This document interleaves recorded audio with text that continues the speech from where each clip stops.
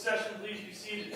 Good morning, Your Honor. May I proceed? Yes, please. Your Honor, before the court today, we have the matter of Commonwealth versus Lindsay Clancy. Ms. Clancy is present. She is represented by Attorney Kevin Reddington. The Commonwealth is represented by Assistant District Attorney Jennifer Sprague and Assistant District Attorney Shannon Buckingham. All right, well, good morning, everyone. Good morning, counsel. Good morning. Hi. Good morning, Ms. Clancy. All right, before we begin and return to this witness, could I see counsel sidebar just briefly?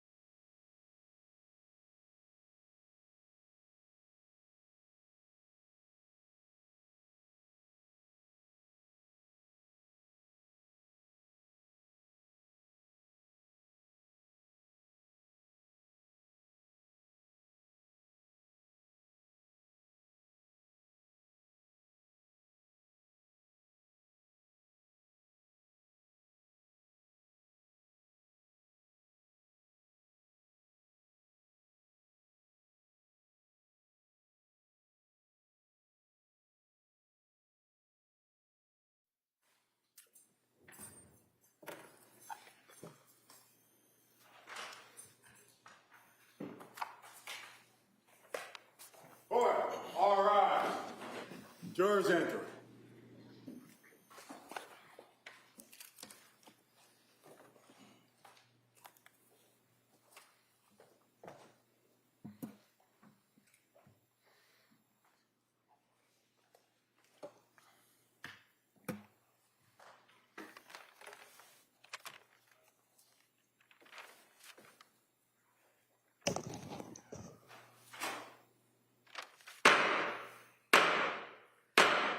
Hear ye, all persons having anything to do before the Honorable William Sullivan, Justice of the Superior Court, now sitting in Plymouth, within and for the Commonwealth.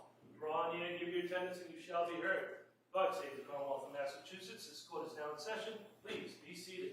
Good morning, Your Honor. May I proceed? Yes, please. Your Honor, before the court today, we have the continuation of the jury trial in the matter of Commonwealth versus Lindsay Clancy. Ms. Clancy is present. She is represented by Attorney Kevin Reddington. The Commonwealth is represented by Assistant District Attorney Jennifer Sprague and Assistant District Attorney Shannon Buckingham. Thank you, Madam Clerk. Well, good morning, everyone. Good morning. I hope everybody had a nice, cool weekend as best you could, and were able to kind of recharge the batteries a little bit. So what I'm going to do is I'm going to ask you those questions, make sure everybody was able to follow my instructions, and then talk a little bit about today's schedule, and then we'll get right back into the case. So first, let me ask the questions. Has any member of the jury read, seen, heard, or overheard anything from any source about any aspect of this case that would affect your ability to be a fair and impartial juror? No. All right. Next, is there any other serious matter of concern bearing on your service as a juror in this case that anybody needs to bring to my attention? All right. Thank you for following those instructions.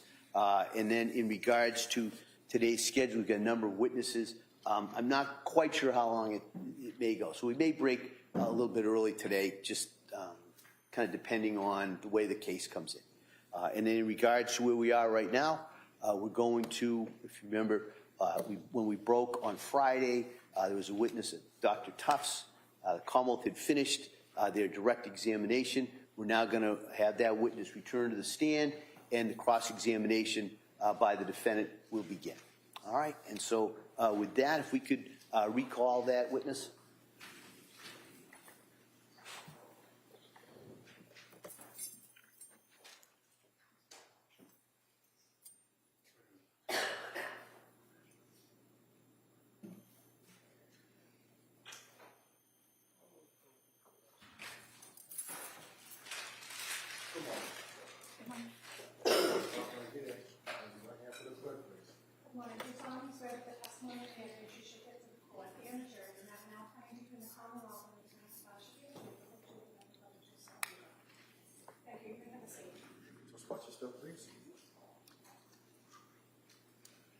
All right, good morning, Doctor. Good morning. All right. Ms. Reddington? Thank you. Good morning, Doctor. Good morning. Do you have your record in front of you, your notes? Or I do. have a record? Great. Thank you. And you can look at that anytime you want, just to refresh your memory of what's going on with you. Thank you.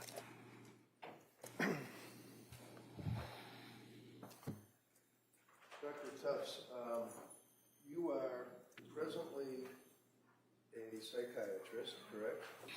Correct. And can you tell me where you went to med school? University of Vermont. And what were the years that you were at University of Vermont? 2014 to 2018. Beautiful country up there. Great place to live, right? It is. It's beautiful. And when you graduated from med school, you then did your residency? Correct. And where was the residency? Boston Medical Center. And can you tell me, what is it exactly that you do as a psychiatric resident or a psychiatrist resident? What do you do? You do a lot of different things. You rotate in all the different aspects of psychiatry, as well as internal medicine, so that you have a foundational knowledge of broad medical topics. You admit patients into the inpatient hospital. You manage emergencies in the hospital and in the emergency room, decide whether patients need to be admitted psychiatrically or not, and also carry a panel of outpatients. Is this a hospital that you're working in, or is it Boston University? Is it a medical center? So yes, it's the Boston University program located at the hospital, Boston Medical Center, with also a lot of time spent at the various Boston VA locations. And what were the years, I'm sorry, that you did your residency? 2018 to 2022. So you basically were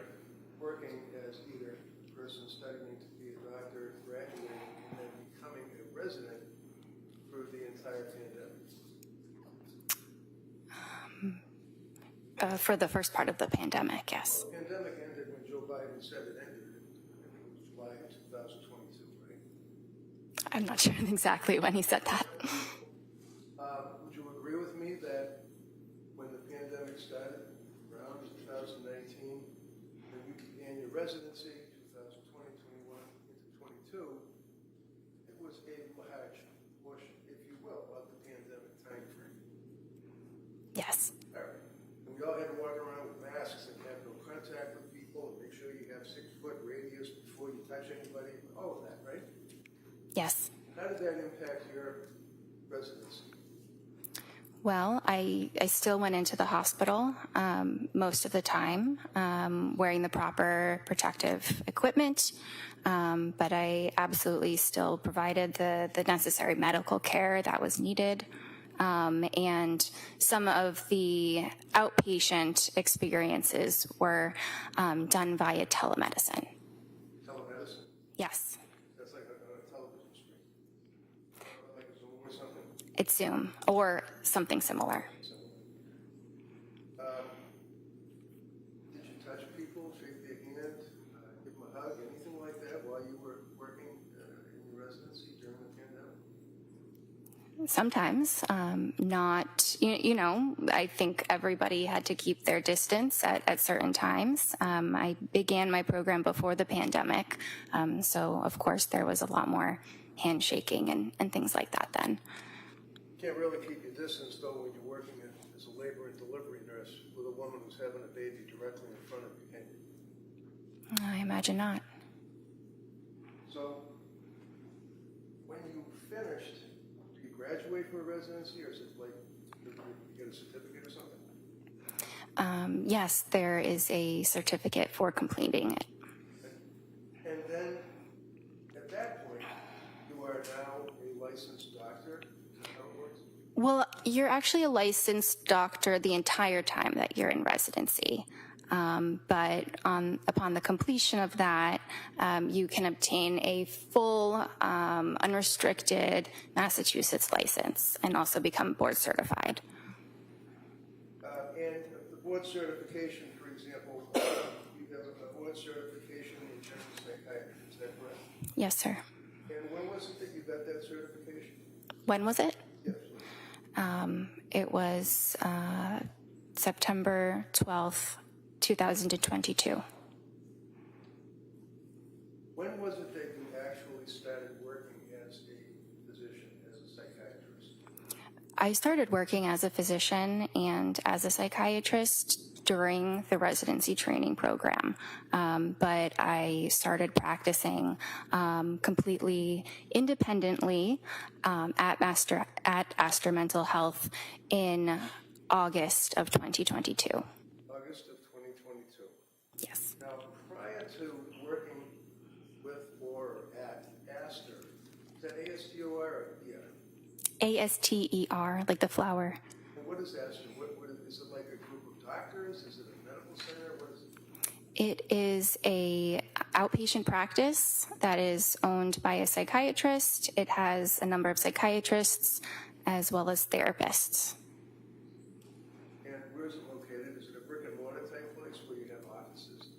Yes, the original offices were in Braintree, Massachusetts, and now there's an office in Peabody as well. Your office, where do you work? So at the time I saw the patient, I was working in the Braintree office. I currently work in Peabody. Where, I'm sorry? Currently in Peabody, Massachusetts. So when you start working at Astor, obviously like anybody else, you submit a resume, an application, and perhaps and then they hire you, right? It's a fairly lengthy process and a number of interviews with different staff at the practice, and some recommendations, letters of reference, verification of credentials, all of that. But yes, it can be comparable to another profession in that process. Now, in August of 22, when you, congratulations, obviously you were hired by Astor, how many women had you treated in your residency that were postpartum? With postpartum depression? Or just in the postpartum period? How many women that were in the postpartum period did you treat prior to August of 22? Many. It's hard to give an exact number, but I did have specific training in that population. In that population. And where did you have the training in that population? At Boston Medical Center. And can you tell us in that 2-year period approximately how many women that were in the postpartum period that you treated as a resident? Okay, so it's really hard to give an exact number, but if I had to say, at least 50. So in the 2-year period, you treated 50 people in the residency that had postpartum. And can you tell me, what is postpartum? What does that mean? Well, I just want to address that it was a 4-year period, not a 2-year period. Oh, I'm sorry. Okay. So And sorry, what was your question? Hold on. You saw 50 people in a 4-year period that had postpartum. In other words, they had been after having a baby, right? Possibly, yeah, more or less. I saw a number of other patients. I Of course. saw much more than 50, but yes. So after you had your residency and after you were hired by Astor, is that when you began in August of 22 your practice as a practicing psychiatrist? Yes. And when was it that you actually got your DEA license that authorizes you to prescribe medication to citizens? So during residency, I had a DEA license, but it was affiliated with the with Boston Medical Center. And then when I started at Astor, I had my own DEA number. I don't know exactly when, maybe sometime around August. So August of 22, you start working at Astor. August of 22, you got your DEA license individually that authorized you to prescribe medication, correct? Yes. And it was when that you saw Lindsay Clancy? I believe our first visit was September 15th, Of 2022. So you were practicing as a psychiatrist for a little more than a month. I was practicing independently with my full credentials for about a month, but the training is just immense that goes on before that. Absolutely, it must be. But that's a residency that you're talking about, right? Yes. And you know, in a residency, I mean, all I know is Grey's Anatomy, but I mean, you're working under a doctor, the doctors are supervising you, and they tell you what to do, and then you report to them, correct? They don't really tell you what to do. They're there as a resource if you need additional support. But I followed many of my own patients. I was the only person in the room with them. And, my notes were signed off by an attending physician, and that attending was available for any support I needed. So in August of 22, when you started working at Astor, you actually filled out a form for your advertising. Is that correct? I believe that was handled by other people at the practice. And who would that be? Well, we have non-clinical staff that handle the administrative matters. Okay, but you're a doctor and you're out there to the public. You're advertising yourself and your services to the public. Is that fair? I believe yes. I'm not directing the marketing of our office, but yes. Okay, never mind your office. I'm talking about you. You had an ad that was on the computer that if somebody wanted to reach out to a doctor, they could see your ad amongst many others, right? Well, I don't think there was an ad. I think we have a website that had some information about myself. Okay. Now, in August of 22, up until when you saw Lindsay, how many patients in that month or so had you treated for postpartum psychosis? How many patients in a month? Up until that Yeah, month? I'm asking you about when you started working in August of 22 for Astor, and you are now on your own as an employee. How many patients had you treated before you saw Lindsay Clancy for postpartum psychosis? Well, in the span of 1 month, I would say none because it's a very rare disorder. Okay. But it exists, doesn't it? Absolutely. And one of the things would be the voices that people hear, right? That is a symptom of psychosis, absolutely. And that's legitimate, isn't it? It is a legitimate diagnosis, absolutely. Not the diagnosis. People that have postpartum psychosis hear voices, do they not? Many do. The disorder can manifest differently in different people, but yes, many people do hear voices.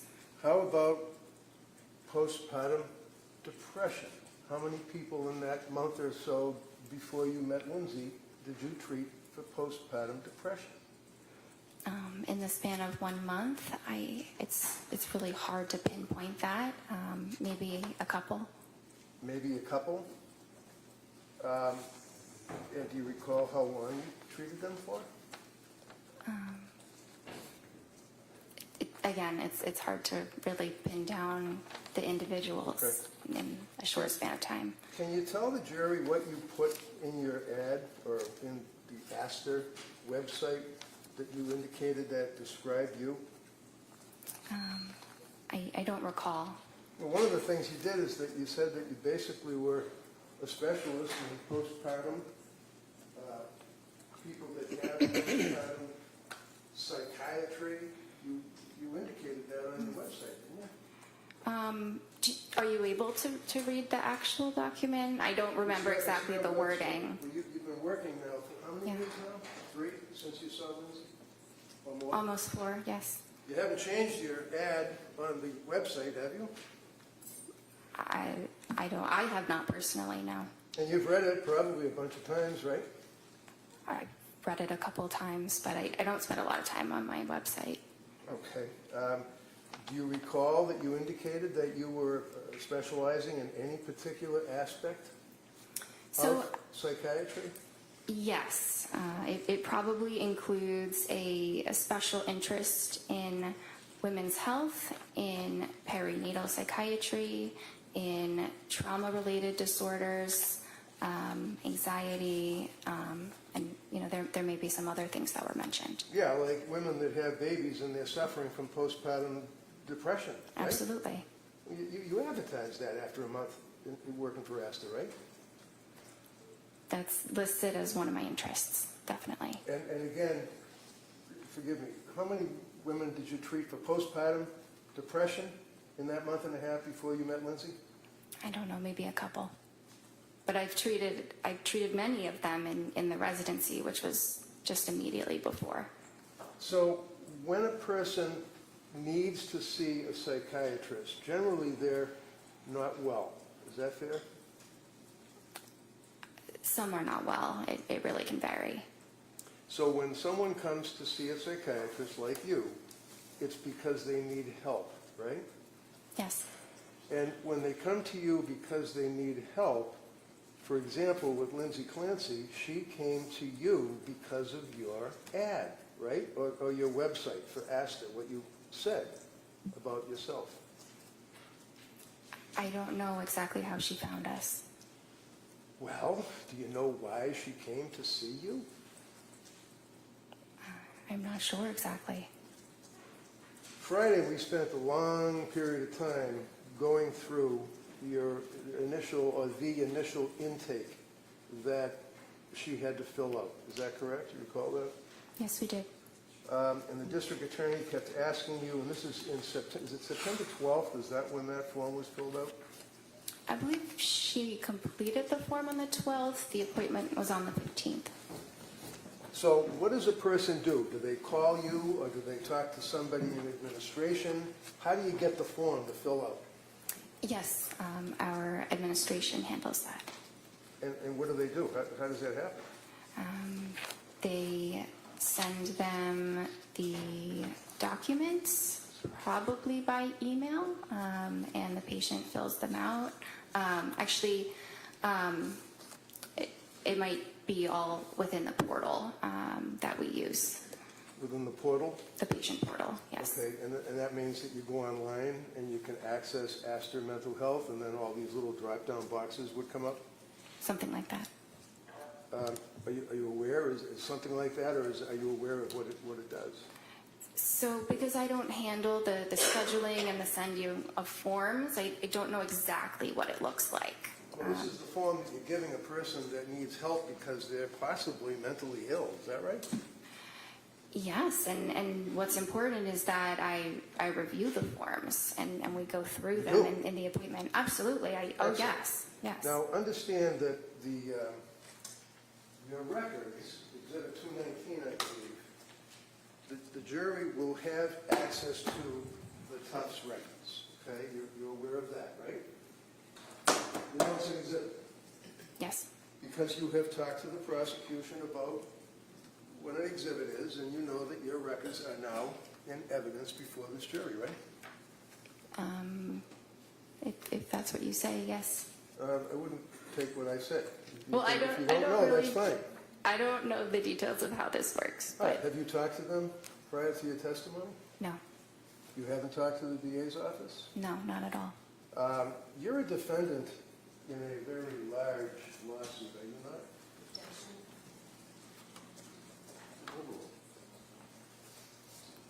Yes. You wouldn't happen to be represented by an attorney, would you? I am. And the fact that you have an attorney is your right under the Constitution. It doesn't mean that you're guilty of anything, right? Right. Okay. And you know that the outcome of this case is very, very major to the outcome of your lawsuit. Is that right? Oh. I don't actually know that. So you understand that if, in fact, it's determined that you advertised as an expert in postpartum and in postpartum psychiatry, and you had a month experience plus a residency, would you consider that to be negligent or misrepresentation? I do not believe that I have been negligent. Do you understand what misrepresentation means? Yes. With a month under your belt plus your residency, do you really want this jury to believe that you were an expert?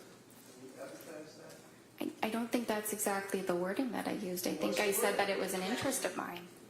What? No, go ahead. Good, you answer. I just think the wording was that it's an interest of mine. I don't believe I called myself an expert. Are you an expert in postpartum? I may be. I don't know. I think it depends on what you define an expert as. Well, when a patient comes to you and they fill out the form, you agree with me that your records reflect that form that she filled out on September 12th of 2022, right? Yes. And the form that the district attorney went through painstakingly with you is basically, it looks something like this, right? That's one of the forms that you have people fill out, right? Right? Yes. See the little check mark? Yes. Who puts the check mark in The patient. So how many pages, because I don't want to go through all the pages again, how many pages does a patient, well, how many pages did Lindsay go through to check the boxes for acid? There were a lot of pages. It was a lot, 10, 20? Yeah, maybe between 10 and 20. Okay. And basically, they're all little checks in boxes, correct? Not just checks. No? So does the person then answer questions by typing in an answer such as, do you have any pending legal problems? No. Have you ever been arrested? No. Things of that nature, right? Those are some of the questions. And the questions also, do they ask the patient what medications they were on Yes. before seeing you? Yes. And Lindsay told you that she was on SSRIs in the past, right? Yes. And SSRI means what? A selective serotonin reuptake inhibitor. And that's pretty powerful stuff, isn't It's an effective treatment for depression and anxiety. it? Well, it affects the serotonin levels in the brain, doesn't it?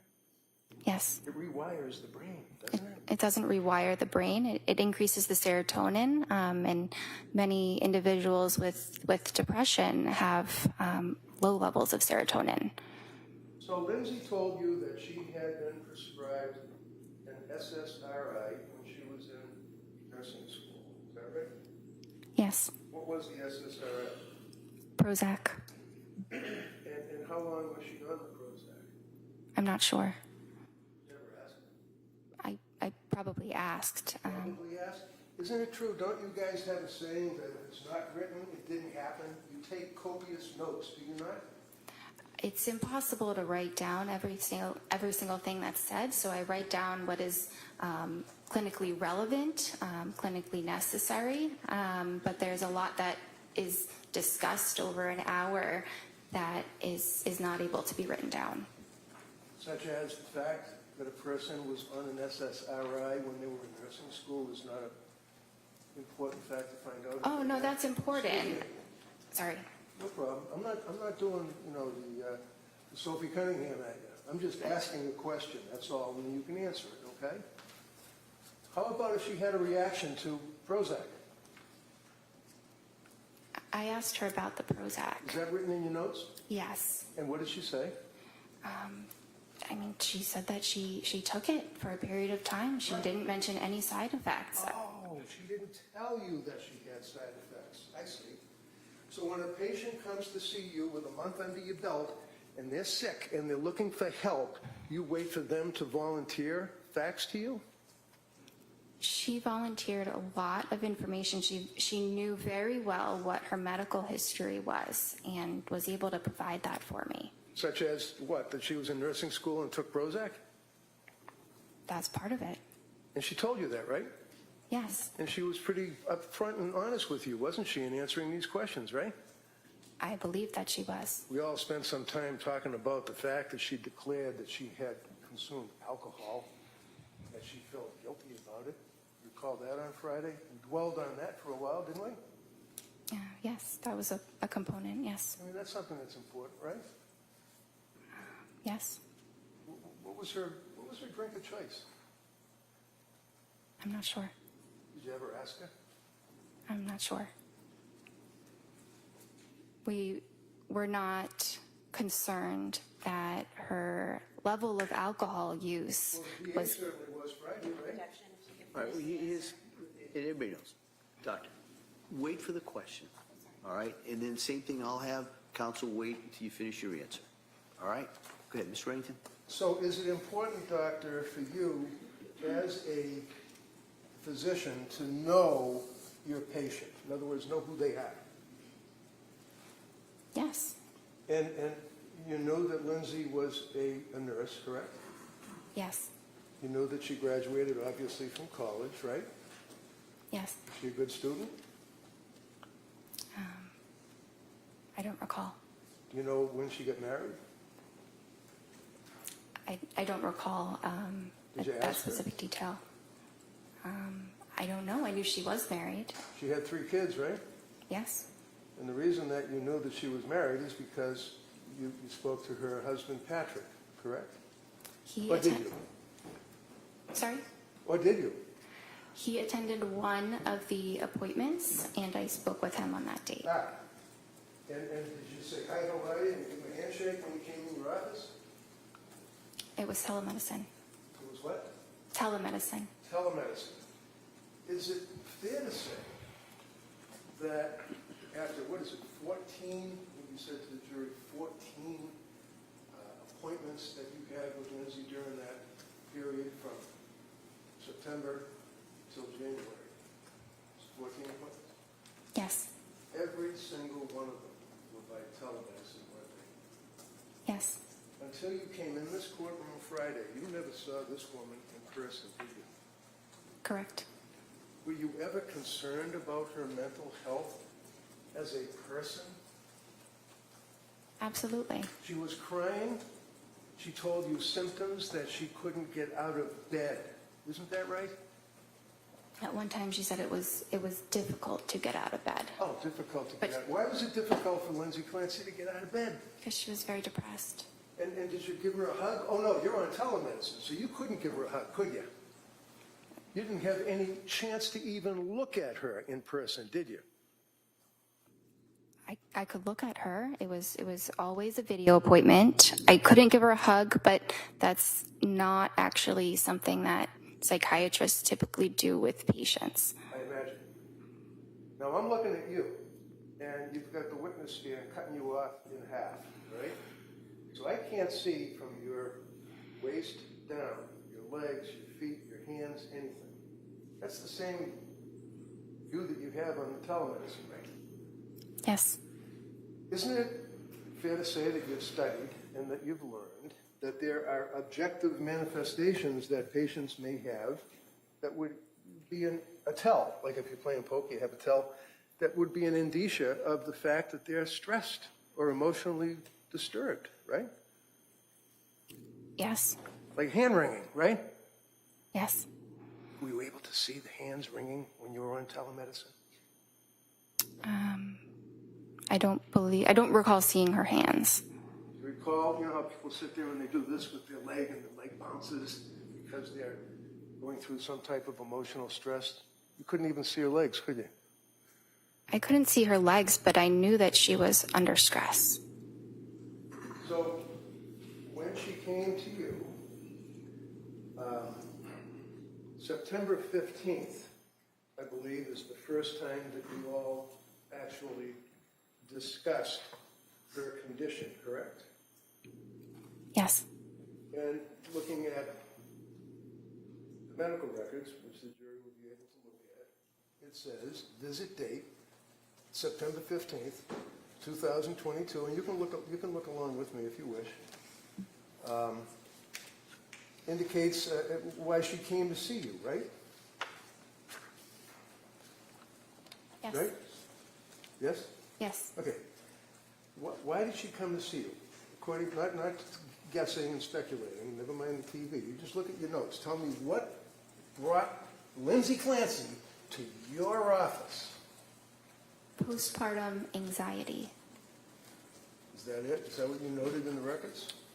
Well, those were her words when asked, what are the problems for which you are seeking help? I see. Postpartum anxiety. Now, as a psychiatrist, meeting with this young woman after a month or so of working as a psychiatrist for Astor, there are tests that you administer to a woman who's in postpartum to find out what type of anxiety they have, right? Well, there are some screening tests, but the most important thing is what the patient tells you and what my assessment is in the session. I see. And that would carry through the Tufts evaluations for all 14 of those meetings, is what the patient tells you, right? Yes, and what I observe in the session Through the television. through the computer. What, if you can tell me, is the Edinburgh test? It is a scale that looks at symptoms of postpartum depression. And when you administer, that's a major test, isn't it, for a doctor to evaluate a patient for PPD? I wouldn't say it's a major test. It's a pretty big one, though, isn't it? It's the only one that measures the postpartum depression, right? It's a common one. So what? Commonly used. Commonly. All right, so when you used it on Lindsay, when was that administered to her? I did not use it on Lindsay. Why? We used the PHQ-9, which What is is PHQ-9? it's a depression screening form. That's like generalized anxiety disorder, general depression. It's got nothing to do with a woman suffering from postpartum depression, does it? I disagree. Well, do you agree that people perhaps that may know a little more than you determined that the Edinburgh scale is the appropriate scale to administer to a pregnant or postpartum woman? Sustained as the form. You're familiar with the Edinburgh scale, right? I've heard of it. And can you explain to me how it's graded? No, I cannot. There are 30 questions in it, are there not? I don't use this scale, so I don't know how many questions there are. So the Edinburgh scale, do you even know that the cutoff for someone that is depressed in their condition of postpartum would be 15? Anything over that, they're in severe depression? Okay. You know that her first Edinburgh test that was administered to her put her at a 23 Objection. Overall. severe depression? I was not aware of this test. I was not aware that this had been administered to her. Well, you know that except for the Prozac that she had when she was a nurse, what, 23, 24, 23 years old, she hadn't, other than seeing her own doctor for having the baby, she hadn't seen any doctors. You knew that, right? I didn't know exactly which doctor she sees. I think we ask about your primary care doctor, but she did not report any other medical issues that she was under treatment for. So is it important for Dr. Jennifer Tufts to know whether or not a patient who is coming to you for help has a prior medical history other than what they might tell you? Well, when patients are able to advocate for themselves and share their medical history, we rely on what they tell us. Was she able to advocate for herself, in your opinion, when she came to see you, when you evaluated her in September? Absolutely. How about October?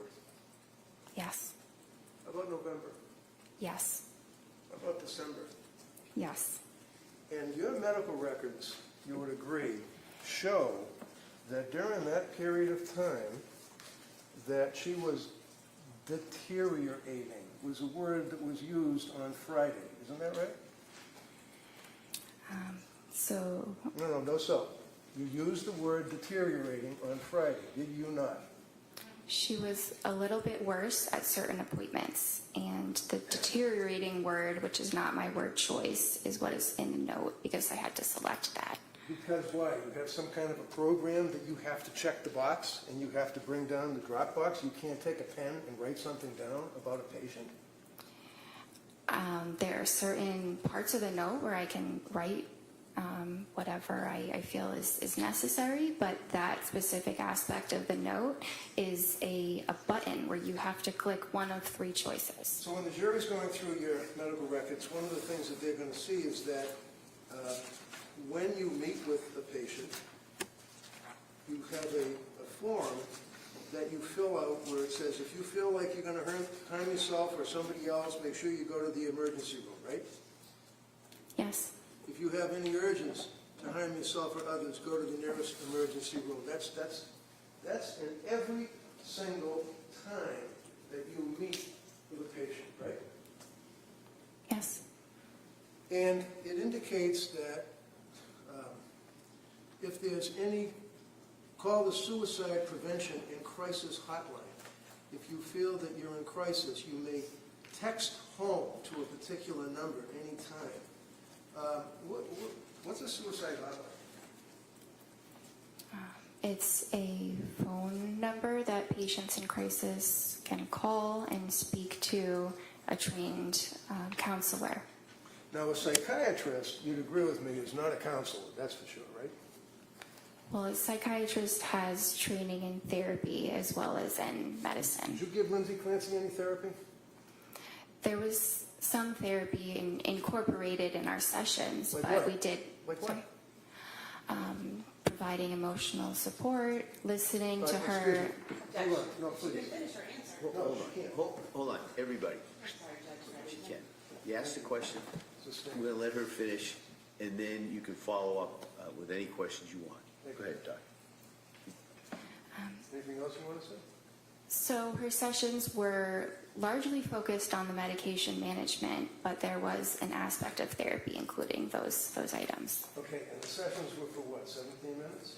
No, How long were they? 25 to 30 minutes. So 25 to 30 minutes on the television, and will you face the TV screen with her for the full 25 minutes? Yes. And that's not noted in your records. It says 17 minutes in all your records, doesn't it? So if you look closely, it says the therapy component was for 17 minutes. It doesn't say the entire duration is 17 minutes. So what do you do when you're trying to give therapy as a psychiatrist to a patient that came to see you? What do you do? What do you do for therapy? It depends on the person. Well, how about Lindsay Clancy? What did you do for therapy with her? I listened to her. I listened to her concerns and provided support. I tried to provide her with hope that eventually things would improve. So you listened to her, you listened to her concerns, and you'd agree with me that her concerns were, for example, that she actually was unable to sleep. It's one of her concerns, right? She was having a lot of difficulty with sleep. On the September 15th meeting, you indicate that her mood was okay, but her affect was anxious, and you called it incongruent. What does that mean?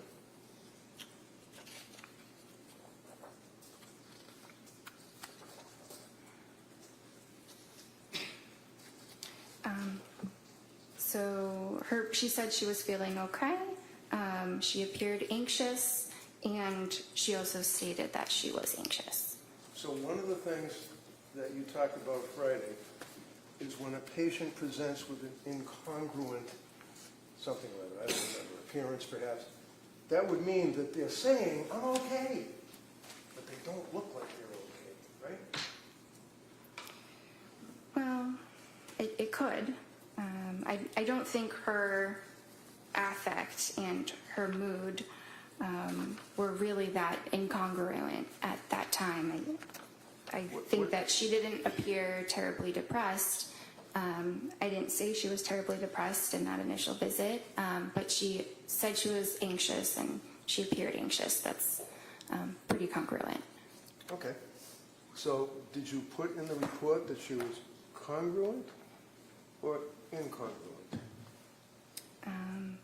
So that is not an option for me to indicate in that section, but So- it was congruent. You're like a robot. You can't take a pen and write something down. You have to do the drop box and the X's on the computer. Well, if it's on the computer, I'm limited by the options that are up Why? there You're a doctor. Why are you limited? because of the technology. What technology? The fact that there's a form on a computer? You're trying to treat a human being who comes to you for help. And that's what's most important. What's most important was the treatment, not what is checked off on a box. Makes sense. So you were unable to make a note as to whether or not her affect and her mood appeared to be in conflict and that she would have been incongruent and that she had poor insight. You couldn't write that down. Is that right? Because the box doesn't let you. Correct. So basically she's telling you that I'm okay. Well, actually, when she came, do you know that she never saw, other than when she was in nursing school, would it surprise you, a psychiatrist? And that was only for like a week when she got the Prozac in nursing school because she was afraid of public speaking? Did you know that? I was aware that she did not have a significant past psychiatric history. I was aware of that. Okay, so you were the first psychiatrist that she had the pleasure of meeting. Is that correct? I think it was. And isn't that important for you as a doctor to take a history? I did take a history. So can you tell us? You're testifying here for the government. Tell us whether or not she had any past psychiatric history other than in nursing school for a week with the Prozac. She did not report any other past psychiatric history other than the Prozac and Wellbutrin. So when a patient comes to see you and you're treating to help that patient, if they don't report something to you, you don't know about it apparently, right? Well, I think it depends. There are certainly things I can assess, but if it's related to their history, I do need them to tell me. Well, you can't assess it unless you ask, right? Unless I ask, or they volunteer it, or they Of fill course, it we out in already talked forms. about the volunteering. How about you as a doctor, when you're evaluating a patient coming to you for help, do you ask them questions? Yes, You didn't ask her prior history. I did. What did she tell you? She said that her prior history was what we discussed about the Prozac in the nursing school. So, basically, other than hoping to give her hope, is what you said, for the therapy. How do you give someone hope for therapy? The other doctor. Try to encourage them, and What did you encourage her on September 15th? sorry, What did you encourage her to give her hope on September 15th? what did I encourage her? Yeah. I don't remember exactly the words. It was Did you write almost it 4 down in years your ago. records? No, we don't write those details of Well, that's everything the that's therapy said. you're talking about, right? Yes? Yes. And you don't write down the therapy you give the patient in the records, right? Well, I write something about it. You write it I down. mentioned No, that. Excuse me. Hold on. So yes or no? Hold on. You let her finish the question. You listen to the question and answer just what they asked, okay? Go ahead. You could rephrase that question, Counsel. No, I'll let her answer it. All right. I mentioned that I provided supportive therapy. What is supportive therapy? It's listening to the patient's concerns and providing emotional support and validation. So emotional support and validation, all sounds good. Here's a young woman who was what, 20, 29, 30 years old, came to see you? Yes. And came to see you for help, right? Yes.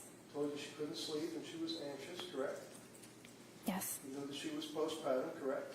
Yes. You know that as a patient who was postpartum. By the way, what is your opinion of the period of postpartum wherein one can have postpartum depression or, more importantly, postpartum psychosis? What's the time frame? It's typically 1 year. So she was well within that time frame, correct? Yes.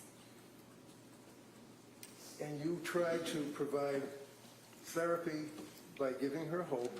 And how long do you figure did that take? 5 minutes, 10 minutes, 2 minutes? I'm not sure. I think it was different in each session. Okay. So the only thing that you diagnosed Lindsay with on September 15th was GAD, generalized anxiety disorder, correct? It was generalized anxiety disorder as well as an adjustment disorder with depressed mood. And you prescribed medications to her, right? Yes. And the medication that you provided to her was the sertraline, right? Yes. And the sertraline would be Zoloft, right? Yes. Now, this is a little chart that shows the prescriptions that Lindsay was on. And you are the yellow colors. They're the cups. Okay? You can see that. Would you agree with me that on September 15th you prescribed sertraline, Zoloft, 30 count on September 15th, 25 milligrams, right? Yes.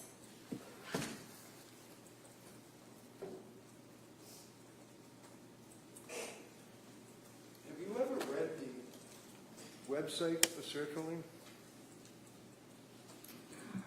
The website for sertraline? Yeah. I mean, sertraline, Zoloft, is a chemical that is marketed as a pharmaceutical, right? Yes. Right? It's a pill, right? Yes. And as we said, it's an SSRI pill, correct?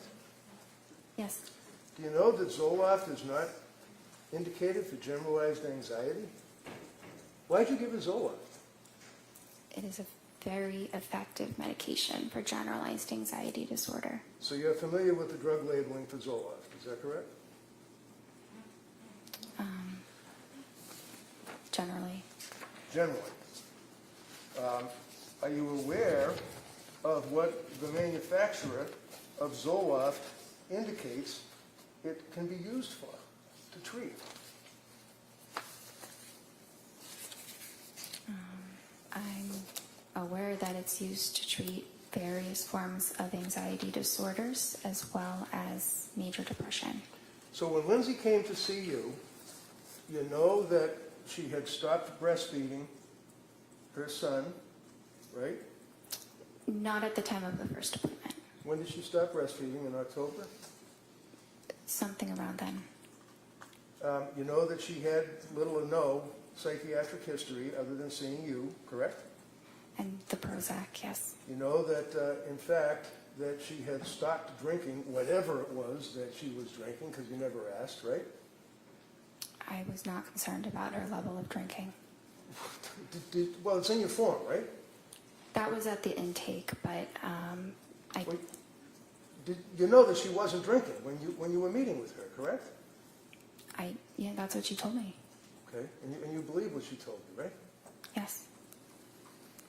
So when she sees you, she's not on any psychiatric, antitropics, or whatever they're called, medications, correct? She wasn't on any medication. Correct. And she had stopped drinking anything, whatever it may have been, right? I'm not sure when she completely stopped drinking, but yes. You don't know when she started, when she stopped, what she drank, do you? Well, I was not concerned that she was an alcoholic. That's a yes or no. Did you have any idea? Because we spent a long time on Friday talking about her guilt and having that she drank alcohol. You don't know what she drank, when she started, when she stopped, do you?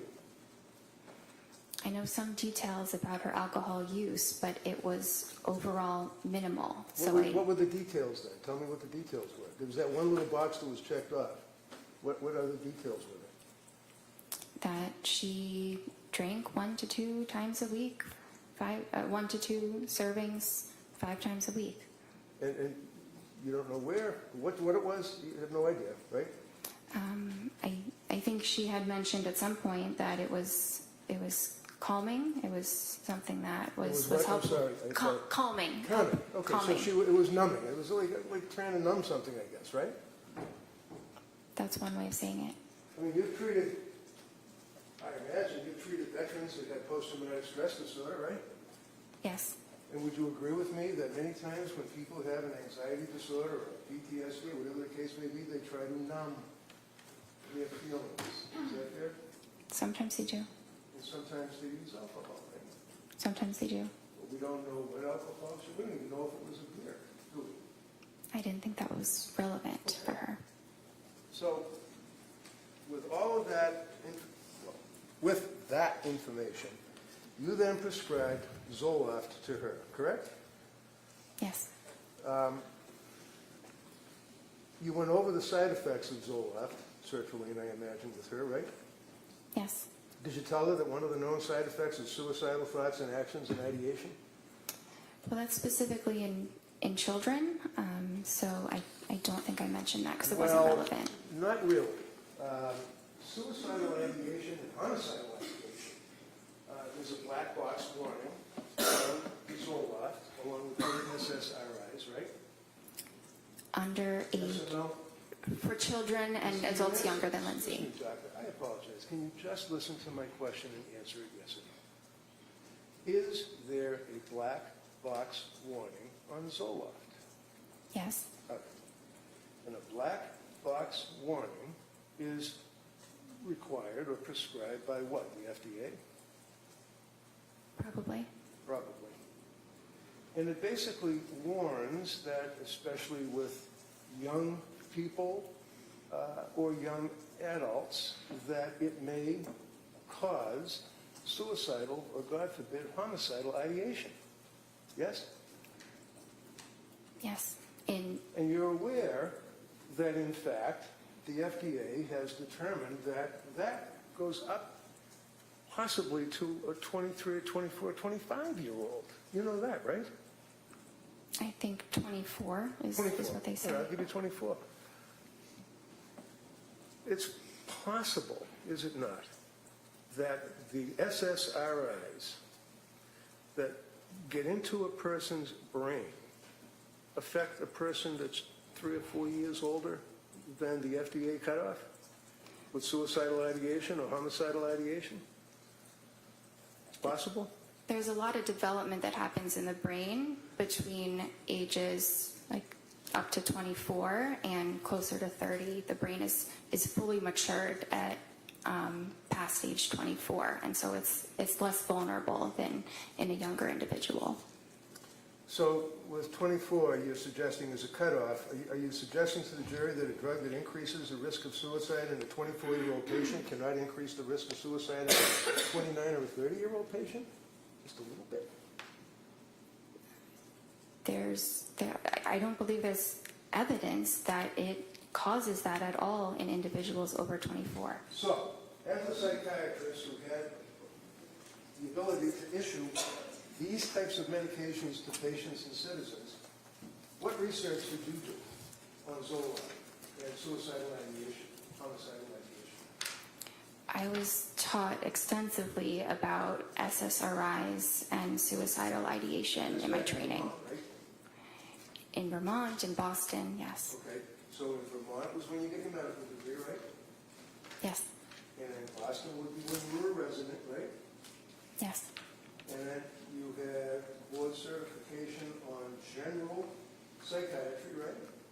yes. You can have a certification on the subspecialty, right?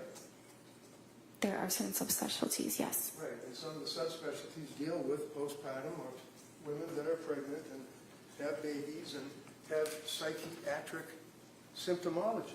There's no board certification for perinatal or reproductive psychiatry. Well, there are plenty of classes that are recognized as, for example, at Harvard Medical School, there's an annual class or symposium, if you will, for postpartum. Have you ever been to that?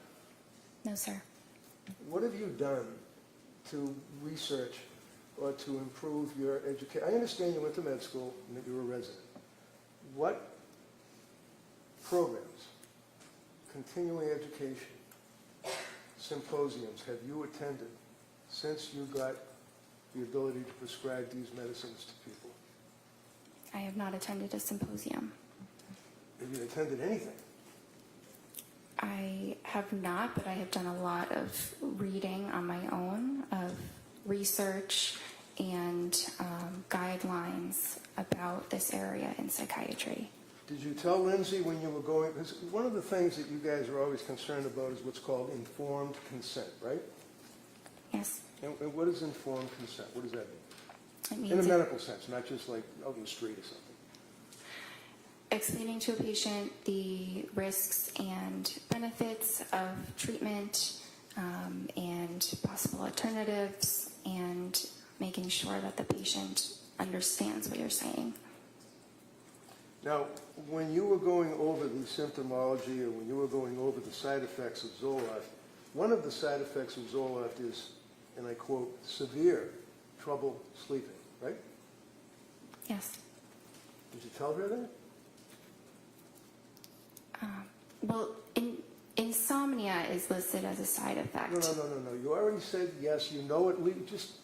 Did you tell her that Zoloft has a side effect of giving the patient severe trouble sleeping?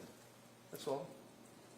So I didn't use the word severe because it typically doesn't cause severe trouble sleeping, but I thought you were referring to when she told me that she did have severe trouble sleeping, Well, and that that's was what true. she told you, right? That she had severe trouble sleeping, right? She told me, yes. And you know that one of the side effects of Zoloft is, let's say, trouble sleeping. You know that, right? Yes. Your answer is yes. The jury has to be able to hear you. Yes. And why would you prescribe Zoloft to a young woman who's postpartum, who's coming to you with anxiety, who's telling you she can't sleep, she's got all of these symptoms, and you prescribe a medication that would have a side effect of trouble sleeping? So individuals have very varied responses to medications. Some have no side effects, some have one or two. It's impossible to predict, but Zoloft is a top choice, a first-line medication for Says her. who? It was Says who? says it's the general consensus Right, we know among about the lawsuits psychiatrists. against Hold on, Right. again, we can't have both of you talking at the same time. So let her finish her answer, and then I'll give you plenty of time to follow up any questions regarding her answer. So, you finish your answer on that? There's extensive research supporting the use of sertraline in this instance, and the general consensus among psychiatrists is that is a first-line safe medication for individuals, including postpartum women. How about the kids that shoot other kids in high schools and the lawsuits that come out of that against Zoloft? You ever read about them? Overrule. Sorry? You didn't hear me? I wasn't sure what the question was. The question was, in response to your observation about how all the psychiatrists think it's a very, very safe, wonderful first-line drug, and you researched it. How about the kids that kill other kids in schools with the lawsuits that arise out of the use of SSRIs? Have you ever researched that? I don't know much about that. You know about the SSRIs and messing with someone's brain, they go out and they shoot people for no reason, right? I'm not aware that that's linked to SSRIs. So you didn't really talk to her about increased risk of suicide in 24-year-olds are down because she's 4 or 5 years older than that. You didn't talk to her about the trouble sleeping that can be a side effect. But you described there's other drugs that you could have given her that would be perfectly safe and calming and allow someone with no psychiatric history to sleep better, right? Not necessarily. Okay, so you prescribed her with the Zoloft. It was 25 milligrams, right? Yes.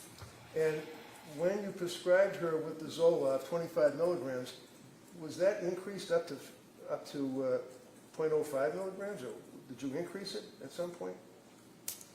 The instructions were to increase it to 50 after 1 week. After 1 week. Yes. And you expected that she would listen to your instructions, right? Yes. And she did, right? She waited about a month, but then yes, she did. Why did she wait a month? I think it took her some time to decide whether that was truly what she wanted to do. Right, she was afraid of the drugs, wasn't she? She was afraid of side effects. And she didn't want to take the pills, did she? She eventually did want to take the pills because she wanted to feel better. A month later, right? Yes. So you prescribe the Zoloft, SSRI, and then you tell her after a week to increase it, and she doesn't take that medication for a month, correct? Correct. And then she did take the medication, right? Yes. And did you meet with her or talk to her before she actually started to implement that particular regimen? I had met with her beforehand, but I was not aware of when she made the decision to go ahead and take it. So you met her on the 15th of September, right? Yes. When was the next time you met her? Can I check? Sure, of course. Absolutely. You can look at anything you want. September 28th. And on September 28th, did you discuss with her the fact that she was afraid to take the Zoloft? Yes. And did you recommend that she do that? Well, she said that she was feeling better at that point and wasn't It's a sure. real easy question. When you Sorry? talked with her, did you recommend that she increase or take the Zoloft? At that visit, I don't think that I did. Okay. So when did she actually take the Zoloft?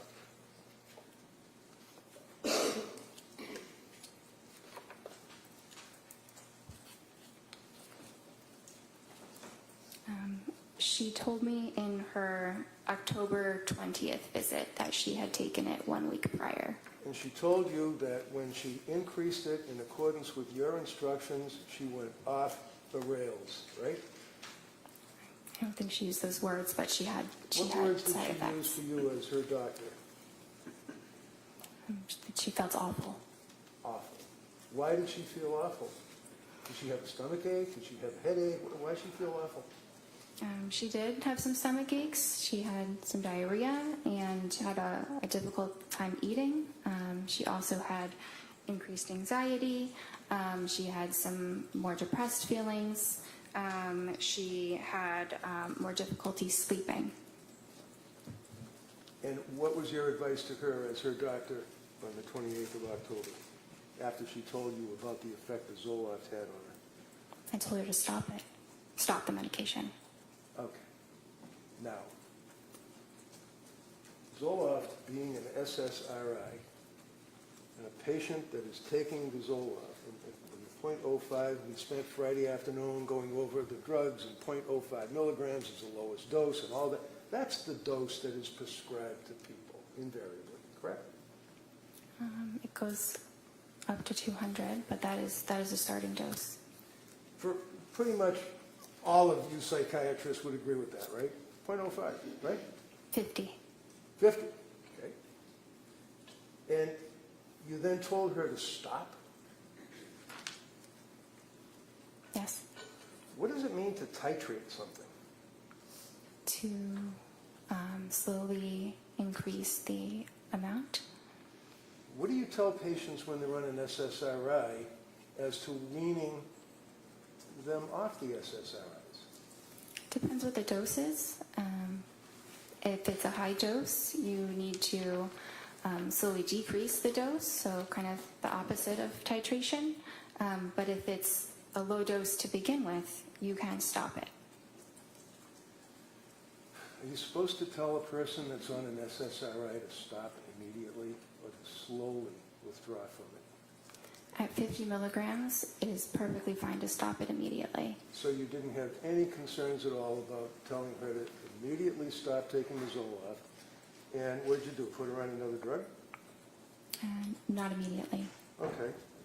So did she relate to you on that October 28th meeting that you had? Was it the 28th or the 26th? I met with her the 21st and then the 26th. Okay. Now, on the 26th of October, what did she tell you her condition was? So she was feeling back to how she was before the Zoloft, which is not great still, and that she was considering a new medication. So she was considering it. Did she do research on medication as to what medication she wanted to take? Is that what you're telling this jury? She didn't specify exactly what medication she wanted to take, but that she wanted to try something else because she was still having significant anxiety. So when you say she wanted to try something else, I'm just asking, did you tell her what you recommended she try, or is that something that she decided she'd do on her own? No, I gave her my recommendation. Okay. The only reason why I ask that is that, you know, a lot of times people might think that she's a psychopharmacologist, that she's a heart surgeon, that she's a vascular surgeon, that she knows everything about medicine. That's not true, is it? No.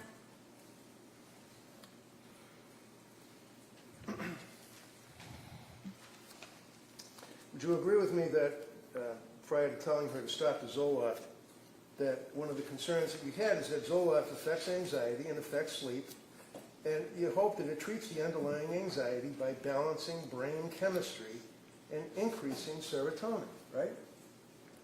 Yes. Is that fair?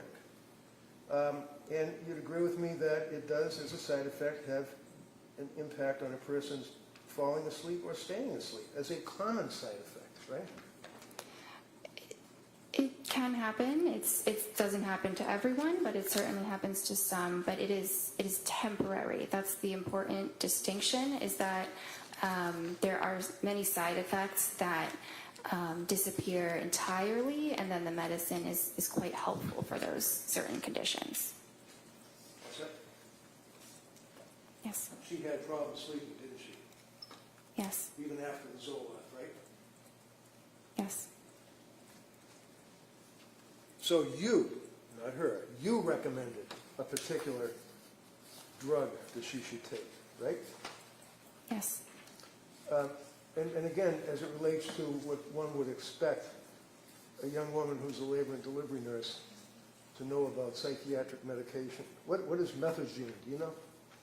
I'm sorry? Methazine. I'm not sure. How about hermababate? B-A-T-E. H-E-R-M-A-B-A-T-E. How about that? You ever heard of that? I'm not familiar with that. That's what's used to administer to a woman who's going through birth. You don't have an obligation to know that, do you? No. You have an obligation to know about psychiatric medications, though, right? Yes. There's a difference between what's known as nescience, which is not knowing what you have no duty to know, and ignorance, which is you don't know what you should know. Is that fair? Yes. So, did you ever gauge Lindsay's knowledge or ability to judge what medication would be good for her? So that was my role. Right. I didn't expect her to know significantly the details about different psychiatric medications. Is it important to know that a woman that's coming to you because of postpartum issues, shall we say, had prior problems in prior deliveries? Yes. And you'd agree with me that you're on the front line of healthcare for pregnant women when someone comes to see you, either pregnant or after having a baby, right? They're usually referred by a therapist or an OB, but yes. Okay. So being on the front line and dealing with these people, and you advertise that you deal with pregnant people before they have babies, right? Yes. And after, correct? Yes. Did she have any prior issues with her prior babies? I knew that she had some anxiety symptoms with her prior, after her second child was born. And that would be Dawson? Yes. And when she saw you after having Callan, how old was Dawson? A few years old, maybe 2 or 3. Did she tell you what the side effects were after she had Dawson? She did. I did not list them because, Excuse me, that means you didn't write them down? yes. So what is it, your memory that we'll go by that, right? Sorry? We'll go by your memory? Go by my memory about what?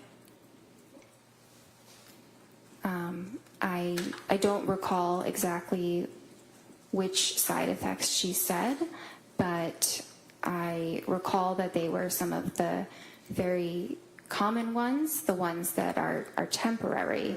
Hold on. You're telling this jury that you don't recall what the side effects were that she told you, but your memory is that they were general, common? Is that what you're saying? Yes, because if they were anything else, I would have documented it. Well, how about she took Zoloft? Did she take Zoloft, SSRI, after having Dawson? I think she took it for about a week. You think? Or she did? She did. So isn't that something that would be indicative of the fact that there was some psychiatric issues after she had her second child? Yes, but she did not describe them as being severe. Well, as a psychiatrist, can you ask her whether or not they're severe, or do you just wait for them to tell you? Based on her description, they did not sound severe. Tell me about bipolar. What's bipolar? Bipolar is a mood disorder that has both depressive episodes as well as episodes of mania. And is it your understanding that if a person has a difficult birth and in fact has some psychiatric attributes as a result of that difficult birth, that you should not prescribe SSRIs to that person because they could be bipolar? having a difficult birth does not, it's not a contraindication to an SSRI. So after she had her second child, she took Zoloft, and you did not detail any side effects, and you don't remember any side effects. Do you agree that Lindsay had, at this point, a history of mental problems during postpartum? She had a history of anxiety postpartum. Anxiety to the point that she was prescribed an SSRI? Yes. And she also had mental problems when she came to see you, right? Yes. So she had mental problems after she had the second child, mental problems after she had the third child, correct? Yes. And you'd agree with me that this is not easy stuff for somebody to be talking about. People get embarrassed in our society if they had mental problems, don't they? Some do. She did, didn't she? I'm not sure. So, not documenting any of the side effects, did you think it would be important to document the side effects of the drug before you prescribed Zoloft a second time? She's telling you that she had, you don't know, but she had side effects with Zoloft. Was it important for you to document the second time that you're giving her Zoloft? I did not feel that it was necessary to document the specific side effects. So if someone comes to you as a person who is in postpartum and is all the symptomology that she had related to you, that if she told you that she was on Zoloft after her second child and had side effects, you don't think it's important to document the side effects, number one, right? It depends what the side effects are. Which we don't know because you didn't write them down, you don't remember it. I would have written them down if No, they not were. what you would have done. What did you do? No, overrule. Go ahead. I would have written them down if What did you do? I wrote that she had side effects. What are they? I'm not sure. And then you prescribed Zoloft again, didn't you, in 2022? Yes. Do you recall in the period of September of 22, October of 22 into November of 22 that she used the word overwhelmed, told you that she was overwhelmed? Is that correct? Sorry, which visit are we looking at? Well, the period of time, September, October, November, did she use the terminology that she was overwhelmed? Yes. Okay. And when you were treating her, you didn't think that she was just merely overwhelmed with 3 children. You knew she was really struggling, didn't you? I did. And it was at that point that you diagnosed her with a psychiatric condition, and you prescribed psychiatric meds. Isn't that right? I prescribed psychiatric medications, yes. So when you prescribed the Zoloft and told her to increase it, she told you that she was having all these difficulties. You told her to stop. Did you give her therapy when you saw her? Yes. What did you do? I think that I Again, provided I reassurance. apologize, but not what you think. I want to know what you did. And that's why you write stuff down. So take your time and look at your notes. What did you do with this young woman for therapy? On which day? On what?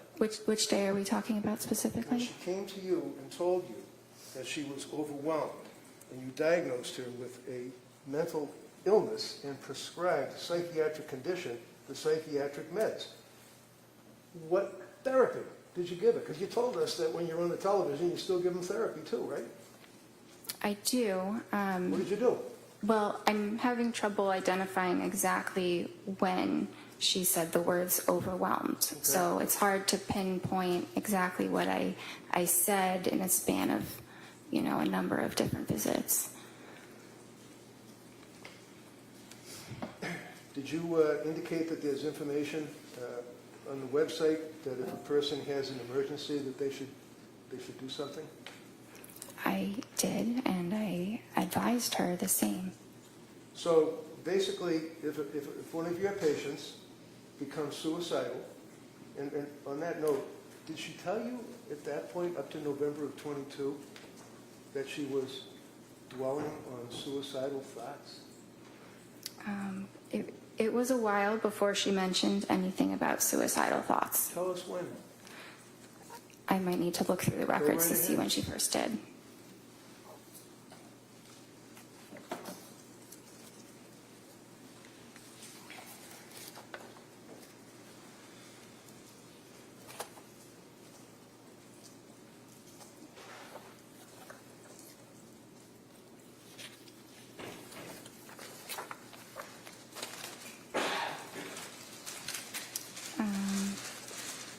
December 1st.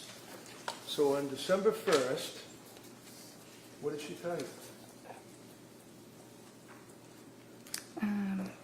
That she denied feeling suicidal, but that she was close to feeling suicidal. That's kind of like being a fisherman out in the ocean who's worried about the possibility of a storm and is thinking about the storm and is dwelling on the storm, almost in fear of the storm, right? No rule. Isn't it? I guess. So when she tells you that she's, and I don't want to put words in your mouth, what did she say? She's having suicidal thoughts, or what did she say? All close to it? She denied having suicidal thoughts, but felt that she was getting close to it. Okay. So she was dwelling on it or thinking about it, right? Is that fair? She was fearful of eventually having those kinds of thoughts. To kill herself. Yes. And how frequently were the thoughts? I'm not sure exactly how frequent they were. Did you ask her? It's Sorry? very likely that I did ask her the frequency. Wouldn't that be in your medical records? When you see some patients, you have some patients other than Lindsay Clancy at that point, right? Yes. And you document when a patient, my God, when a patient comes in and tells you that she's in postpartum distress and she's close to having suicide thoughts to kill herself, that's important, isn't it? It's important that I am aware that she's having these thoughts, What thoughts? that she is fearful she could become suicidal.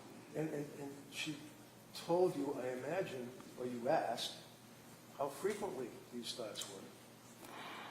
I don't have it documented how frequently they were, but that is a question that I usually ask when we're talking about suicidal When we're thoughts. usually testifying on a murder case, we usually have facts that we can tell the jury, not speculation. Objection. Yeah, sustained. Did she tell you, or did you ask about suicidal thoughts? Yes. What did she tell you?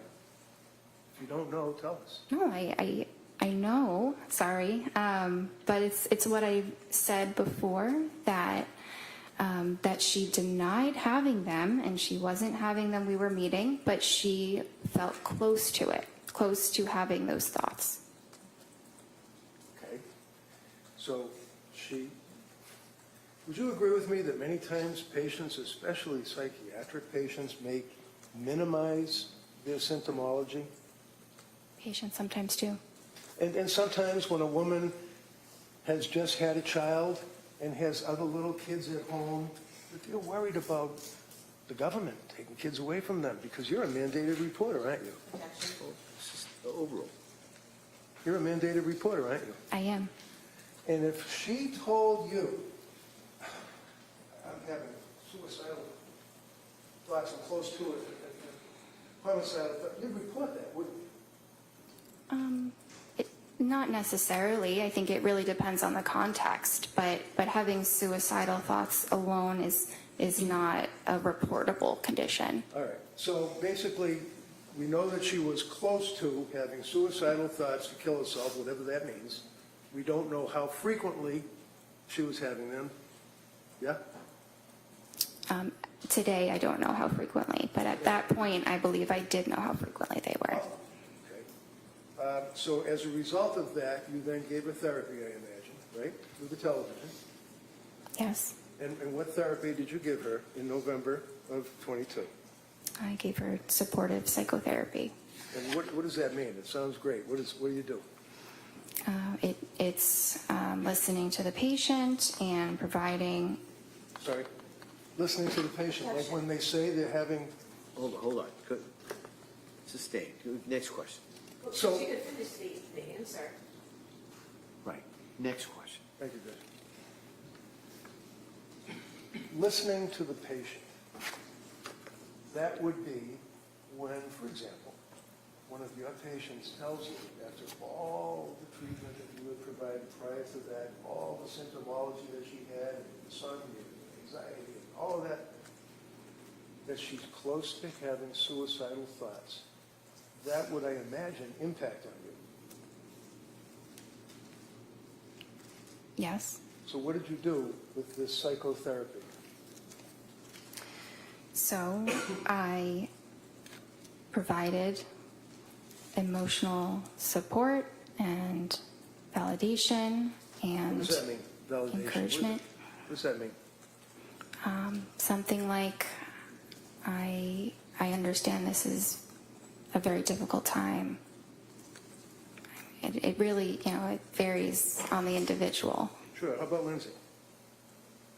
I don't remember the exact therapeutic words that I used. Okay. How long did you give the therapy? Validation and all that stuff? I don't remember exactly the duration. Be about 10 minutes? Maybe. Through the television, right? Through the computer. So, as we pointed out, you tell the people that come to see you, when I say you, I mean collectively Astor Medical, that you would expect that if a person is in crisis, as you guys say, or is suicidal, that they would have to go to a computer or their cell phone, right?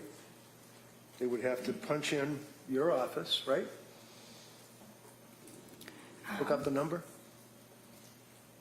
We advise them to call 911 or go to the emergency room as quickly as possible. How about suicide hotlines? Do you give them advice to call them? That's an option as well, yes. Sure. Did she call suicide hotlines? I was not aware that she did. Did you ever ask her? I don't think I specifically asked that question. Not specifically. Did you ask her anything? Did you beat around the bush maybe? You ask her anything about suicide hotlines? I don't think I asked her about suicide hotlines. Would it surprise you to know that she called suicide hotline in that time frame, not once, but twice, and was turned away? You guys were in the front line of this, aren't you? No, overall. It does surprise me, yes. It does what? It surprises me that she called them twice.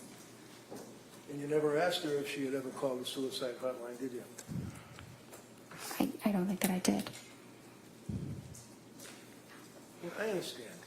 You're a doctor. You were trying to do the right thing. You obviously, this is just horrible, isn't it? Yes. She continued on with her treatment with you, correct? Yes.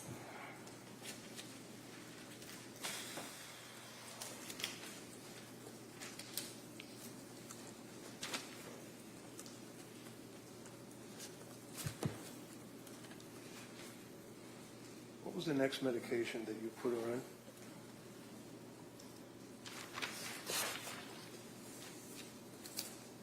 Let's say we're up to, I guess it would be the October 26th date. Is that right? October 26th. Is that when you prescribed Ativan?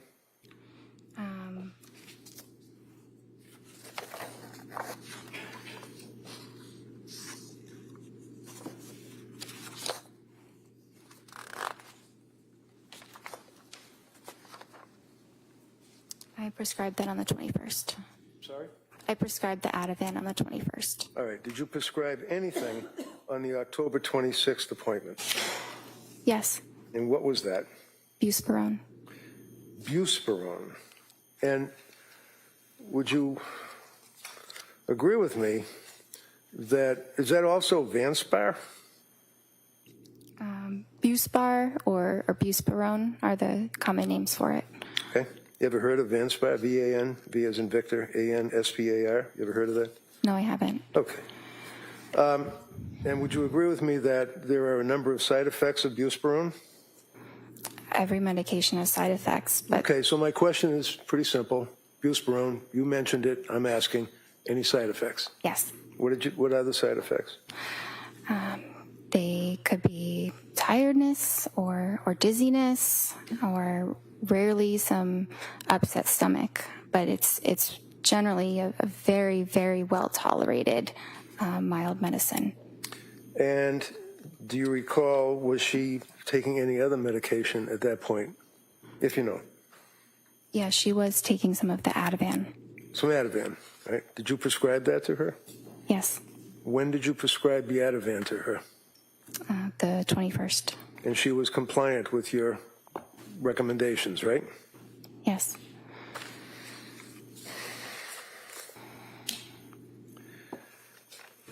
Was she also reporting to you that she was taking Benadryl, like over-the-counter stuff? It was being used as needed, yes. So that's PRN, on the records, PRN or whatever, you take it as required, right? Yes. And she reported to you that she was taking Benadryl, right? She reported that, yes. And you didn't document how much she was taking, right? It's only available as one dose over the counter. Okay. Did she re-up the dose over the counter? Do you know? She didn't tell me that she did. Did you ask her? I don't remember asking her about if she increased it. I think she was just taking one of them. You think? Did you know that Ativan and Benadryl are contraindicated, that they can have a serious impact to the central nervous system and depressant effects? Yes, but can I explain that when they say depressant? Excuse me, the answer is yes, right? Is the answer yes? Yeah, if the answer is yes, if that's the question, the Commonwealth may be able to ask you further questions if you'd like. Well, I can't say yes to that entire statement. All right, next Did question. you discuss anything about Benadryl combined with Ativan on October 26th? I don't recall.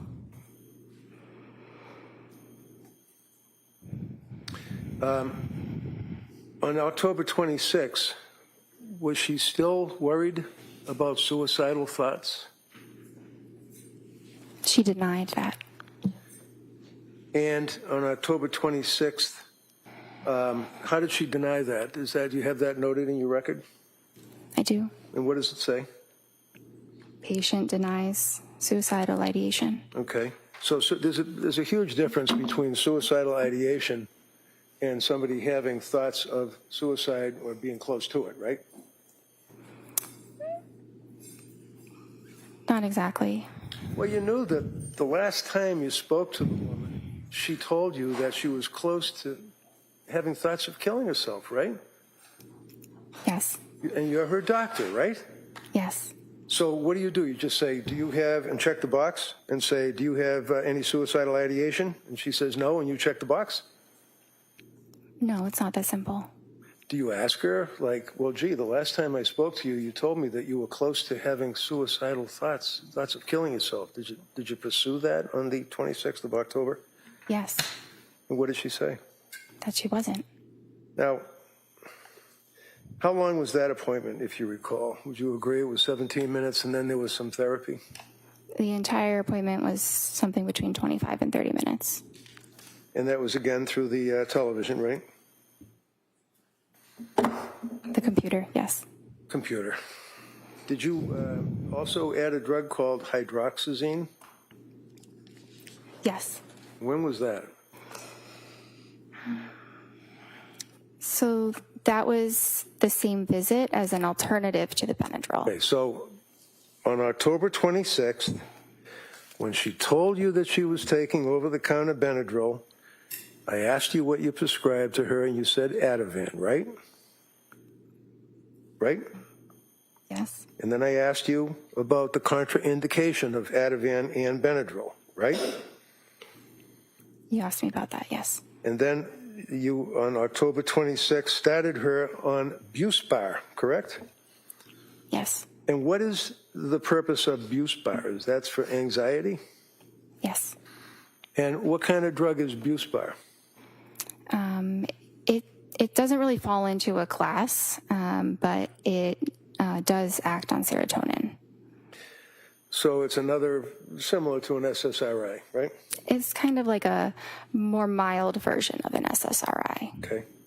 So she's on Benadryl over-the-counter, Ativan, which is a benzodiazepine, Buspar, which is an SSRI, and then you prescribe hydroxyzine on the same day, right?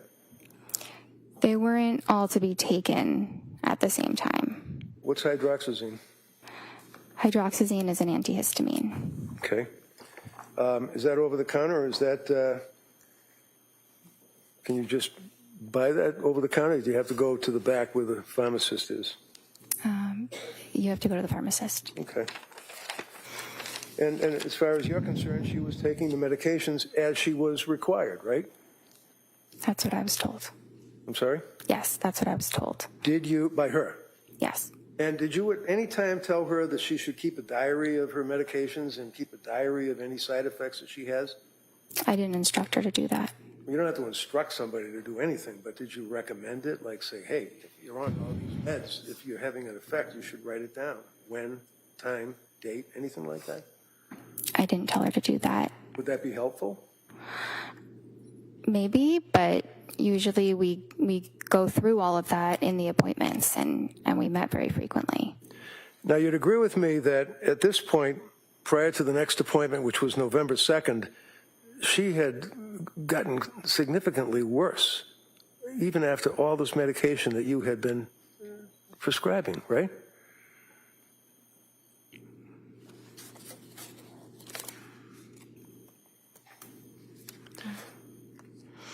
Did you make a note that she was telling you that she had depression and that she was crying,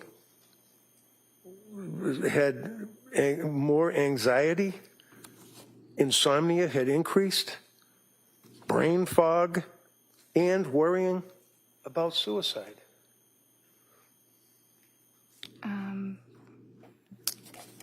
In the couple weeks after starting those medicines, I don't recall that the symptoms were significantly exacerbated. Okay. Friday afternoon, you answered the DA and you said that you recall that she used the word brain fog, right? She used that at some point. I don't recall when. Okay. What is brain fog? It's it's a very subjective feeling that someone might have where maybe it's, hard to think of a word that you're trying to think of, or maybe it feels like, maybe you're thinking of things a little bit more slowly than you normally would. And how often was she dwelling on suicide? At what point? At the point she told you that she had anxiety, insomnia, brain fog, crying inconsolably. Objection, if we could have a date. I think he's going to get to that. Go ahead. October 26th, heading into November 2nd. Do you recall, I'll rephrase it, do you recall going into the November month, meeting with her, and she told you that she had brain fog?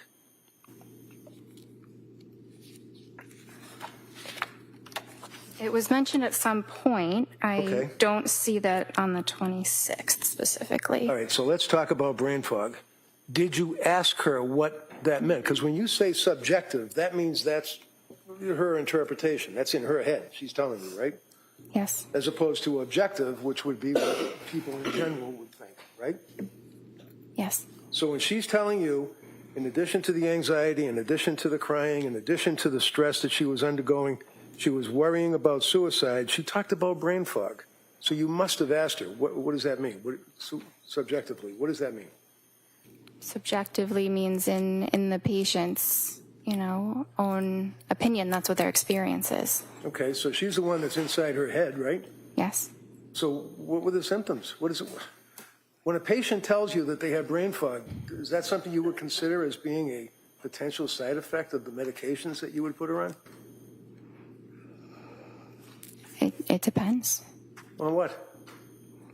I mean, sometimes it could be, and sometimes it could be unrelated. It's a symptom of depression as well. So sometimes it's hard to tell what it's attributed to. So at this point, heading into November, your answer was to prescribe more medication, 3 more drugs, right? You prescribed Ativan, or increased the Ativan. What was her load for Ativan at this point? Do you remember? Sorry? What was her milligrams, if that's right, or nanograms, whatever it is, on the Ativan, on the script that you had provided her? Objection, if we could just have a date. I think you said, no, if you can answer that, go ahead. Which date are we referring to for the Ativan? Because there were. I'm sorry. She already objected. He already said you can answer it. When did you increase her Ativan and to what level? So she was prescribed Ativan 0.5 milligrams. Right. And then when I next saw her, she said it was a little bit helpful. So I said you could increase it and see if 1 milligram is more helpful. Did she increase it? Yes. And when was the next time you saw her to talk to her on the television or on the computer? Well, I saw her on the 26th, and then I saw her on the 31st. I'm sorry. How was she on the 31st? Halloween. Sorry. How was she? That's not my note. That's her therapy note. Okay. So how about this November 2nd? Was that the next time you saw her? I saw her on November 2nd. And she told you that she was hesitant to use the medications, the Buspar and the hydroxyzine, right? She said she was hesitant to try the Buspar. She was scared of the drug. She was scared of the drugs, right? She was afraid to take a medication. She wasn't doctor shopping and asking you to give her drugs so she could get high. She was asking you for help. Isn't that right? Yes. And she was afraid to take the drugs and told you that she was afraid to take the drugs, right? She told me she was afraid to take the Buspar. Did you advise her or counsel her or give her therapy about that? Validations? Yes. And what did you tell her? Well, I advised her of, the risks. What were the risks? Well, the risks of medicine, like we had said, sedation or dizziness. Okay. How about interfering with sleep? Buspar doesn't usually interfere with sleep. Not usually? Did you ask her about any thoughts of suicide or being close to having thoughts of suicide? Yes. Did she indicate to you that she had any thoughts of suicide at all? Not at that date. Did she use those words, or is that a box that you checked off? I don't remember her exact words, but we talked about suicide or, thoughts of hurting yourself. Right. And there's a distinction between, in your records and the notation, between suicidal ideation and I quote, worrying about, thinking about suicide. Would you agree with that? Yes. And what did she mean when she told you, as her doctor, that she was worrying about, thinking about suicide? You mean in the prior appointment? I'm talking about a woman that's sitting in front of you on your television or your computer telling you that she was worried about thinking about suicide. Well, on the second, she didn't say that. Okay. When was the next time that she told you that she was worried about or thinking about or suicidal ideation?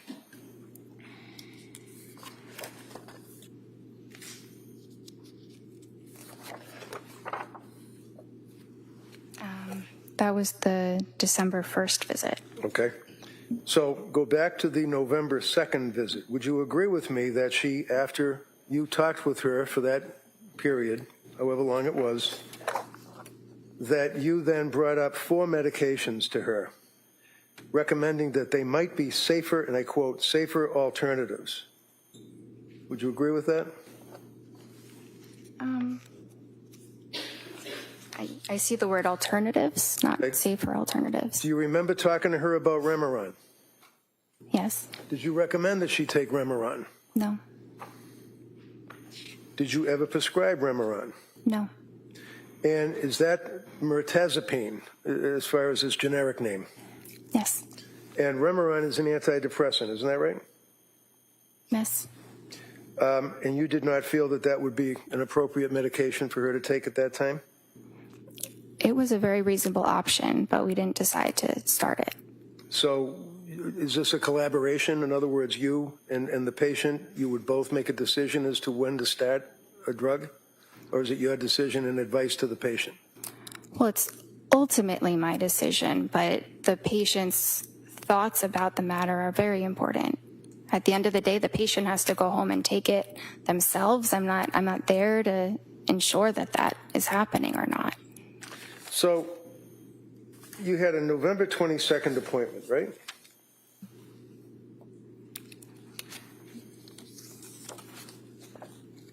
Yes.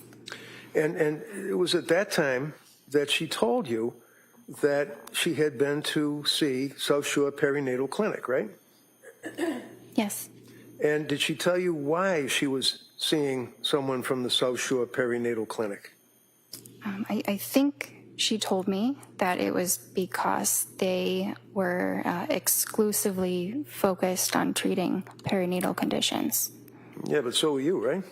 Not exclusively. I'm a general psychiatrist. I see. And did she mention the name of any doctor or nurse practitioner that she was seeing at the South Shore Perinatal Clinic? Yes. Who'd she mention? I think she said something about Julie. Paul? Yes. Okay. And a woman by the name of Nurse Gelada? I heard her name a little bit later, but Okay. yes. Did she advise that, in fact, by script, she was using Ativan and Benadryl, and you told her to taper off the Ativan at that appointment, right? Had she tapered off the Ativan? I think I had told her to, I gave her a prescribed taper prior to that appointment. What does that mean? What does that mean, you gave her a prescribed taper? So I told her that she should reduce her dose by 0.25 milligrams every 2 weeks until the medication was stopped. Did she do that? I mean, I don't believe that she completely stopped it, no. No? You don't believe, or she didn't? Well, Trying to give the jury facts. Yeah, she said she was taking Ativan, so no, she didn't completely stop it. Had she tapered? I'm not sure how much she had reduced the dose because I wasn't prescribing it again. Right. So did you know that she had been, or had she been, to any emergency wards between that period of time that you last saw her and when you were seeing her on this meeting? I know she went to the ER, but I think it was after that. Okay, which ER did she go to, do you know? I think she went to Mass General Do you know why she went to the ER? because of depression. So was she treated at the ER? Did they make any, to your knowledge, as her doctor, make any recommendations? I'm not sure what they told her, but they ultimately Go ahead. discharged her. They didn't admit her. Go ahead. Sorry. That's all right. Was she put on any medication? Not from the ER. When you looked at the records from South Shore Perinatal Clinic, what did they indicate about suicidal ideation, worrying about suicide, close to suicide, anything? I didn't have access to those records. You're going to keep your voice up so everybody can hear you. You what? I did not have access to those records None. because we're a completely separate clinic. Seriously? Objection. She's visiting with you as a patient and you can't access her medical records? Is what you're telling this jury? I did not have access to them, no. Could she have signed a release, a HIPAA form? Yes, she could have. And you could have got the records, Yes. but you didn't. I did not feel like it was necessary because she provided all the relevant information about her treatment there. How do you know? She's got mental disease and she's suing you and she's on all this cocktail of drugs. How do you know that she is an accurate historian at this point in her life? It felt very accurate when she was able to recall the names of the medicines, doses of the medicines, specific days. She provided a lot of incredibly detailed information. So it showed me she was capable of doing that. So when you talked to her husband, Pat, how many times did you talk to her husband, Pat? I think The guy was living with her. I think it was once. And he came to your office, right? No, he didn't. He got on the television or on the computer screen, right? Yes. And when was that?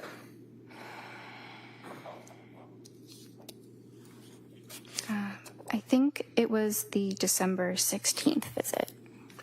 So let's. Mr. Reddington, why don't, before we get to that, Okay. probably a good spot to stop. We're going to take the morning recess, and then we'll come right back. Okay? Court, all rise. Jurors, please close your notebooks, facing on your chairs.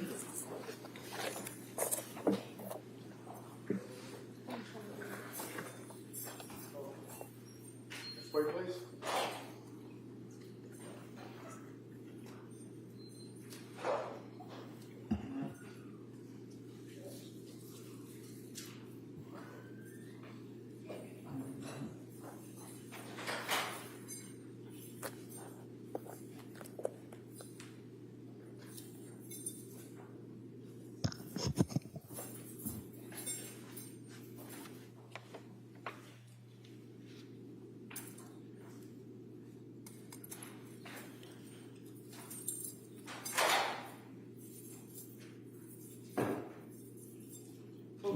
Exit out sections.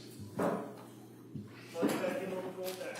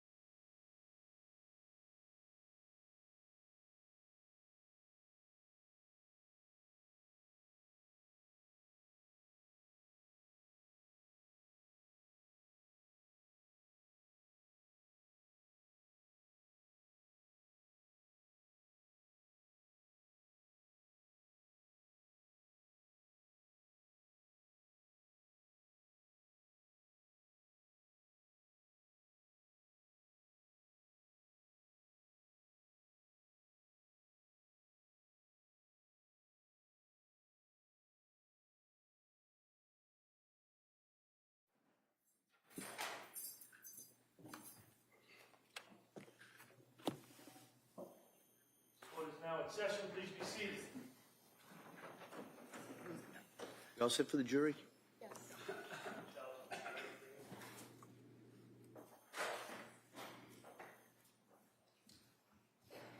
Court, all rise. Jurors enter.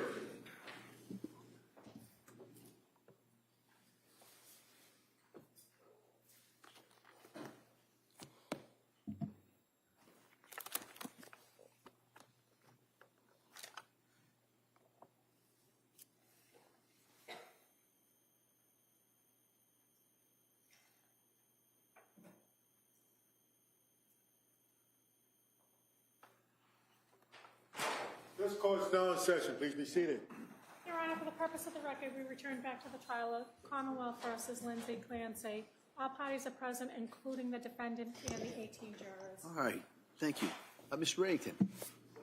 If you would just please look at your medical records that you have in front of you, I believe, and just go back to the October 20th record, where you have, I believe it's called interval history. I had trouble hearing the date. Can you repeat that? Sure, October 20th? Sorry. Okay. So looking at the interview history, that's when that you decided to start Zoloft. It says a week ago, right? That's when the patient started it, yes. Okay. And she then increased the dose, and it says last night, right? Yes.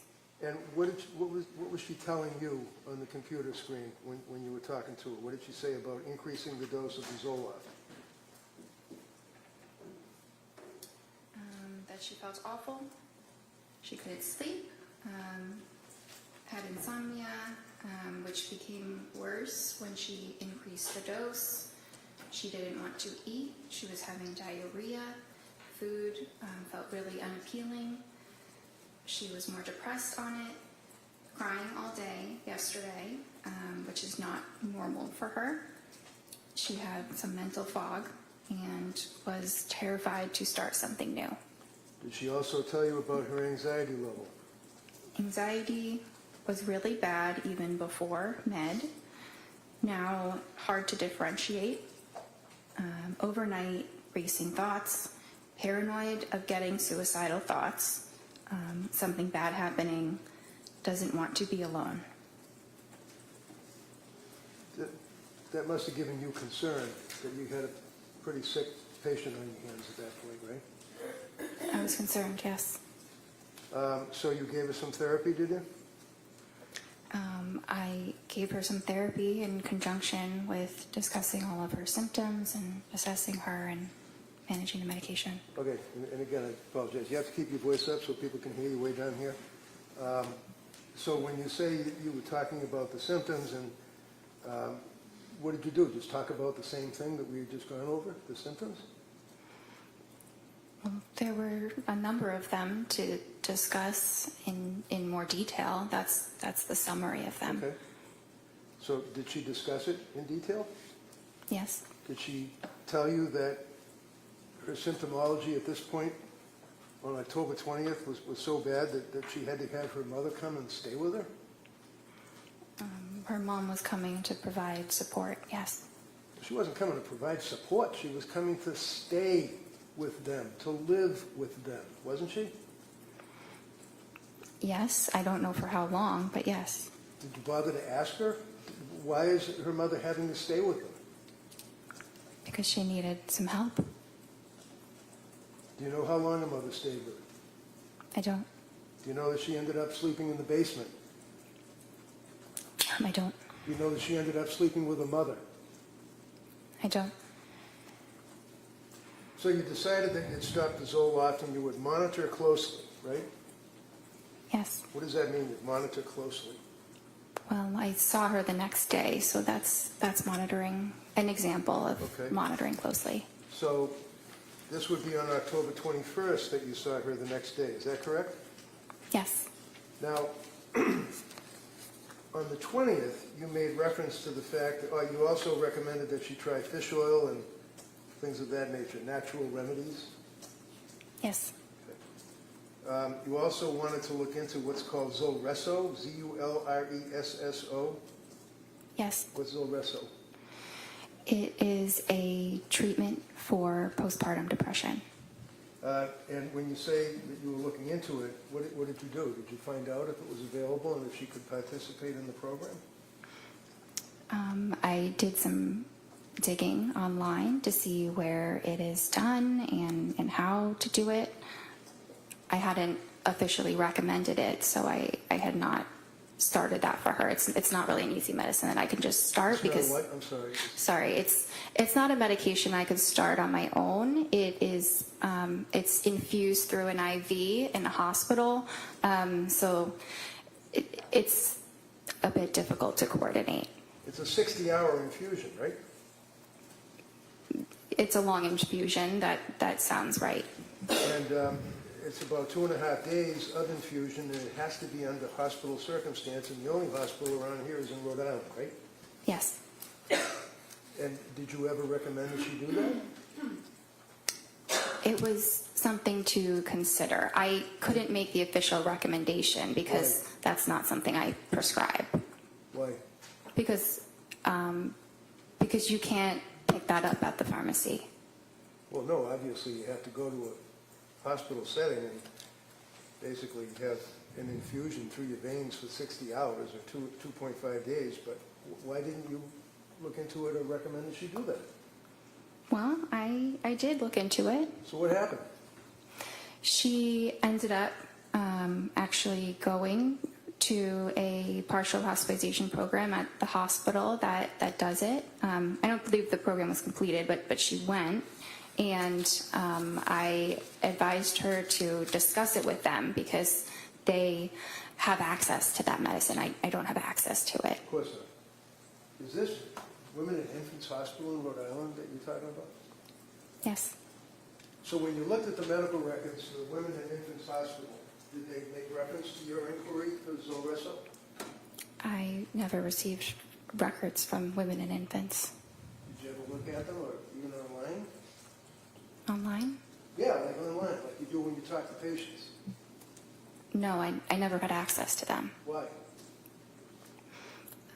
It's similar to South Shore. It's a completely separate hospital that I don't have access to. I don't work there.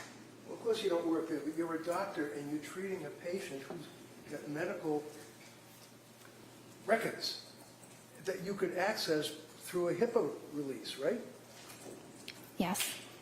Why didn't you do that? Well, she didn't ultimately end up having any treatment there, so it didn't seem necessary.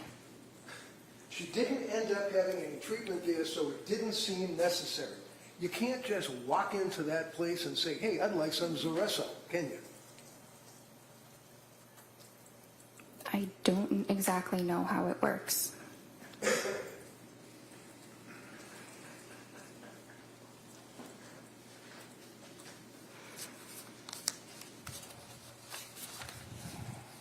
And then again, on that date, which would be October 20, and the jurors are looking at the records, you checked off the boxes again on objective findings, mental status exam, appearance, speech, things of that nature, correct? Yes.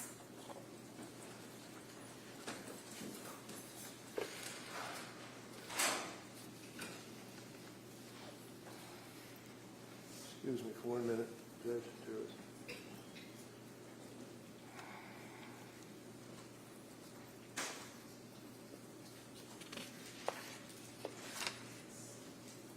So when she was telling you on that date that she was in quoting your record, paranoid of getting suicidal thoughts and something bad happening, doesn't want to be alone, what did she mean by that? Well, those were a lot of her words. Right. Isn't that a concern? If your patient is telling you she doesn't want to be alone, why didn't she want to be alone? Because she was very anxious and had the feeling like something bad might happen. Okay. Did her mother ultimately and dad come to stay with them? Yes. How long did they stay with them? I don't know. Did you when you talk to the mother and the father, did you say to them, what is she doing? How does she appear? Is she in bed all day? What did they tell you? They never called my office, so I never spoke with them. They never called your office? They never called me or sent a message, so I did not have communication with them. So that's their fault, but they didn't call you, the doctor, I guess, right? Sustained. Next question. So, do you think maybe it would be reasonable if you're the doctor and you're investigating your patient's symptomology that you might, when you know that the parents are staying with her, that you would make a phone call yourself? It's not typical when you have an adult who is able to advocate for themselves to speak with their parents. So while she is telling you about her symptomology and tearfulness and crying and unable to get up and anxiety and the medications and the mental illness that she had, you felt that she could advocate for herself? Yes, Okay, on the television, on the computer. yes, The next time you saw her was on October 26th, is that correct? And you can pull up your record. yes, Now, and if you look again at the interval history where you put down what's going on in the patient's life that time, this is when she indicated that she's back to where she felt that she was before Zoloft, which was not great, and that you guys were considering a new medication. Is that right? yes, And then you started her on Ativan, as we talked about, right? yes. And then you started her on the buspirone, right? Well, she had already been started on the Ativan, and then we added the buspirone. So my question was, you started her on buspirone, right? Yes, Okay. And also you added hydroxyline as needed, right? yes, And you continued the Ativan, correct? yes, Did you discuss side effects with her at that point? yes, Did you also discuss starting Remeron or pregabalin? yes. What did you tell her about Remeron and pregabalin? I don't think I went into any detail about those medicines, just that those might be things to consider in the future. And then you saw her on October 31st, right?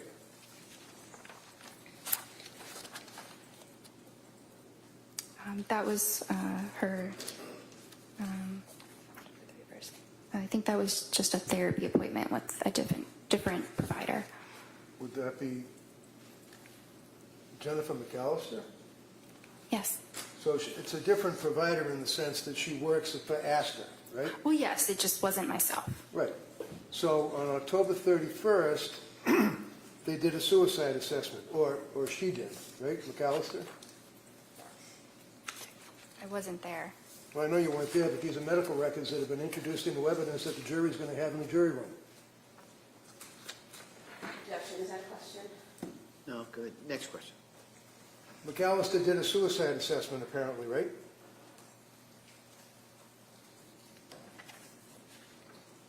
I'm sure she assessed No, for no, no, look suicide. at the record, please. Where do you see it? Sorry. Where it says suicide assessment. There's only 4 pages for October 31st. Yeah. Well, actually, there would be 8 because it's 2 sides. So that is the assessment that you go through. If somebody reports any thoughts of suicide, then you ask those questions, which go into a lot more detail about them. So here you have a patient who's already reported to you as a psychiatrist that she's got suicidal ideation, worried about suicide, worried about killing herself days before October 31st, and a suicide assessment was done by McAllister, right? I wasn't there. You would have to ask her. Well, maybe I will, if she Okay. comes in. Okay. Why don't you tell me what the record shows? Did they do a suicide assessment? Did she check off the little boxes? I'm looking for that section. It says that patient denies suicidal or homicidal ideation at this time. Okay, so again, this is on October 31st, right? Yes. The patient, within a period of a couple of days and meetings with you, that McAllister has access to because the records are within your business, right? It's not my business, but yes. Has reported suicidal ideation and fear and dwelling about killing herself and afraid of those thoughts, right? Let's see. I just want to be absolutely clear.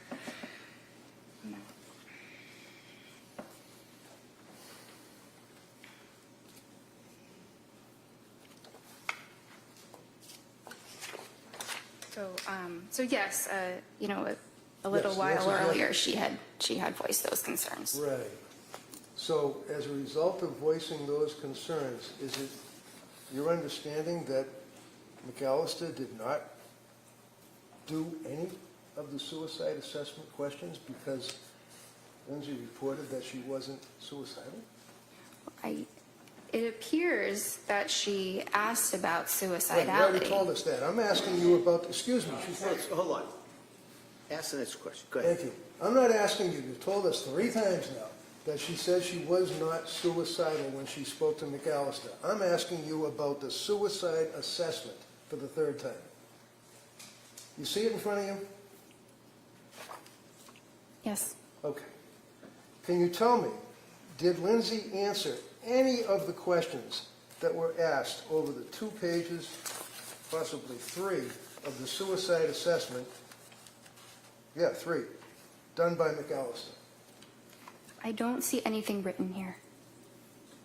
So was there a suicide assessment? I don't know because I wasn't there. I don't know what the And you don't conversation know from looking was. at the records, right? From looking at the records, I don't see evidence of additional suicidal questions beyond asking if it was there or not. So, the suicidal assessment, doctor, is in the medical records. It consumes almost 4 pages, does it not? Yes? Yes. Okay. And all of the questions, like asking, have you felt life is not worth living? Is death something you thought about recently? Are you dwelling on that? What leads up to the thoughts? What are the thoughts? All those questions, right? For 4 pages, right? Yes. And there is not one notation indicating that that test was ever administered to her on October 31st, correct? Correct. But it looks like it was asked in other ways. Yeah, okay. November 2nd. Oh, it was asked in other ways? Is that what the little checkbox where it says deny suicidal ideation? Can I read something that she You wrote in the have note? indicated repeatedly that she denied suicidal ideation, right? Yes. Okay. The suicidal assessment was not administered, according to the record that's in front of you, by McAllister, yes? The additional suicidal assessment, yes. November 2nd. Oh, by the way, as a psychiatrist, not a psychologist, you have the ability to prescribe medication, obviously, right? Yes. And that's what we talked about, the DEA number and all of that, correct, which you had for about a month, other than when you were a resident, right? Yes. So you're prescribing these SSRIs and antipsychotics and antitropics or whatever they are, and it's important as to the metabolism of your patient with those drugs, isn't it? Yes. Okay, keep your voice up. What does metabolism mean? The body breaking down the medication. So how is it that you can determine how the body of your patient is breaking down the medication that is in their brain and they're complaining about all of these symptoms? How, as a doctor, do you determine how the body's breaking it down? We don't typically have any specific testing that we do to understand that. How about a blood test? It's not done for that. It's not done for that, meaning a blood test is not done to determine the metabolism of your patient, of your medications? Are you referring to genetic testing? No, I'm asking about the metabolism. I'm not Okay. talking about genetics. I'm talking about the metabolism of the SSRIs in her body. Okay. You can tell that metabolism rate through blood testing, right? Not in the way that you're describing. Okay, what way would it be? There is genetic testing that can give information about metabolism. Like what? It can talk about different enzymes that a person might have to suggest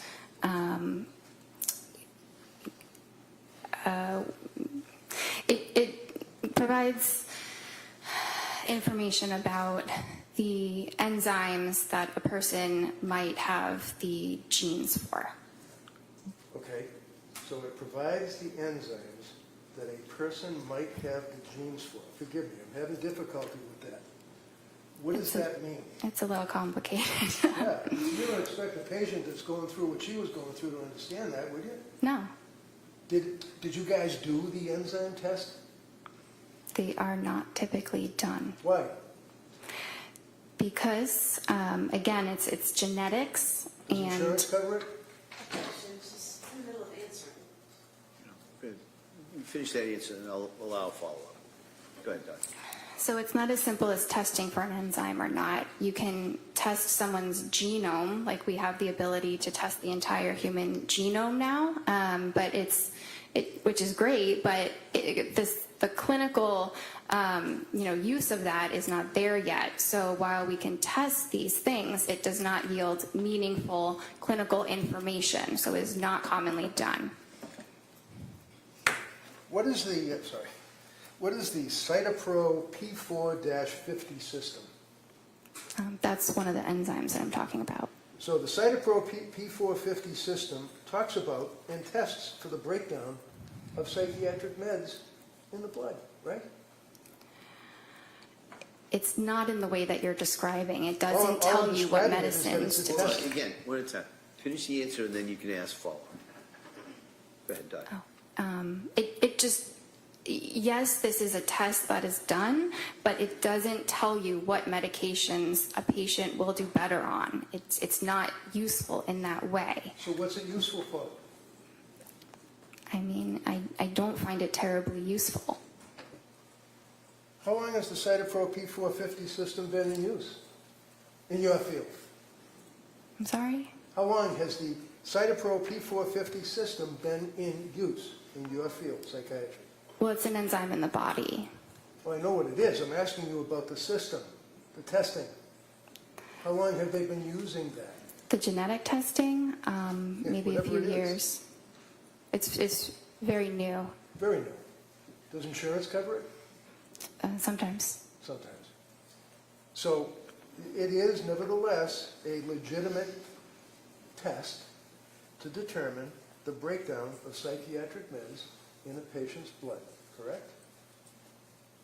It exists, yes. It exists. Well, it exists, but you didn't use it, right? It would not have made a difference In what? In your opinion? in her treatment. Because you go by the checks in the checkbox and what she self-reports, right? No, not just the checks in the checkbox. Oh. In any event, tell me about the thyroid. The thyroid? About the thyroid. It's an organ in the human body that regulates hormones.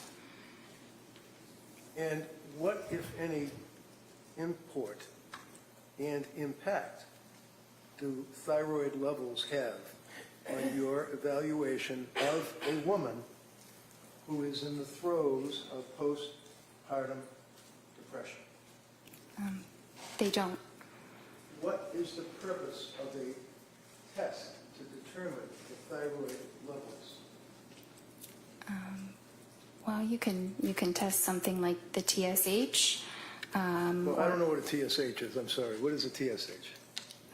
Thyroid stimulating hormone. Okay, thank you. that's something that can be tested, typically by maybe a PCP, primary care, or endocrinologist if they have concerns about someone's thyroid function. Were you aware of a study that was a major study that was peer-reviewed? What does peer-reviewed mean in your business? That it was reviewed by other researchers in a similar field.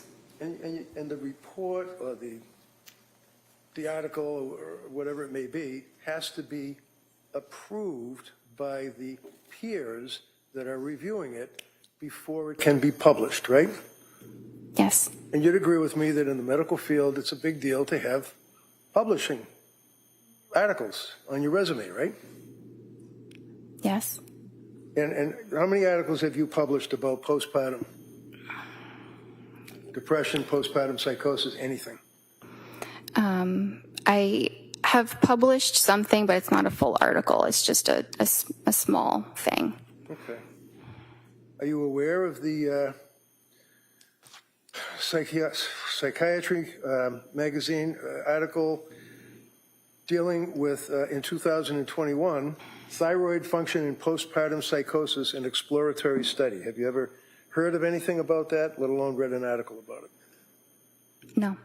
Are you aware that there are studies that have compared thyroid function between psychosis with postpartum onset, PPO, psychosis without postpartum onset, PWPO, and normal postpartum?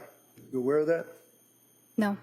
Well, you're supposed to be an expert, or you specialize, or you have an interest in treating women that have suffered from postpartum, correct? Yes. Have you written any articles at all about postpartum? Depression, anxiety, psychosis? No, I'm not a researcher. I'm a clinician. Have you read any of the articles, such as thyroid function in postpartum psychosis? I've read many articles. There are thousands. I have not read that specific article. Thousands? Thousands of articles on postpartum psychosis and the thyroid? No, not on that specific topic. So, when the Astor doctors are treating a person like Lindsay, it's your testimony to this jury that testing, whether it's blood testing or whether it's the Cytopro P4 testing, is not necessary because Jennifer Tufts doesn't think it's necessary, right? It does not yield information that would influence treatment. Really? So if there was elevation in the thyroid, that wouldn't impact on your treatment at all, your evaluation, your investigation? Sorry, I thought you had mentioned the cytochrome issue. Are we talking about that one, or are we talking about the thyroid? Talking about the thyroid. Okay. Yeah. So if Can you there were repeat? tests that revealed elevation in the thyroid level, is it your testimony that you wouldn't care? If I somehow found out that a patient had elevated thyroid levels, I would advise them to talk to their primary care or maybe get an endocrinologist to discuss it. Did you ever recommend that Lindsay get an endocrinologist? No, she And the did reason- not. The answer is no. And you basically did not have any information that you could use to even realize that there might have been a thyroid issue with this woman that was postpartum, right? Because you didn't do any blood tests. There was no clinical reason to obtain a blood test. All right, so you continue on with your meetings by the computer, correct? Yes. November 2nd. You can get November 2nd out. You got it? November 22nd? No, it looks like November 2nd. I apologize. That's what I'm looking at. Tufts, Jennifer, MD, Clancy, Lindsay. Follow-up note, November 2nd. Yes. Okay. And you're still diagnosing her with generalized anxiety disorder, GAD, right? Yes. You add in there an adjustment disorder with depressed mood, I guess because of what she had been telling you, right? Yes. Okay, looking at the psychiatric condition, you note that it's improving. Right? Yes. And then you determine that you will decrease the Ativan to 0.75 milligrams for 2 weeks, and then decrease it to 0.5 milligrams for 2 weeks, and consider alternatives for sleep anxiety. Is that correct? Yes. And then you note if she's having urges to harm herself or others, to go to the nearest emergency room and call 911 and things of that nature, correct? Yes. So is that a form that you basically press a button, because it seems to be kind of like a generic advice, call 911 if you're feeling suicidal and things of that nature? Well, that's advice that we provide for every single patient. Okay. And then you note that half the encounter was on counseling or coordination of care on November 2nd, right? Yes, that's a typical statement. It's just a part of documentation that doctors use. All right. Now, on November 2nd, you were suggesting the 4 drugs that she would start would be Remeron, Trazodone, Pregabalin, and hydroxyzine, right? Those were just things we were considering. Oh. I wasn't starting all of those medicines. I see. On November 22nd, now that would be almost 3 weeks later, right? You saw her, right?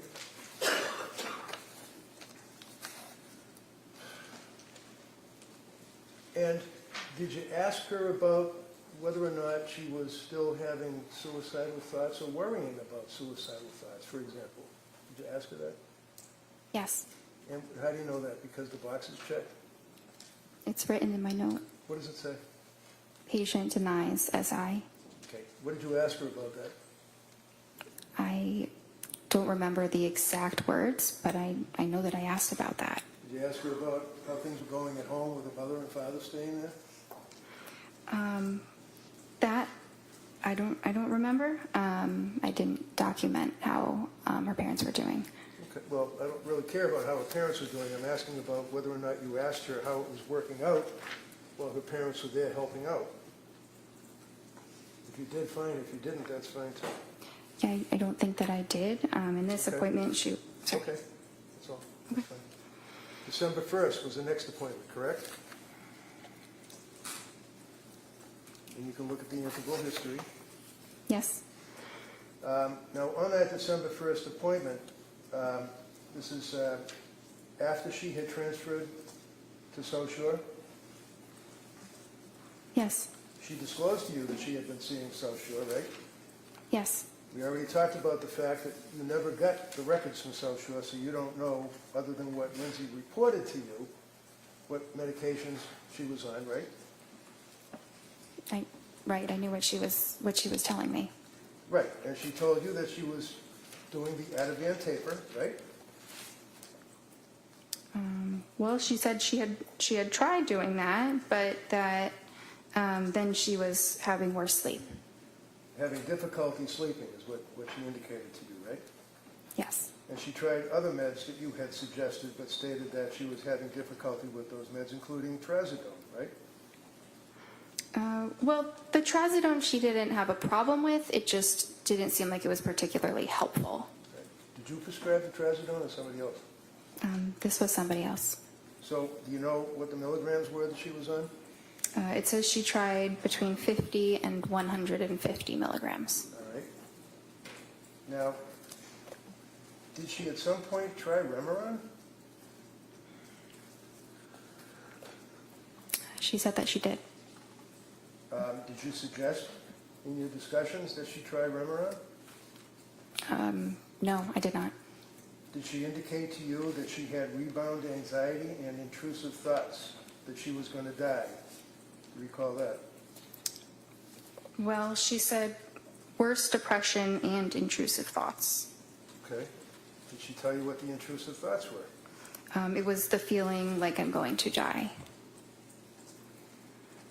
Did she then have a script for Prozac, 10 milligrams? That's what she said. And she said that she couldn't sleep and had worse sleep, so that had to be stopped, right? Yes. Then she was on Klonopin, right? Yes. And what is Klonopin? It's a benzodiazepine. And on December 1st is when she told you, again, that she was close to having suicidal ideation, feeling hopeless. Do you recall that? Yes. Now, on the interval history, on that date, you indicated that she can't sleep, she's panicking, she had worse depression, intrusive thoughts, she was numb, nothing mattered, I feel like I'm going to die, denies suicidal ideation, but, quote, yesterday, close to it, feeling hopeless. Did you give her therapy and validations after she told you that? I believe that I did. What did you do? You got a woman that's telling you that she's hopeless. She doesn't care if she dies. Can't sleep. What did you do to validate on your therapy? Well, I told her that this was something that we could address, that there was hope, that there were treatments, and there are different types of treatment programs that are more supportive, like partial hospitalization programs. So she knew that she still had options and a reason to hope. Did you ever suggest to her that maybe you ought to come in and see me rather than talk on the computer? Talking with her over the video did not seem like an issue. It didn't seem like there was anything that I was missing or that there was any need to see her in person. Now, you'd agree with me that in December of 2022, COVID was all done, right? It wasn't completely all done. Were you still nervous about dealing with people and wearing masks and stuff, or were you able to sit down and talk to somebody face to face? We were definitely feeling more comfortable about being face to face with people, but I think, it was still something that we thought about. You discussed trying Seroquel with her at that point, right? I didn't really discuss it. She had told me that was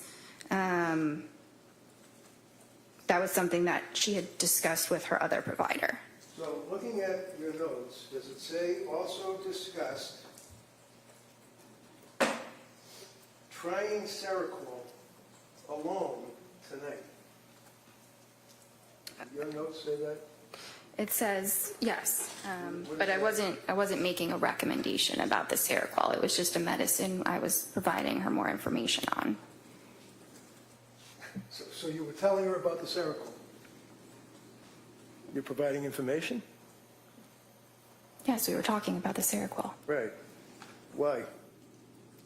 Because her other provider had recommended that she started it. What is Seroquel? It's an antipsychotic.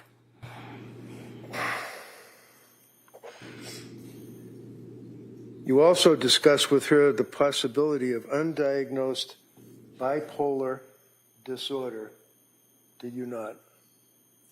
It was discussed. And undiagnosed bipolar disorder was, in your opinion, as a result of, not a reaction, but extreme reaction to the SSRIs, right?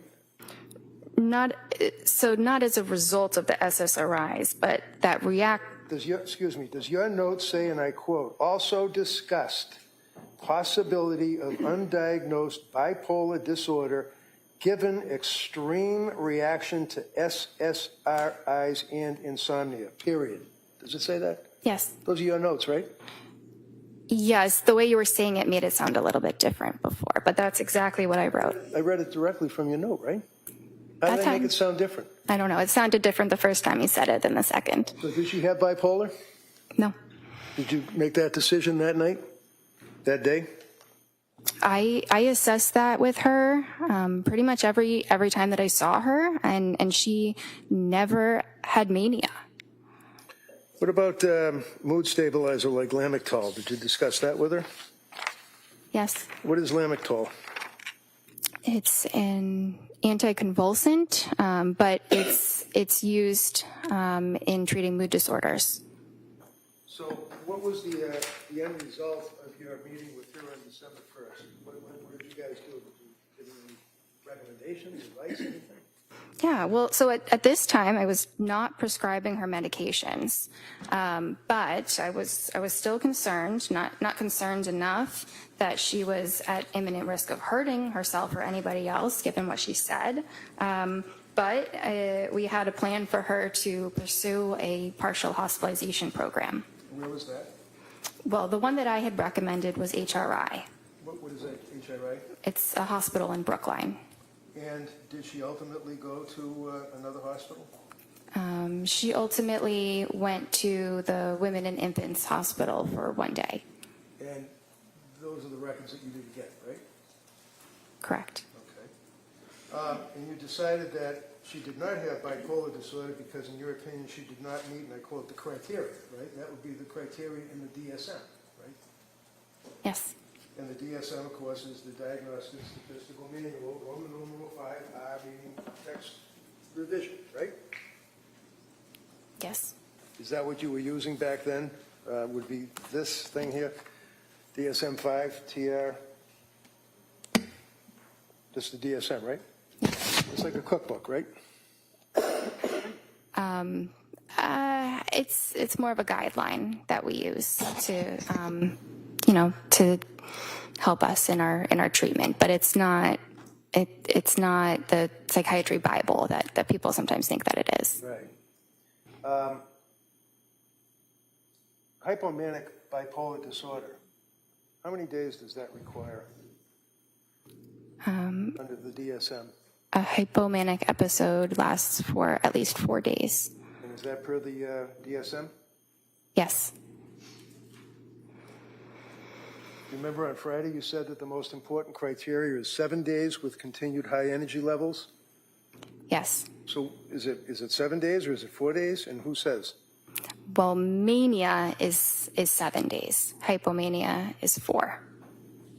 Discussed again, with her on December 1st, and that would be the Lamictal sheet, right? Yes. And do you know in your records that she indicated that she was really struggling, and it was as a result of that you recommended that hospital program, correct? Yes. You agree that she had, in your opinion, a severe mental disturbance at that point that was manifesting itself? She had a maybe moderate heading towards severe. Moderate heading towards severe mental issue, okay. You'd agree with me that she had increased anxiety, right? Yes. She had very, very increased depression, right? Well, she did. She said Okay, so as you since the answer this, Remeron. just answer yes or no. I'm sorry, I was just trying to check the record. Okay, you can check the record all you want, but if I ask you a question respectfully, can you just not go on and ramble? Answer yes or no, that's all. It's sometimes impossible to do that. Oh, There's right. Listen, here, if you can't answer yes or no, just say you can't answer yes or no. If you can answer yes or no, answer yes or no. That's how we do it, all right? okay. Thank you. Now, mental issues like anxiety that was diagnosed, the depression that was diagnosed, and the fact that she indicated yet again that she was close to suicidal ideation, quote, worried about suicidal thoughts, but you indicated that she wasn't suffering from suicidal ideation on that day. Is that fair? She denied it. But she told you that she was worried about suicidal ideation and having suicidal thoughts, right? Well, this was the time she said she was worried that she was close to having suicidal thoughts. So did you ask her what does that mean? Does that mean that she's standing at the edge of the stairs and she's thinking about falling down the stairs or what? What does that mean, I'm close to suicidal ideation? So I asked about that, and that's when she said she described it further as using the word hopeless.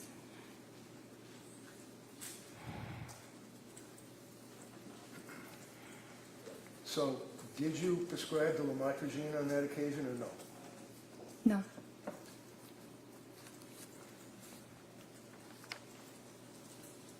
On December 16th, that's the next appointment she had, right? Yes. That'd be 2 weeks later? Right? Yes. She was still not well, correct? She told you she was having a really rough time. She was sleeping, but she was still feeling very poorly. In your notes, does it say that she was having a really rough time? Yes. So when I asked you, if your notes reflected that she said she was having a really rough time, why do you feel compelled to say she was sleeping? Objection. Overruled. It's an important detail. Yeah, I guess. How about the rough time? What did that mean? What were the symptoms of having a really rough time for this kid? Do you want me to? Yeah, I'd like you to answer that.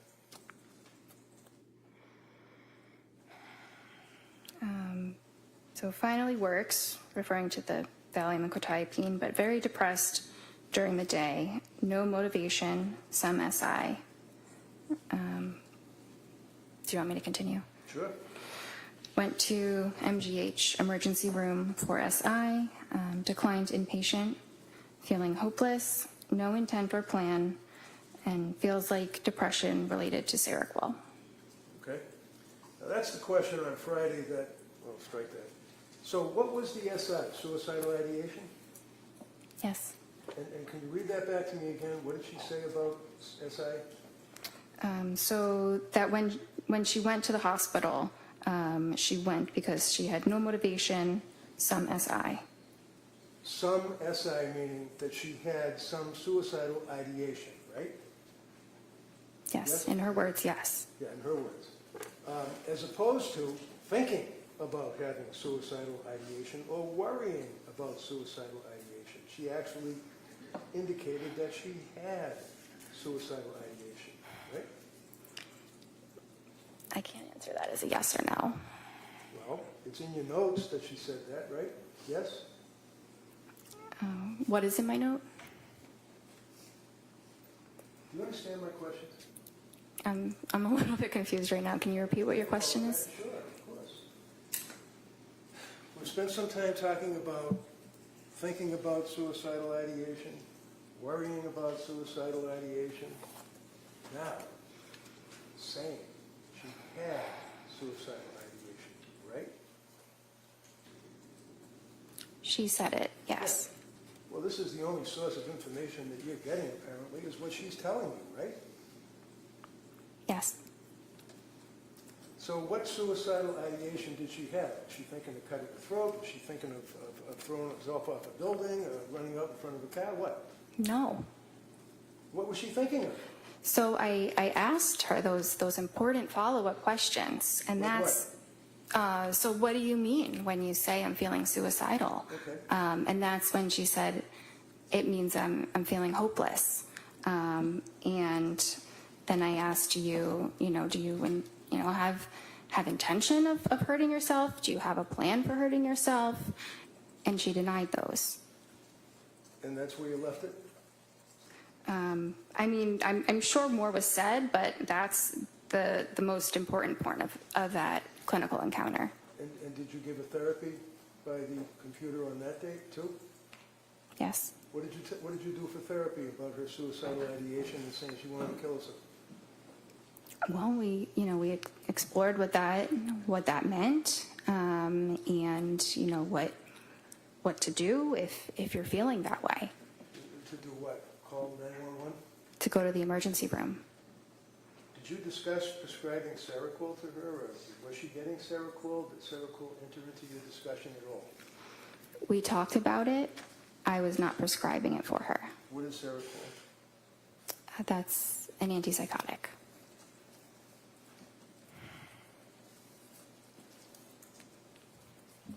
So, at the conclusion of your meeting on December 16th, basically what you took away is that she had now increased to suicidal ideation, was feeling hopeless, all the rest of the things that we've talked about.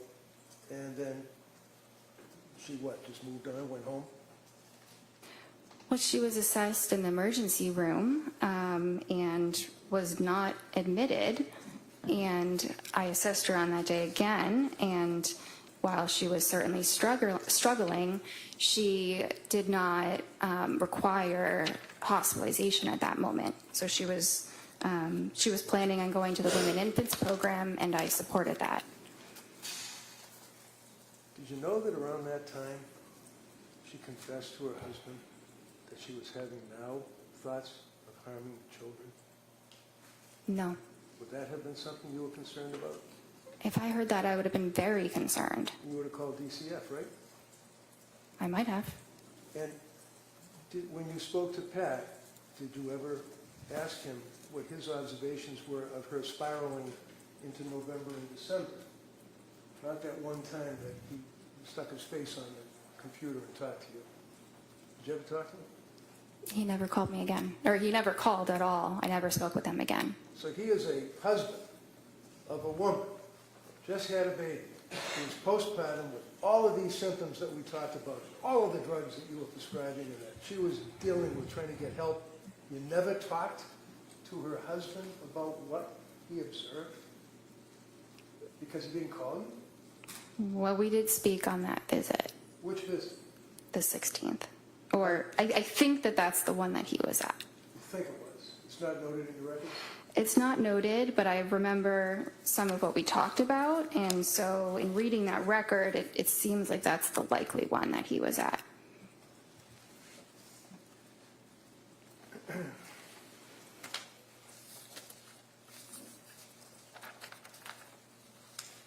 December 16th, on your objective findings, you note that her mood was depressed, right? Yes. And what does that mean? Did she just say, I'm depressed, or did she give you symptoms? I mean, you checked the little box. Yeah. Yeah, it means she's saying that she's depressed. Okay, so you're the doctor. You checked the little box.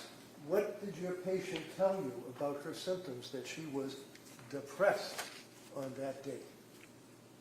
Was she crying? Was she able to get out of bed? Was she worshiping at the porcelain god? What was going on in her life?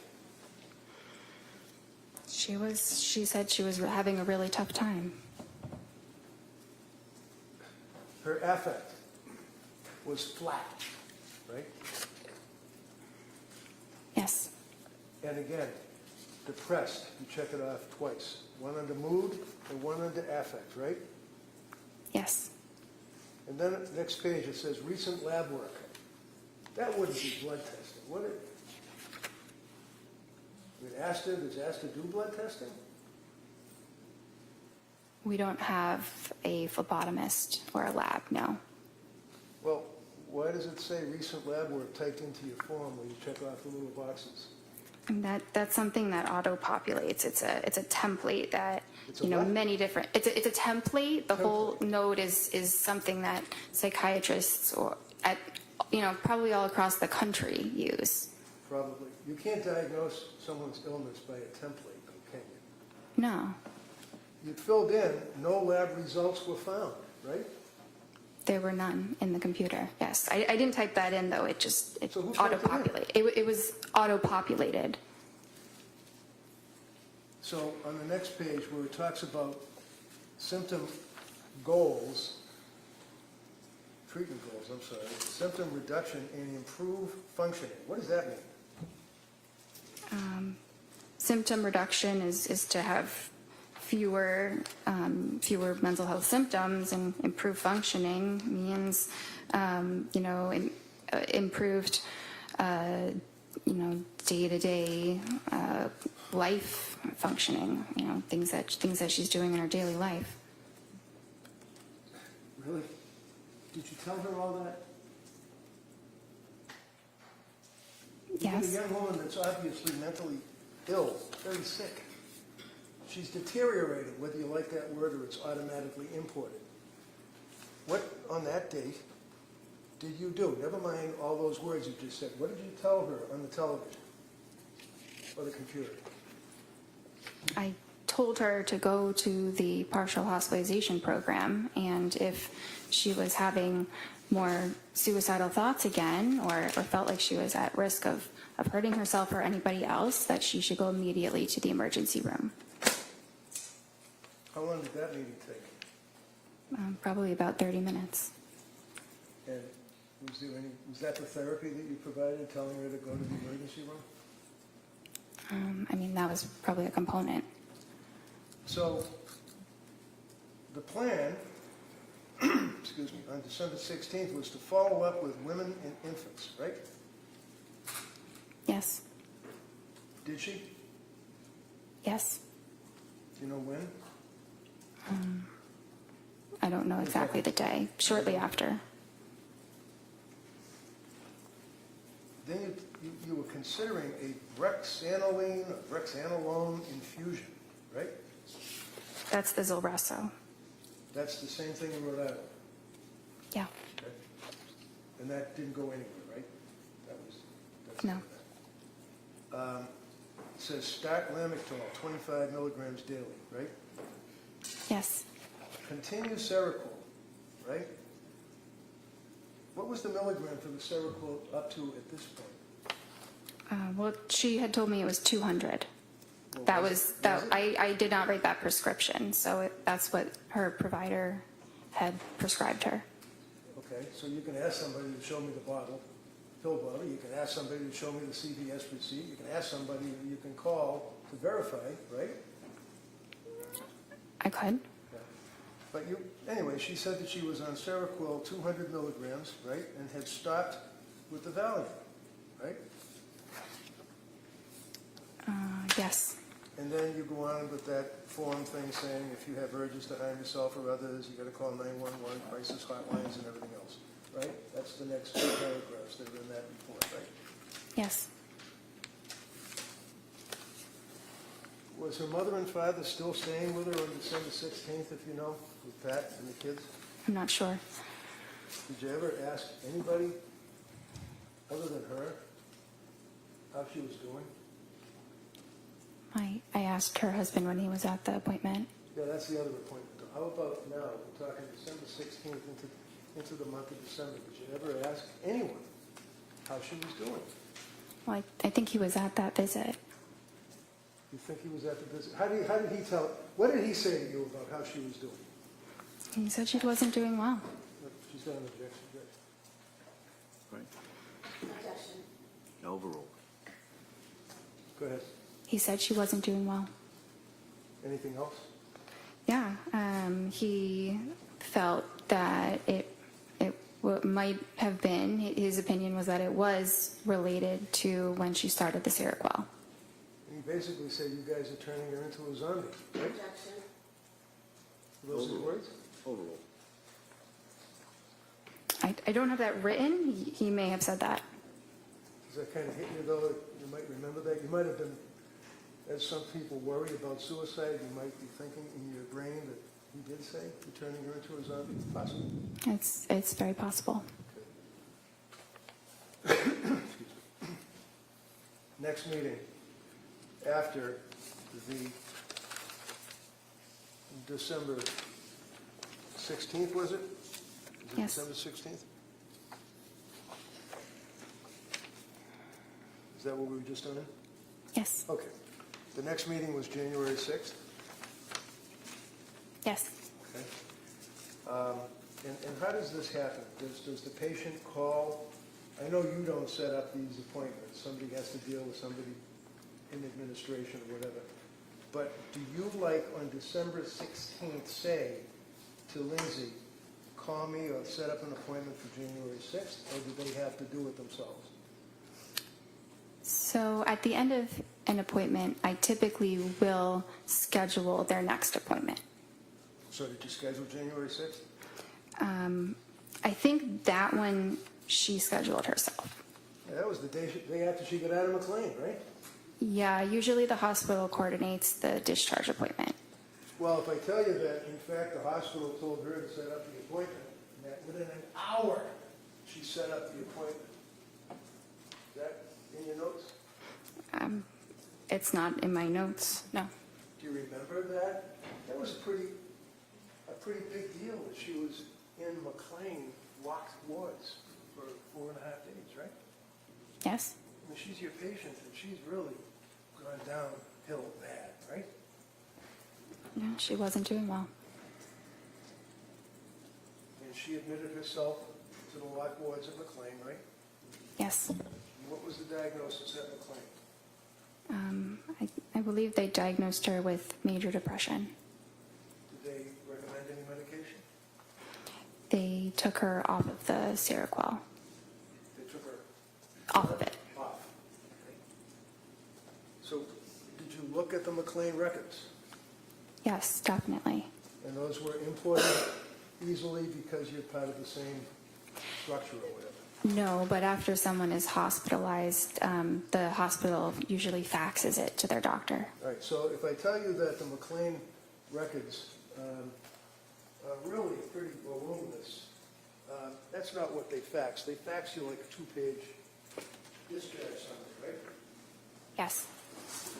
You didn't get that by fax, right? No. So what did McLean tell you? Look in your notes.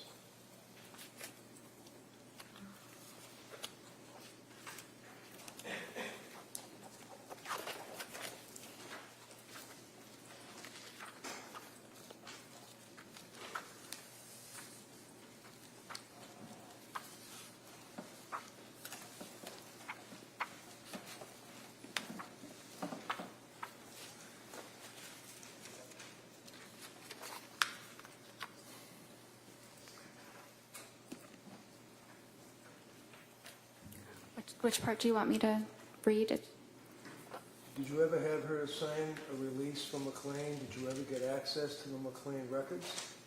I had access to the discharge summary. Okay, so put the discharge summary aside, because that's what they faxed you, a couple of pages. What about the records? No, but that's typically not No, done. never mind typically. The answer is no. You never got the records, right? A discharge summary is a record. Did you talk to the doctor that discharged her? No, no one called me. Know what? No one called me. I wasn't notified about the hospitalization until she was discharged. So you just sit there behind your computer and wait for people, Patrick, wait for the doctor from McLean, wait for the sick person who's the patient to call you? And if these people don't call you, it doesn't exist apparently, right? No, not exactly. I had no way of knowing she was even at McLean. Well, you did once she got discharged, right? Yeah, but that was after the fact. Right. So did you care why she was in McLean? Of course, And why was she in McLean? because she was depressed. And what was the, does your record indicate that she was discharged yesterday? Under interval history?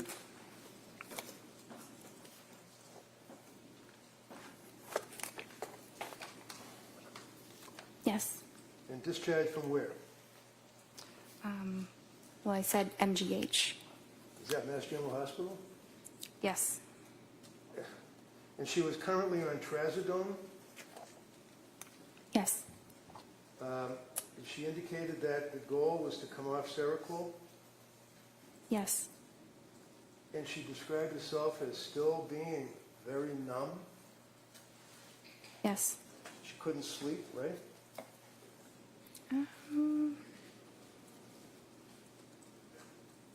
That's not entirely true.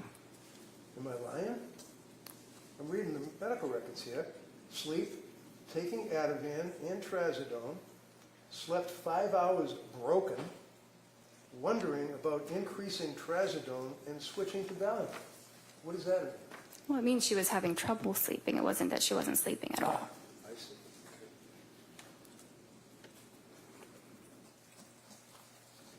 So was the trazodone increased at that point? Yes.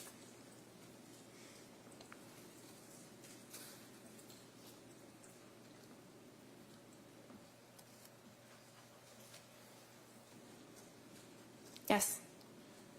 How about on January 9th? Did you see her through the computer or whatever then? Yes. And did you prescribe medication to her on that date?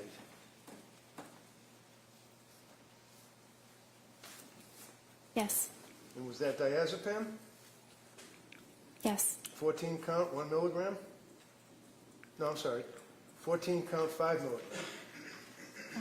That sounds right. Okay. Did you also, on January 12th, 3 days after January 9th meeting, prescribe additional medication to her? I'm not sure. I don't have a record from January 12th. Do you recall on January 12th that, in fact, you prescribed trazodone 150 milligrams, 30 count? Yes. 3 days later, or a couple of days later, January 16th, do you recall prescribing amitriptyline? Yes. What is amitriptyline? It's a tricyclic antidepressant. What does a tricyclic antidepressant mean? Well, it's an older antidepressant. It's called a tricyclic because it has 3 rings. If you look at the chemical itself, like a tricycle, but it's an older but efficacious medicine for depression and anxiety as well as insomnia. On January 16th, look at your interval history. She indicated to you that her mood was very low, no motivation, Yes. numb, Yes. able to force herself out of bed, taking care of basics, eating, concentration fine, caring for baby, bonding feels forced. Is that what she told you? Yes. Through the computer, right? Yes. What did that tell you? Were you concerned about this woman postpartum well within the year from the CDC at that point with these symptoms that she's telling you about? I was concerned that she was depressed. And in all of the times that you spoke to her, you'd agree with me that she appeared to be honest and forthright, telling you what she felt, right? That's what I thought she was, yes. Do you have any reason to think that she was lying to you? No. Diazepam taper on January 16th, 5 milligrams last 2 nights, slept for 4 hours, and then a light sleep, maybe 2 hours, stretches.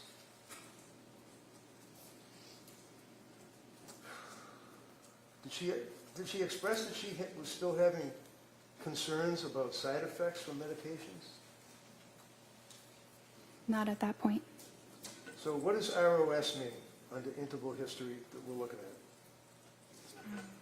Review of symptoms. Okay. And then it says patient denies SIHI, that'd be suicidal ideation, homicidal ideation, correct? Yes. Denies other questions or concerns, and you recommend a low dose of amitriptyline for depression, correct? Yes. Patient agrees with the treatment, and you guys were also going to explore ketamine treatment. Is that right? Esketamine. Yes. Now, did you know that she was on her computer looking up medication after medication after medication after medication, treatments, ketamine treatments, and all that? Did you know that? No. Did you ever ask her whether or not she was looking up the symptomology of pharmacology and having interactions between drugs? No. January 23rd, you had that meeting, correct, with her? Yes. And this is after, obviously, excuse me, the January 16th appointment. And in the January 16th appointment, she told you that her mood was very low, and that's the worst that she ever reported her mood to you. Isn't that right? On the 16th? Yeah. I don't know if that was the worst it was ever reported, but it was certainly bad. And you didn't recommend that she have a hospital evaluation, did you? This is the day before she killed the kids, right? The 23rd? Yeah. It was the day before. You didn't recommend a hospital evaluation, did you? No, there were no, The answer is no? no? They'll ask you all the questions they want. Okay. Your answer is no. January 23rd, Friday, you testified that she said her mood was depressed, and you noted that her affect was depressed and flat, right?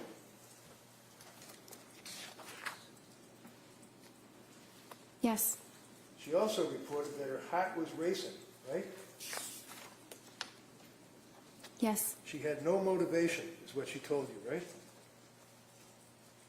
Yes. She told you that she had been feeling, numb and no emotion for 17 days straight, is what she told you, right? I'm not sure about 17 days straight, but that's how she was feeling. You didn't reach out to her mother and father at that point? They didn't call you, I guess, right? No. And Patrick didn't call you at that point, right? No. So she's sitting in front of her computer, getting help from her doctor on January 23rd. And what did you do? Well, I thought about how I could best help her, the medicines that she'd tried and what her current symptoms were, and it made sense to slowly titrate the amitriptyline so that we could get her to a dose that reduced her depression so that she would feel better. But you increased the amitriptyline. Yes. That pushed you over the edge, didn't it? I don't think so.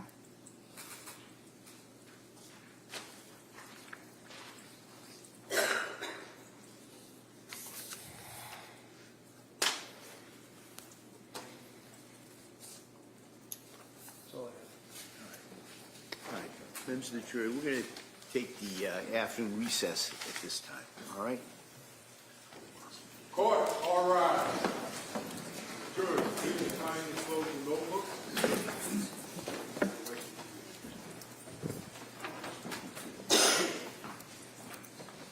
This way.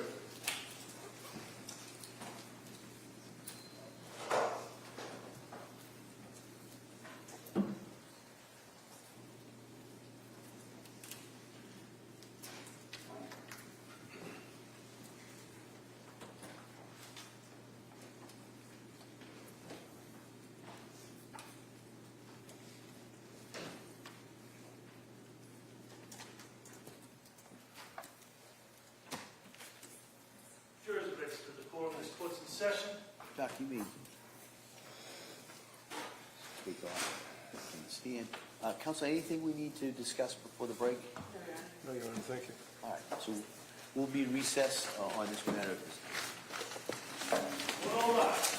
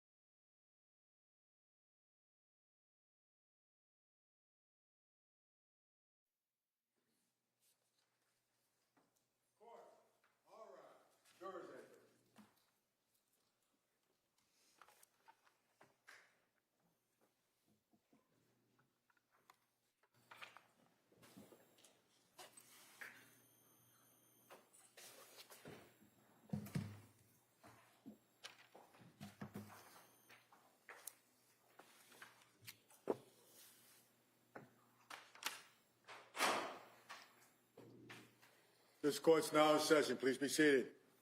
Your Honor, for the purpose of the record, we return back to the trial of Commonwealth versus Lindsay Clancy. All parties are present, including the defendant and including the 18 jurors. All right, thank you, Madam Clerk. Commonwealth, redirect. Thank you. Good afternoon, Doctor. I apologize for my voice. If you can't hear me, just let me know. Okay. You were asked on cross-examination about your residency. At that point, you were already a doctor, correct? Yes. And during your residency, that was a 4-year period, correct? Yes. And you were saying that you treated patients during that time. Is that correct? Yes. Was there someone with you while you treated these patients telling you what to do and how to handle them? No. Were you alone responsible for the evaluation, diagnosis, and treatment of your patients? For the most part, but if I had questions or, needed to talk it through, I had help. And approximately how many patients did you treat during those 4 years? Thousands? And those were all psychiatric patients, correct? Yes. You said approximately 50 of those patients were patients dealing with postpartum depression or some postpartum issues. Is that correct? Yes. You also said you had some specialized or specific training in that area. Can you describe that for us? Yes, I did a specialized elective with a specifically perinatal psychiatrist where I worked in an obstetrics clinic and I saw patients who were pregnant and postpartum. And how long was that clinic for? It was for about a year. And so for a year, you were evaluating and diagnosing and treating women with postpartum issues? Yes. And that's separate and apart from your residency? It's a part of the residency. It's an elective. So for 1 year out of the 4, that was specifically designated to postpartum issues? Yes. It wasn't every single day, but it was continuing the same patients for about a year. So you would follow those same patients throughout the year? Is that what you're saying? Yes. And you were asked about postpartum psychosis, and you said it was rare. How rare is it? I'm not sure of the statistic, but low. Well, have you dealt with patients in your 4 years of residency that had other types of psychosis? Yes, many. And psychosis, whether it's from postpartum or some other mental illness, does it present the same, or does it matter what the underlying illness is? I mean, it can present different based on the individual, but it's the same general disorder.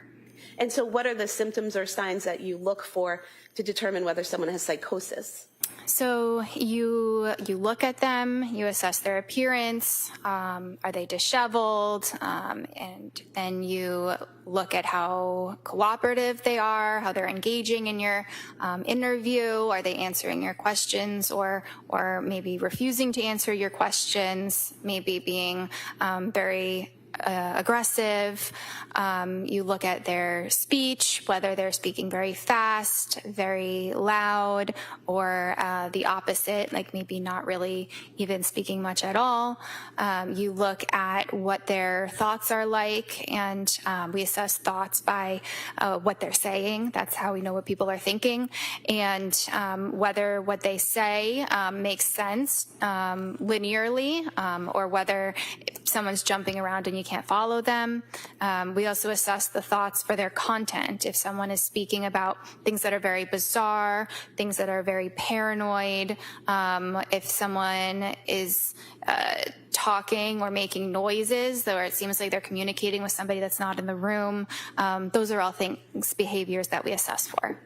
So although you'd never treated someone with postpartum psychosis, you had evaluated, diagnosed, and treated people with other types of psychosis. Is that correct? Yes. Did you see any signs of psychosis in any of your interactions with Lindsay Clancy? No. Defense counsel mentioned that part of your residency was during COVID. Did mental health issues just stop during COVID?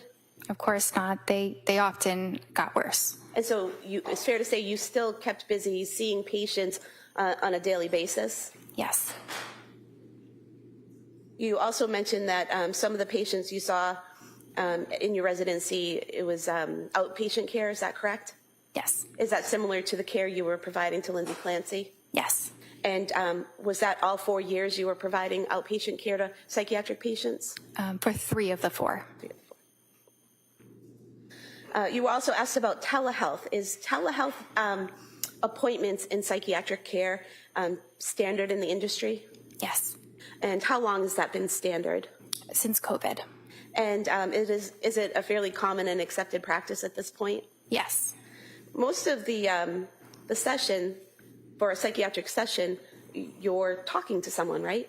yes. Does looking at someone through a computer screen somehow inhibit how you hear the answers? No, it does not. Or inhibit the way you ask your questions? No. And defense counsel asked you about, not being able to see below the waist someone's shaking or moving, but if someone's sitting and they're bouncing, can you see it elsewhere? Can you see other movement? Yeah, sometimes it can reverberate in different parts of the body. You were also asked about the Edinburgh scale. You said you don't use it, right? Yes. You said you use the PHQ-9. Why do you use that instead of the Edinburgh scale? It's not my choice. That's the practice at Astor of what we use. And the PHQ-9, what does that look for? It assesses various symptoms of depression. And postpartum depression, are there questions on the PHQ-9 that look for the signs and symptoms of postpartum depression? Not specifically postpartum depression, but the symptoms of postpartum depression are symptoms of depression that occur during postpartum. It's the same symptoms. So the PHQ-9 is asking the patient questions that would reveal whether or not they might be depressed, but not whether or not they just had a baby. Correct. And then with your interaction with the patient, you're able to know whether or not they are in the postpartum phase. Yes. And so would it be fair to say that you take the PHQ-9 plus the information you learn from the patient, put it together and come up with a diagnosis? Yes. When you take a history from a patient, you were asked about taking history from Ms. Clancy. How important is it that the patient give you accurate information? It's very important. And why is that? Well, that information is being used to make treatment decisions, and a lot of things can be assessed. The things that I described before. That's very helpful, but we can't see what someone else's thoughts exactly are. So the person does have to tell them to us. And would you agree that people in the medical field, such as nurses, are acutely aware of the necessity of an accurate medical history and symptom presentation? Yes. You mentioned that the defendant was able to advocate for herself. In what ways did she show you that? In scheduling her own appointments, in presenting herself to the emergency room when things were really not going well, in communicating her concerns to myself, and sharing about a lot of detailed information about all of the different medications, doses, times they were tried, what the reactions were, all of that information. If a patient is clearly advocating for themselves and can communicate in that way, would you typically reach out to family and friends to let them know, hi, I'm her psychiatrist and I'd like to talk to you about her treatment? No, in fact, we don't have HIPAA permission to do that. Now, you mentioned, or you were asked about therapy in your sessions. Do you keep a recording or a transcript of everything you say in your therapy sessions? No. Is your therapy conversation or what you say to a patient the same for every patient? No. Is it a script or a conversation?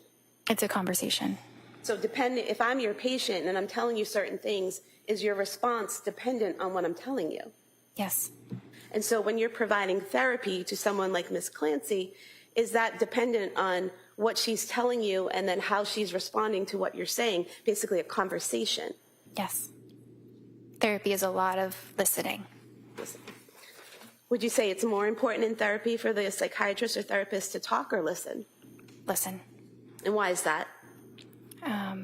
Because that's how you really understand what a person is feeling. Now, is it accurate to state that in every one of your sessions with Ms. Clancy, you told her about individual therapy and encouraged her to attend individual therapy?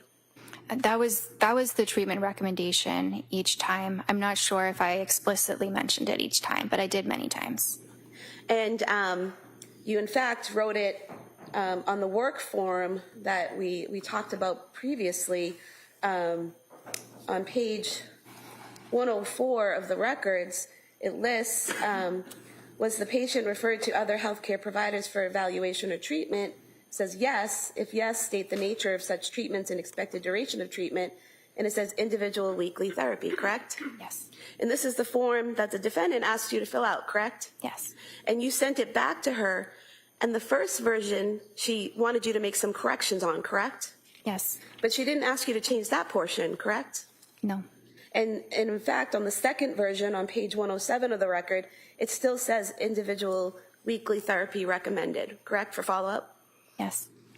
Would it be accurate to state that the defendant only saw Jennifer McAllister twice the entire time that she was with your practice for therapy?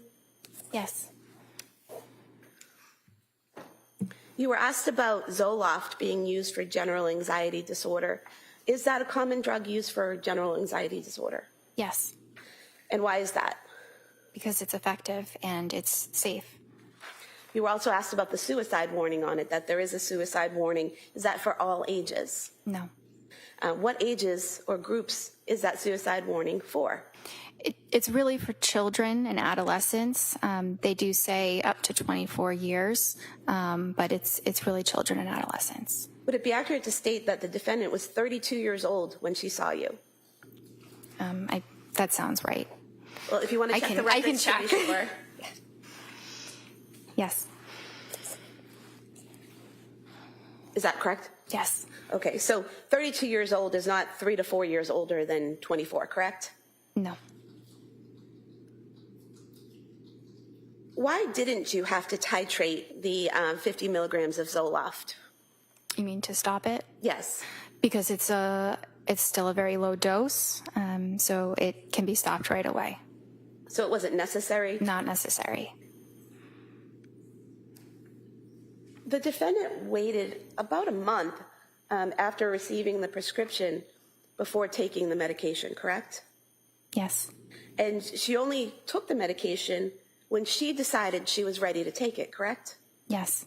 So she was taking in the information you gave her, correct? Yes. She was making her own decisions, correct? Yes. She was not forced to, correct? Yes. She actually had an appointment in between when you first prescribed it and when she started taking it, where she was still discussing with you whether or not she wanted to take it. Is that correct? Yes. Is that part of the advocating for herself that you were talking about? Yes. Is that part of the medical sophistication that she possessed that you were talking about? Yes. Your Honor, at some point, in light of the fact this is direct, I have to object. Sure, yeah, if you could just not ask the leading question. Sure. I want to direct your attention to the September 12th, 2022 form that the defendant filled out. On page 16 of the record, we have different page numbers, We right? do, but if you just tell me what you're looking at, I can find it. The past psychiatric history.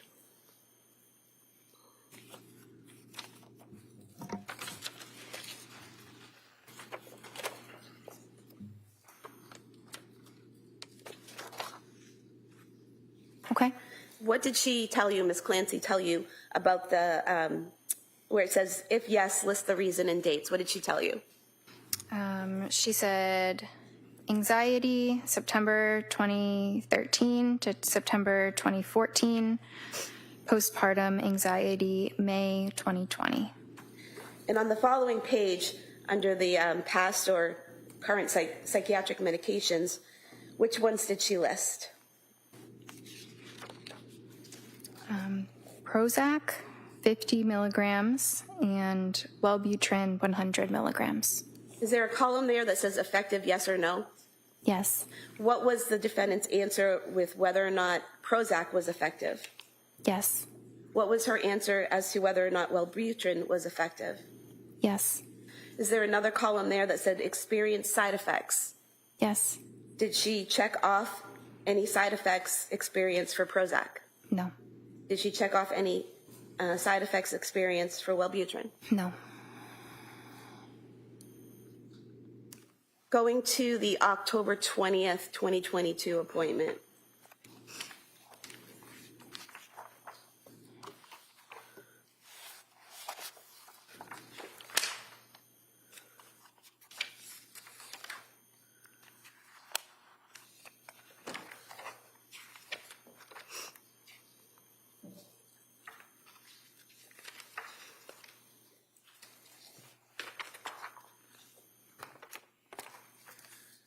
You were asked about this on cross-examination, about documenting side effects in your notes. Did you document the side effects that the defendant reported from the Zoloft on October 20th, 2022? Yes. And what did you document? Well, I checked the box for GI, but I also talked about the side effects in the interval history. And so what does GI mean? Gastrointestinal. So would that mean stomach issues? Yeah. And what did you put in your notes? Couldn't sleep, insomnia, worse on increased dose, doesn't want to eat, diarrhea, food really unappealing, was more depressed on it, crying all day, yesterday, not normal, mental fog, terrified to start something new. And so you did document the side effects that she reported to you, correct? Yes. You also documented in the interval history, paranoid of getting suicidal thoughts. Was that the defendant's phrasing? Yes. And is there a difference between someone being worried about having suicidal thoughts and someone actually having suicidal thoughts? Yes. And what's the difference in terms of how a psychiatrist sees it? So that's the difference between what a patient might answer and then what the psychiatrist actually assesses. So say a patient might say they're having suicidal thoughts, but when they describe them, they're not actual suicidal thoughts. They're fears of suicidal thoughts.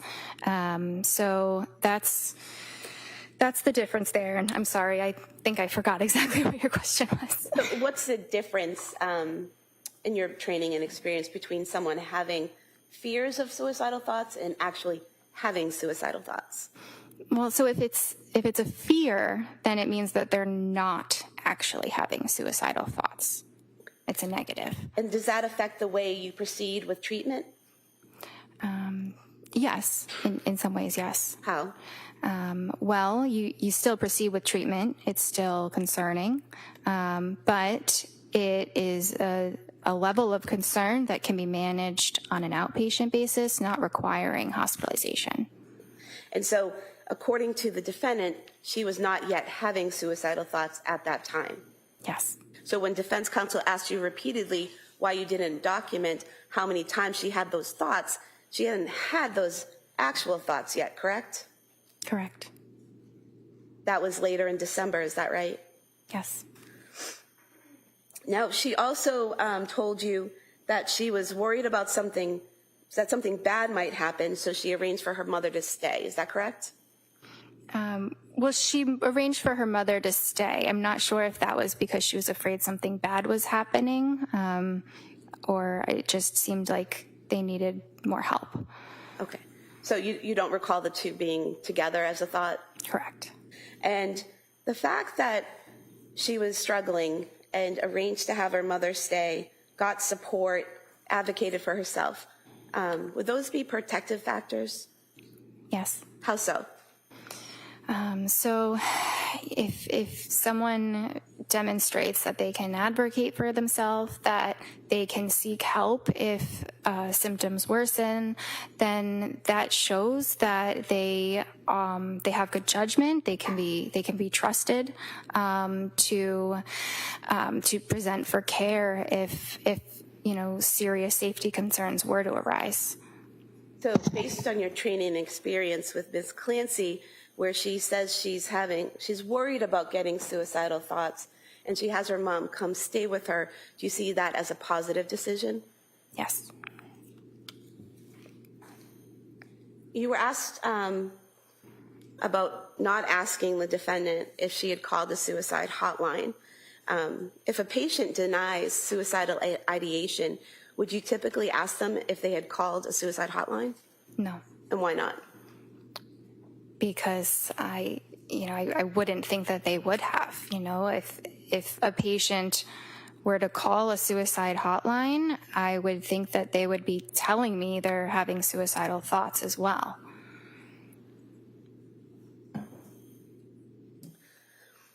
You were asked about prescribing hydroxyzine, Ativan, and Buspar. Did you tell the defendant how to take those medications? Yes.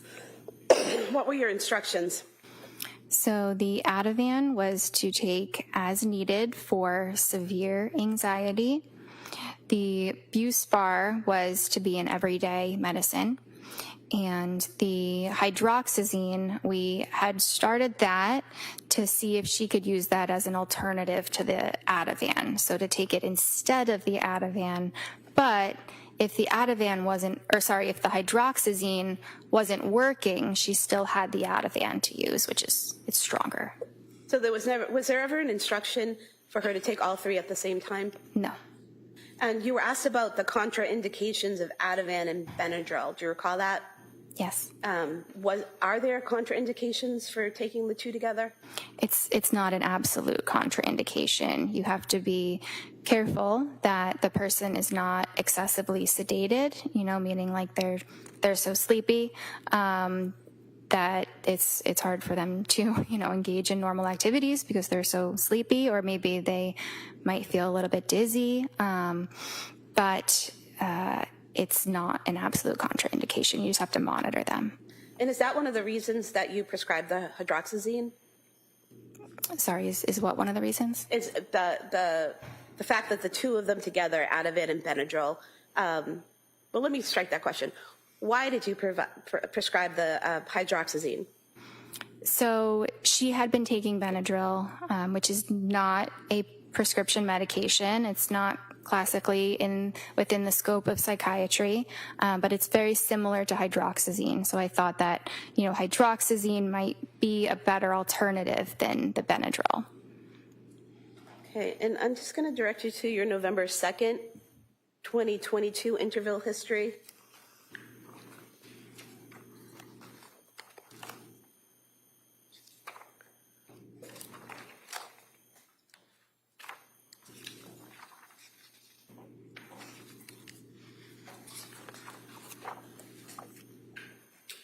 Now, would it be fair to say that on the November 2nd date, the defendant reported she was fine all day, evenings, bedtime, get anxious, Ativan helps, sleeping great on it, afraid to try something else, but knows it's not a long-term solution? Is that correct? Yes. And what part of that did the defendant tell you was not a long-term solution? Taking the Ativan. And why is that? Because it was indicated for short-term use only. The people can struggle more with dependence if they're taking it for a very long period of time. And was there a plan developed based on that concern? Yes, there was. What was the plan? To reduce the dose by 0.25 milligrams every 2 weeks until she was off it. So the defendant was able to express to you a concern she had about the medication, you had a conversation about it, and you addressed that with her and came up with a plan. Is that right? Yes. She also told you that day that she was in therapy and exercising daily, correct? Yes. Did the defendant ever tell you that she went to the South Shore Hospital Emergency Department on November 16th, 2022? I don't recall that. Did she tell you that they had prescribed trazodone to her at that time? I don't recall that. Did she ever tell you that she was trying some alternative methods like weed gummies? No. Do you have any way of knowing these things if the patient doesn't tell you? No. Now, on December 1st, 2022, defense asked you about that date. That's the date that she, again, said she had the fear of thoughts of suicide. Is that correct? Yes. Up until that point, had she consistently denied suicidal ideation or intent or a plan? Yes. Had she consistently denied homicidal ideation, intent, or a plan? Yes. What's the difference? Let me ask you this. When you talk to a patient, do you ask them, do you have suicidal ideation? Not usually. What do you, Not in that way. how do you get that information from them? What types of questions do you ask? It depends how the course of the conversation is going. I might ask if they're having thoughts of hurting themselves, if they, sometimes wish that they weren't alive. It can be a lot of different words, and sometimes I use, the patient's own words, but things like that. And is there a difference between having thoughts of suicide versus having the intent and a plan to do it? Yes. And are there different types of treatment or things that you would do if someone has intent or plan to do it? Yes, that would generally require hospitalization. And so if Ms. Clancy had told you she had thoughts of hurting herself, or actually, if she told you that she had a plan to hurt herself or a plan to hurt her children, would you have moved to commit her? Yes. And that would be a Section 12? Yes.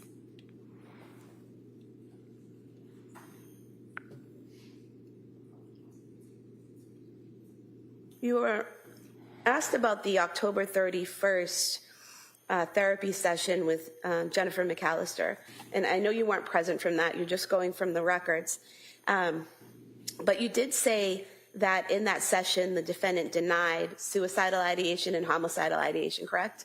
Yeah, that's what's documented. Would there be any reason, based on your training and experience, to do that further suicidal intent assessment? No. Why not?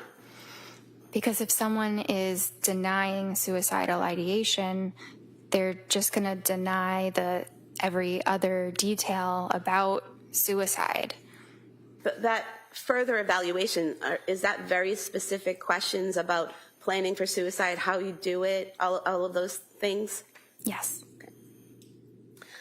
Okay. You were also asked about evaluating the defendant for bipolar, and you said that she, based on your conversations with her, there were no signs of mania, correct? Correct. What are the types of questions you ask a patient to determine if they've experienced an episode of mania? Well, a lot of it is what I can see in the session. I might also ask about some of those symptoms, like decreased need for sleep, or racing thoughts, or increased risk-taking activities. But even if they're reporting those things, I would have to really see it for myself to diagnose that. And what would you see physically? So I might see that the person is talking very fast, and it's almost impossible to interrupt their rate of speech. And it might also be very loud. They might be hyperactive, not able to sit still. They might be yelling and jumping from one thought to another without any linear connection between the thoughts. They might, I guess that's probably what I would observe in terms of behaviors. Did you observe any of those behaviors with Lindsay Clancy? No, it was the opposite. What do you mean it was the opposite? So, the opposite of euphoria is dysphoria or depression. The opposite of hyperactivity is tiredness and fatigue. So, in a way, it was the opposite of mania that I observed. And in terms of the questions you asked about her past behavior, were any of the answers that she gave indicative of mania? No. You were asked about discussing Seroquel with the defendant, even though you weren't the prescriber. Why did you discuss that medication with her? Because the patient was asking about it, and her husband was also asking me about it. They really wanted my opinions about it. It wasn't necessarily that I was prompting this line of conversation. And what did you tell them about it? Well, I shared that it has very good evidence for treating depression, and I may have shared that Seroquel does different things at different doses, right? So sometimes people are concerned that it is called an antipsychotic, but it actually doesn't function as an antipsychotic until you get up to really high doses, like 800 milligrams. So in low doses, it's more of a sleep medicine or an antidepressant. So I think that I explained that to them, and it's obviously a very important part of it. But they were also concerned about that causing the depression that she was experiencing. So we talked a bit about how you would tell. You know, it can be hard to tell whether a medicine is causing that or it's just occurring because of depression. What did you tell them in terms of how to tell? That it's really based on the timing. If you were to notice a significant decline after starting or increasing the medication. And prior to Ms. Clancy taking the Seroquel, had you noticed signs of depression in her? Yes. And after she was off of the Seroquel in January, did you see signs of depression in her? Yes. So that was completely off of Seroquel, both before and after, still showing signs of depression? Yes. During January, the defendant told you she had trouble getting out of bed? Is there a specific visit? I think it was right after she got out of the hospital. Maybe your first or second visit with her.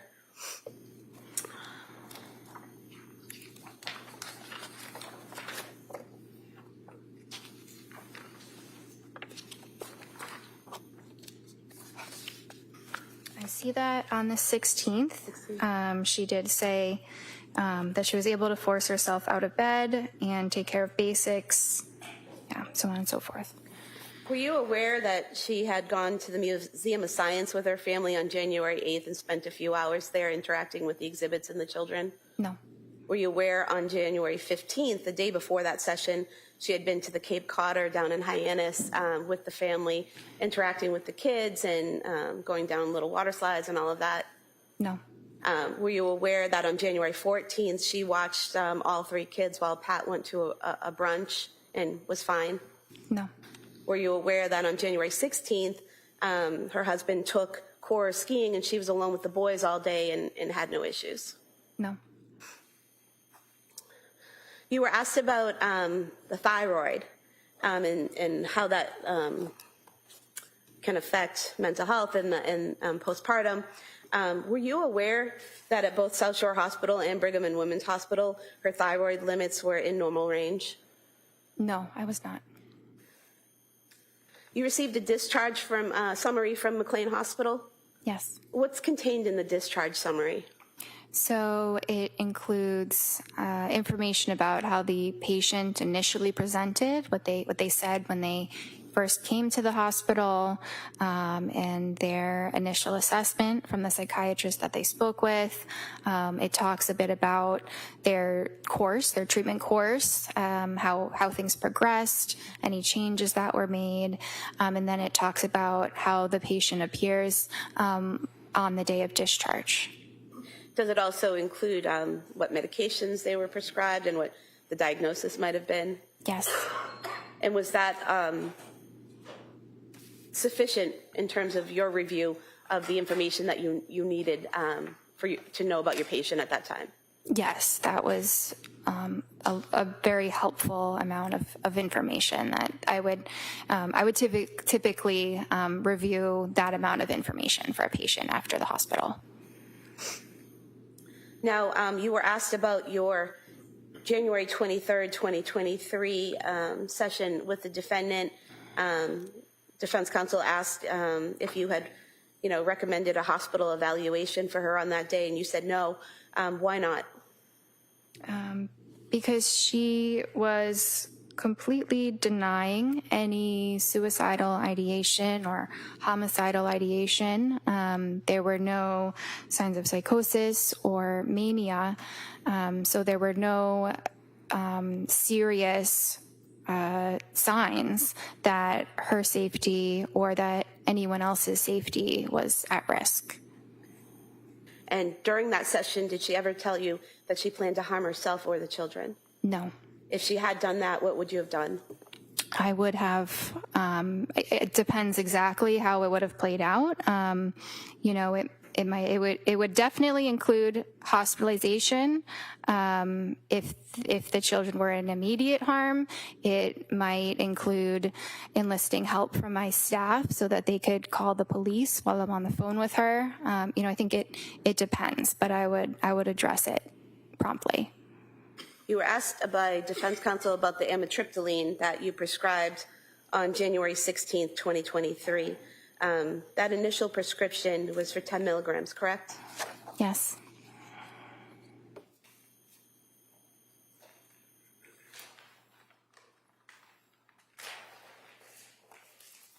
Explain the bottle from exhibit 155 of amitriptyline. Would you agree with me that this shows that the prescription was filled on that same day, January 16th, 2023? Yes. And out of this pill bottle here, there were 30 pills in this prescription, correct? Yes. And there are 8 pills missing from this bottle. So filled on January 16th, 17th, 18th, 19th, 20th, 21st, 22nd, 23rd would be 8 days, correct? Mm-hmm. And on the 23rd is when you said she could raise it to 20 milligrams? Yes. So if there are only 8 pills missing, she never took that additional dose, correct? That's what I would think based on what you just said. So the amitriptyline, increasing it from 10 milligrams to 20 milligrams, wouldn't have pushed her over the edge, correct? Well, if she didn't take 20 milligrams, then that's correct.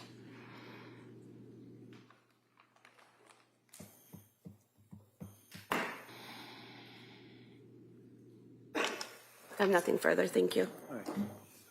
Then recross. Briefly.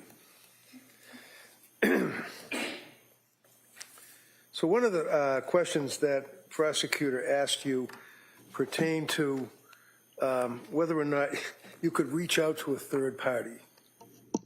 You recall that question, like mother, father, husband? Yes.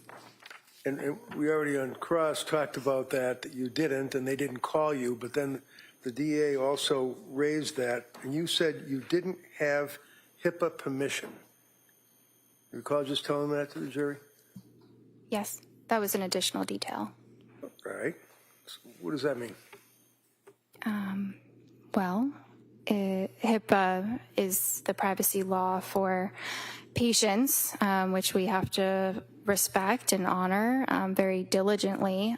So we are not allowed to talk about a patient's treatment to anyone. We're not even allowed to say that they are a patient at our clinic unless they were to waive those HIPAA rights.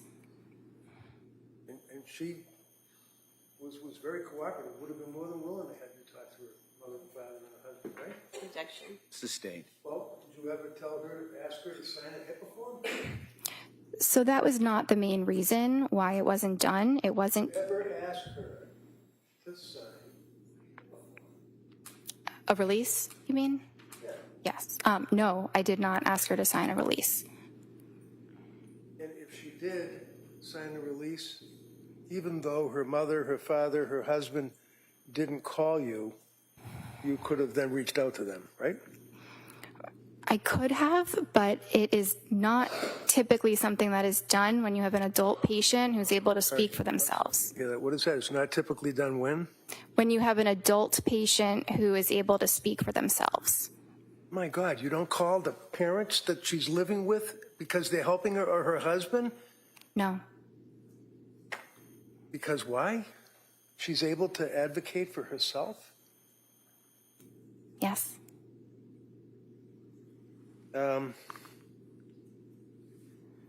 Prosecutor yet again raises the issue of the marijuana. You recall that question? Yes.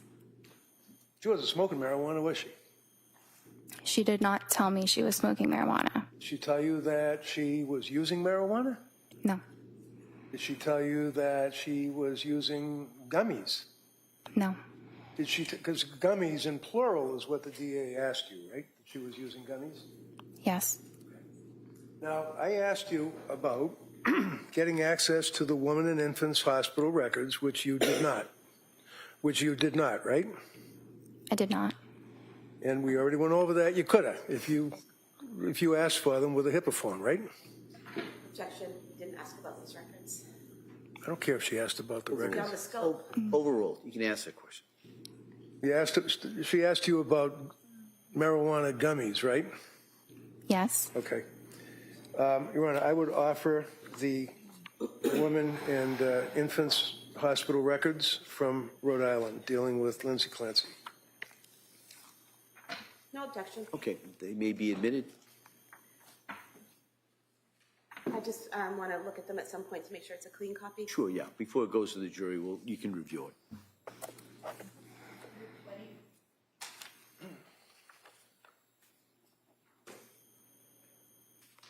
And it's important for a patient to be forthright when asked questions by their provider, right? Yes. And you always, in your opinion, found her to be forthright, right? Yes. If I could approach you with Exhibit 220, excuse me, and see the second paragraph, it begins in the middle of November. Could you read that for a sentence? In the middle of November, she tried taking a marijuana edible to help her sleep, which caused her to have increased anxiety and palpitations. So, the records, if you had obtained them, you would have seen that it was not marijuana, it was not gummies, plural. It was one gummy that she tried, and it didn't work out, right? Based on what I just read, yes.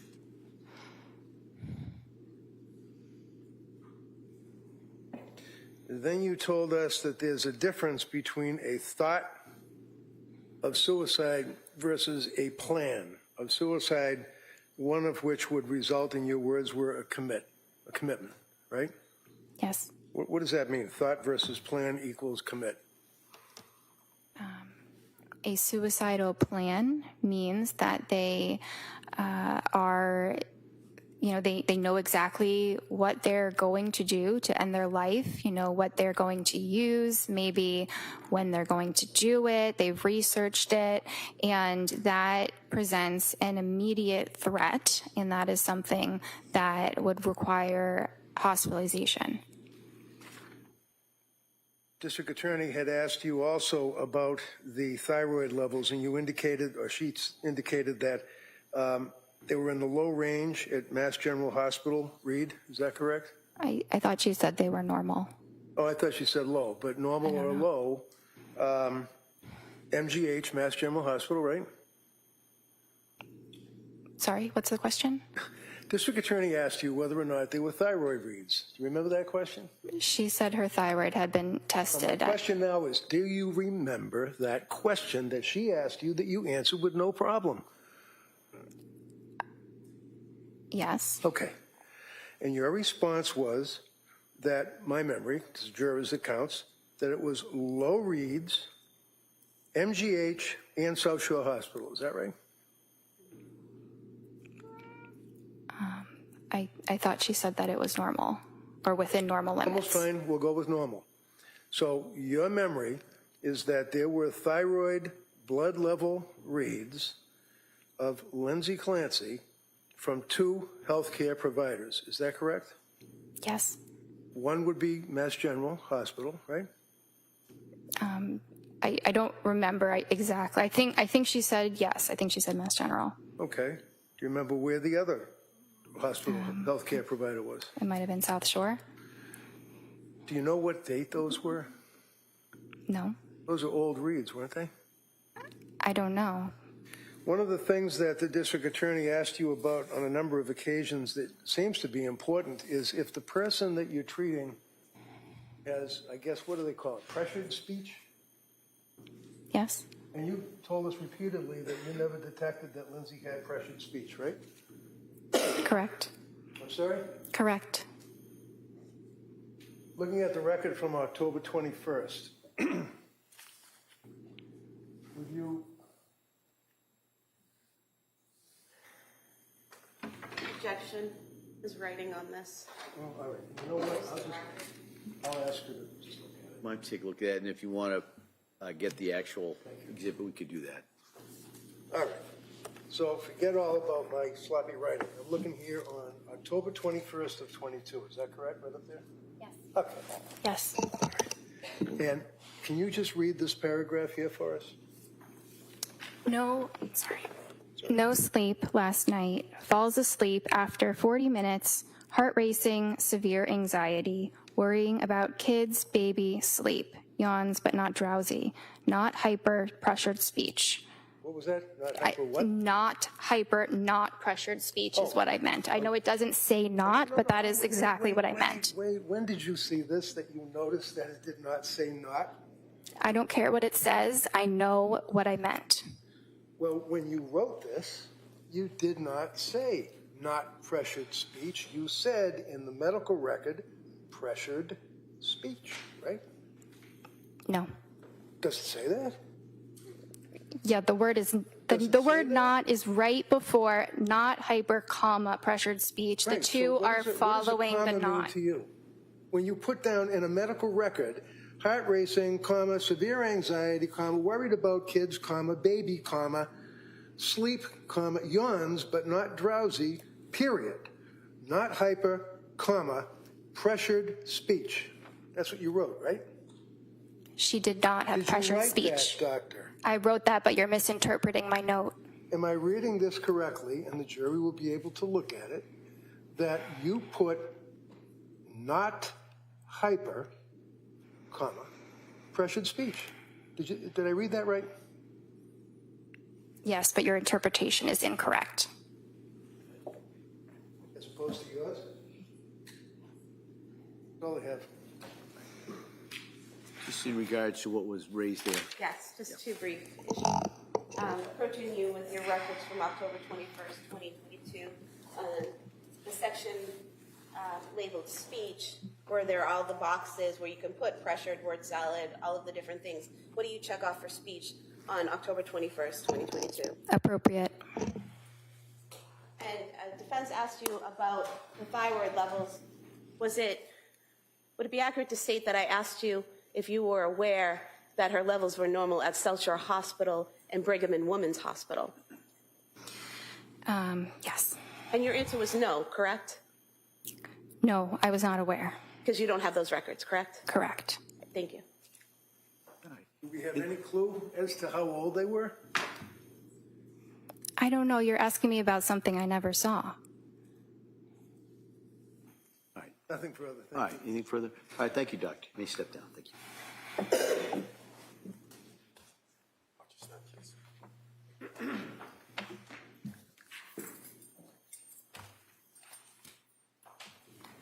Your Honor, the Commonwealth would move to submit the certified copy of the Spalding rehabilitation records. No objection, that's by agreement. Okay. By agreement of counsel, the Spalding records will be introduced. Exhibit 221.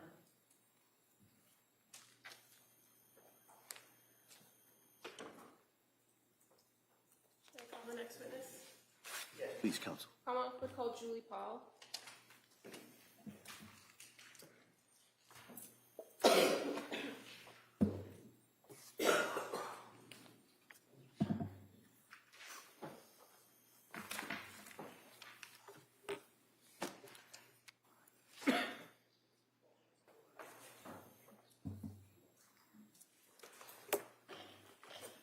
Good afternoon. Stop right there, raise your right hand for the clerk. Good afternoon. Do you solemnly swear that the testimony and the evidence you should give to the court and the jury in the matter now having reached the Commonwealth and the defense is operating to the Constitution of the Thank you. You may have a seat. Watch yourself, please. All right. Good afternoon. Good afternoon. All right. Yes, Attorney Buckingham, please. Thank you. Good afternoon. Good afternoon. Could you please tell the jury your first and last name? Julie Paul. And what do you do for work? I am a psychiatric mental health nurse practitioner, board certified. And can you tell us a little bit about your educational background? Sure. I graduated in 1991 from St. Anselm College with my nursing degree, worked as a labor and delivery nurse for 17 years, and then graduated in 2006 from Frontier Nursing University with my midwifery degree. And then in 2018, I graduated from Frontier Nursing University with my psychiatric nurse practitioner degree. I also have a perinatal mental health certification from Postpartum Support International from 2018. Okay. Are you also a certified midwife? Yes, I am. And are you licensed in the state of Massachusetts to be a psychiatric nurse practitioner? Yes, I am. And what is required in order for you to become certified to be a psychiatric nurse practitioner in Massachusetts? I attended a certified program, did 2 years additional training, and then took the certification exam through the ANCC. And can you tell us a little bit about your work history, your work background? Sure. Like I said, in New Hampshire, I worked as a labor and delivery nurse before transferring to Massachusetts in 2006 to work as a certified nurse midwife. And then in 2018, I started the perinatal behavioral health program at South Shore Hospital as a psychiatric nurse practitioner. And so the perinatal behavioral health clinic, explain to us a little bit about how that came about. Sure. There's a lack of resources on the South Shore for pregnant and postpartum people with mood disorders. So I really felt compelled, because I had a couple clients that really struggled with mental health issues as a nurse midwife, and really wanted additional education and being able to prescribe for them and take care of them in a proper way. So I went back, got my Psych NP, and then worked with South Shore Hospital to establish the program. And where was the program actually located? It was located right in Weymouth, Massachusetts. And you said you worked with the South Shore Hospital? Correct. So the clinic is tied to South Shore Hospital in the South Shore Health System? Yes, it is. Now, when did you start that program specifically? When was it up and running? 2018 is when I started, in October of 2018. Okay.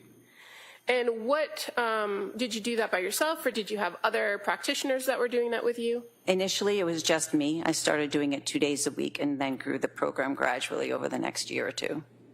And what makes up this program other than you? So at the time, when it was just me, I just saw patients 2 days a week, and then gradually built up to 5 days a week. And we included a therapist in the team, 2 additional prescribers. We also worked with women with substance use disorders as well, so we had additional support that way. And then when the building grew, we also had the Bridge Clinic on the other side, and then we were on the other side of that program. And what's the Bridge Clinic? The Bridge Clinic works with people with substance use disorders. And all of this is kind of under that umbrella of what's classified as South Shore Behavioral Health, correct? That's correct. Now, as the clinic grew, did your role there change? I'm sorry, can you repeat that? As the clinic grew to what you described as having additional therapists and other prescribers on staff, did your role there change at all? I became the director of the program. And as director of the program, did you still see patients? Yes, I did. And was that at the same level as it had before, or did it decrease because of your administrative roles? It actually increased because I increased my hours to 5 days a week. I did have a little bit of administrative time. Okay. And can you tell us a little bit about how the clinic would work for a woman who is coming in either during the birth period or prior to birth and after birth? What kinds of things would they be offered at the clinic? So I'd receive a referral, and then the client would come in. We would do a 90-minute intake. When they left, when it was just me, I was using outside therapists, that sort of thing. But as the program grew, we had moms groups run by doulas. We had therapists that we brought in, that was brought in from Aspire, but part of our program embedded within our program. And I brought in 2 additional prescribers as well as nursing staff. And when you talk about people as prescribers and your role as a psychiatric nurse practitioner who could prescribe, what were you offering to patients as part of this clinic as a prescriber? We were offering the proper medication for anxiety, depression, mood disorders, really any psychiatric disorder that came in, mostly for pregnant and postpartum people up to 2 years postpartum. We also offered therapy focused on sleep hygiene, really looked at the whole person, not just medication management. And fair to say that the medication is one piece and the therapy is another piece, and this is part of a team approach that you had at the clinic. That's to correct. Address all these resources for patients. That's correct. So while you, as the psychiatric nurse practitioner, might have been a prescriber, you were you also engaged in the therapy or psychotherapy? I would do supportive therapy, but I'm not a therapist. I mainly am responsible for assessing, diagnosing, prescribing, but I also really understand the importance of sleep, nutrition, and exercise. And so, being that you had a history of working as a midwife and working as a nurse in labor and delivery, do you have a lot of experience with moms or women who are in that postpartum period? Yes. And how about your experiences with diagnosing and prescribing for women in that period? Do you have experience in that? In the labor and delivery realm, as a nurse midwife, yes, I diagnosed like labor and that sort of thing, and even depression, anxiety, not to the extent of higher acuity psychiatric conditions, but as a psychiatric nurse practitioner, I did. Okay.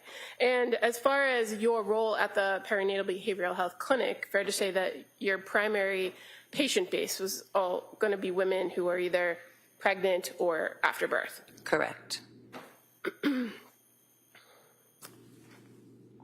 And a part of this team approach at the clinic, is it also to work on developing a treatment plan for patients when they come in? Correct. And so what encompasses a treatment plan generally? Generally, if it were a situation where we were referring them for therapy, then we would work with the therapist to kind of bring in the client to figure out what their needs are, and then really stress whatever. The therapist works on certain aspects of the therapy that we kind of work together, but not in tandem, kind of. We talk, but not to the extent we each are in our own disciplines. Okay. And as far as the resources that the clinic had available to you, is it fair to say that there are certain types of therapy, for instance, cognitive behavioral therapy or dialectic behavioral therapy, that are not necessarily encompassed with the social workers that you work with at the clinic?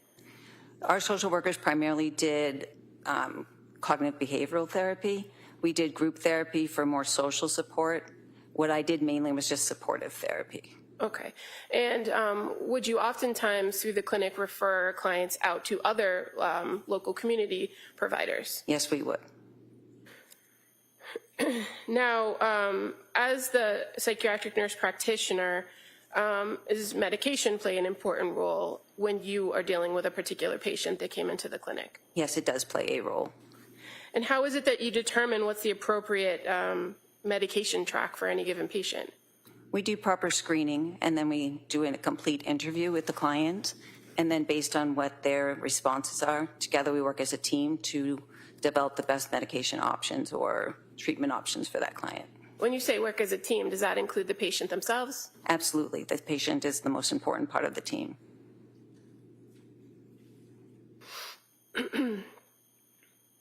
And in your training and experience working with postpartum women, what is the acceptable period to determine postpartum? Anywhere within the first year. Did you know a nurse, or do you know a nurse named Susan Clancy? I do. How do you know her? I worked with her off and on throughout my years as a nurse midwife. And what's the nature of your relationship with her, other than the working with her? Essentially, we just worked together. When we did births together, we worked well as a team. Okay. And do you know where she worked? She worked at Telstra Hospital. On November 20th of 2022, did you have a conversation, or did you get a call from Sue Clancy? I did. She was referred to me through Nanette Landry, another midwife that I work with. Okay. And so as a result of the phone call that you had with her, did you get in contact with a woman by the name of Lindsay Clancy? Yes, I did. Was that the same day or a different day? It was the same day. And your contact with Lindsay Clancy, was it by phone or virtual or in person? It was by phone. And so what was the purpose of calling Lindsay Clancy? I just wanted to get her side of what had been going on with her history. Sue had alluded that she was struggling in the postpartum period, so I wanted to know exactly what she was struggling with to see if she'd be a good candidate for our program. So did you initiate the call to Lindsay Clancy? With the permission, I asked Sue Clancy if Lindsay had given permission, and she said she had. Okay.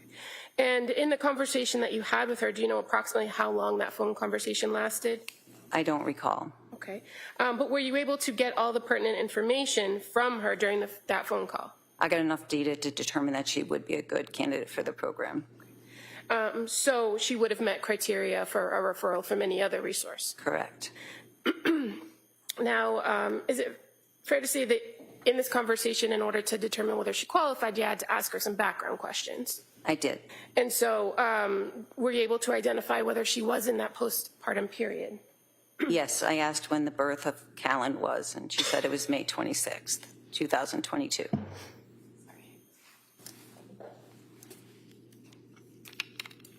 And so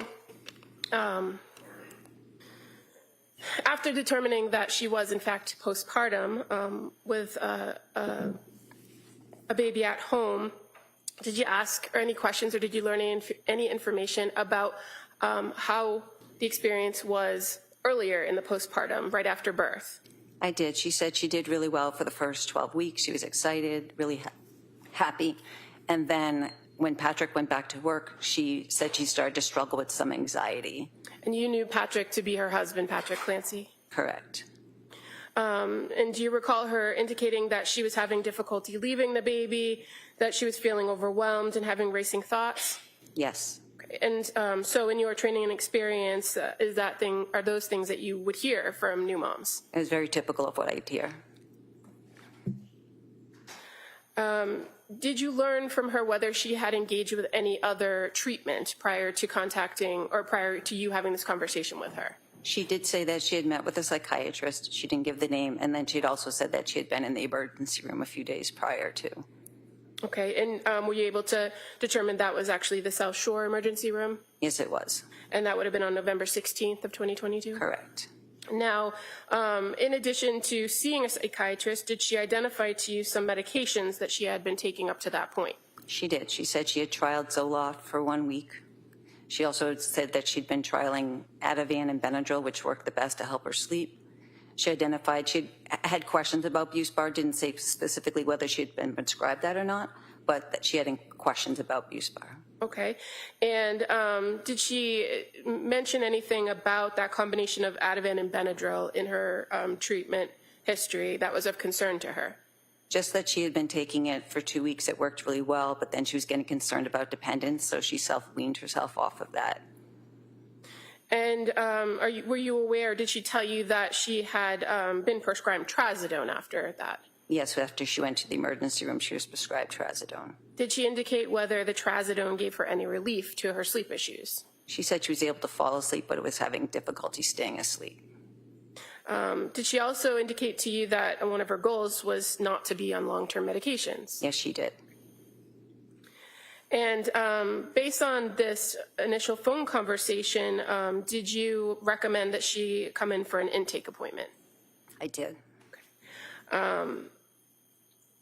How about the immediate need for sleep? Did you address that with her in the phone I just encouraged her to take the medication that she already had on hand, that if the Benadryl and the Ativan were working, she should take that to help her sleep that night. And we talked the next morning about different options.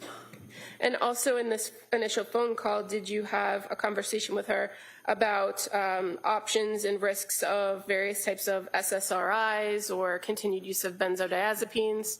Yes, we reviewed that being on SSRI most of the time is preferable than being on benzodiazepines for long periods of time, especially to address her concern about addiction or dependency on the medication. Okay. And is this kind of a normal conversation you would have with somebody to screen them and determine whether the clinic, the South Shore Perinatal Clinic, was an appropriate fit? Yes, it's more to establish rapport and get a basic understanding and make sure that she was safe. Okay. And she did indicate that she was safe. And so that's kind of my follow-up to that. So in the course of that phone call, you were able to communicate with her, correct? Correct. And what she was telling you about her reported history, did that seem to make sense to you? Yes, it did. And did you identify, or were you addressing or assessing during the whole course of this conversation whether there was any immediate safety risk or need for her? Yes, I was. And did you find that there was any? There was no immediate need. Now, as a result of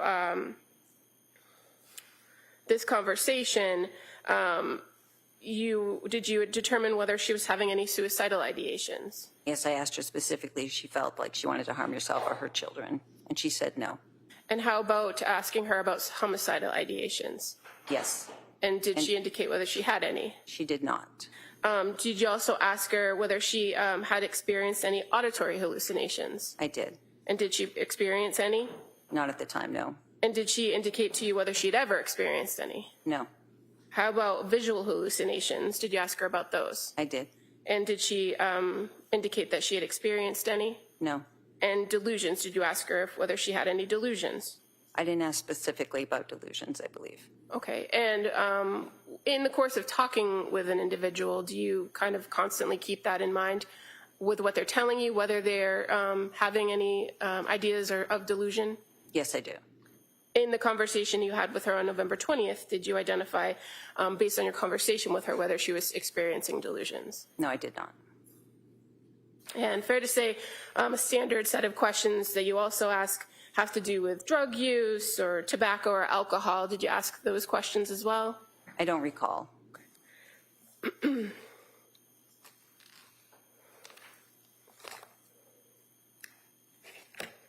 If I were to show you your note, would that refresh your memory?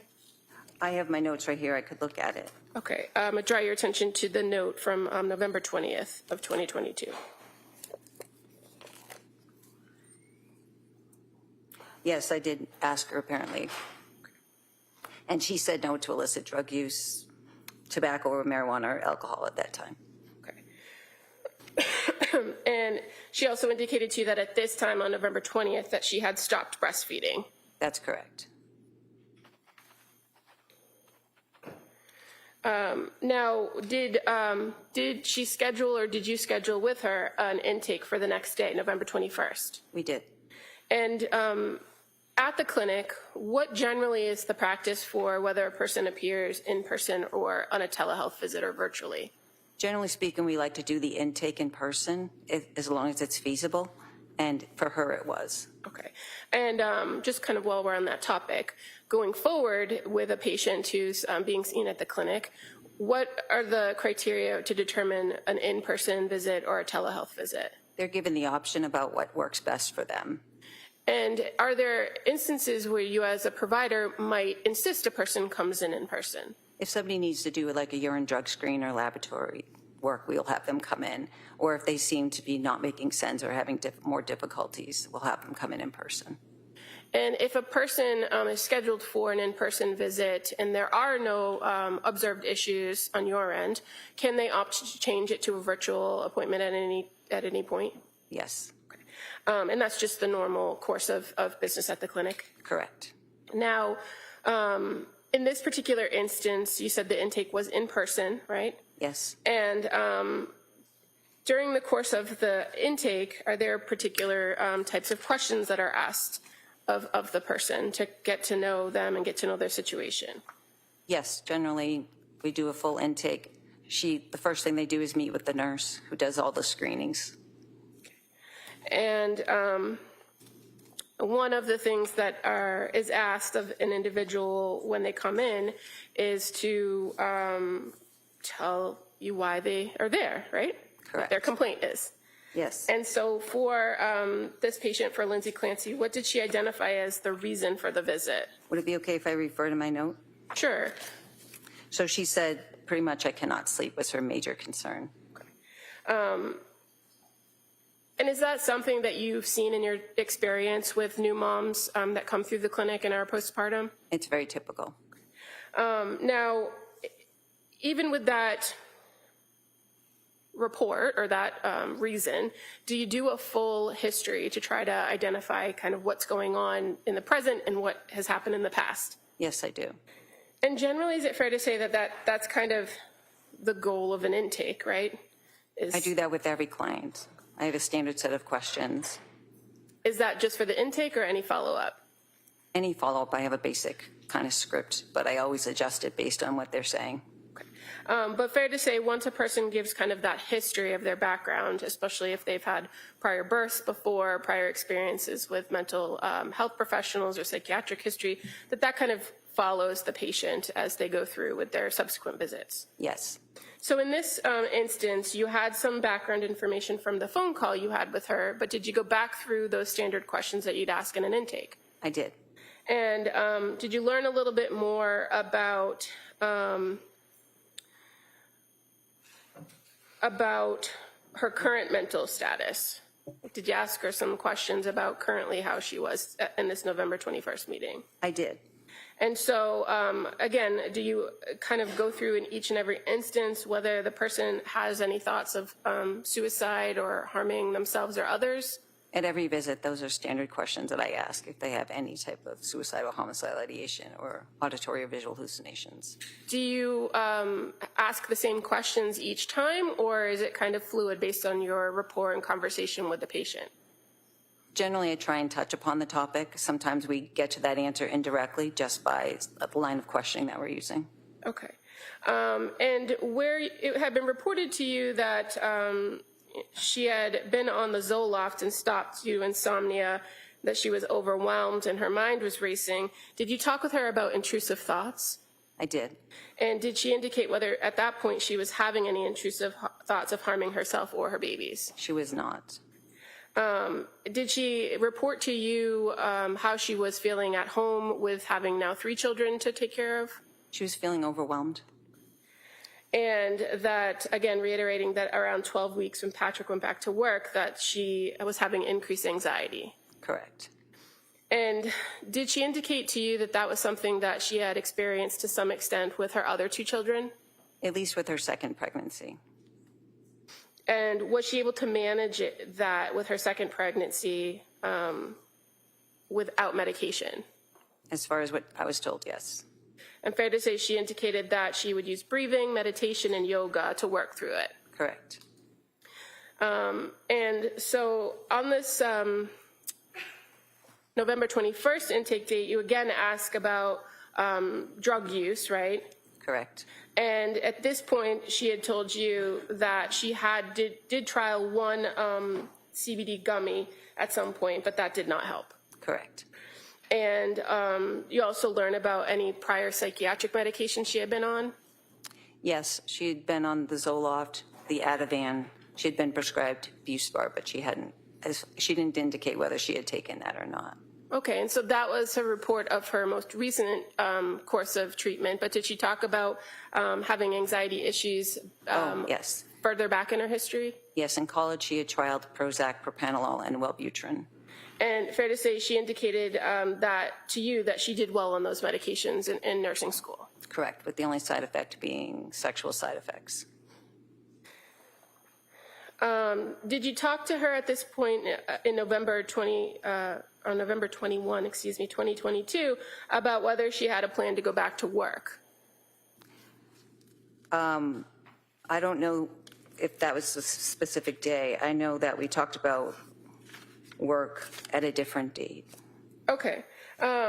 If you have your note in front of you, I'd just draw your attention to maybe the last paragraph of the history of present illness. Oh, I'm sorry. And you're talking about the day of the intake? Yes, sorry. Sorry, I thought you said the 22nd.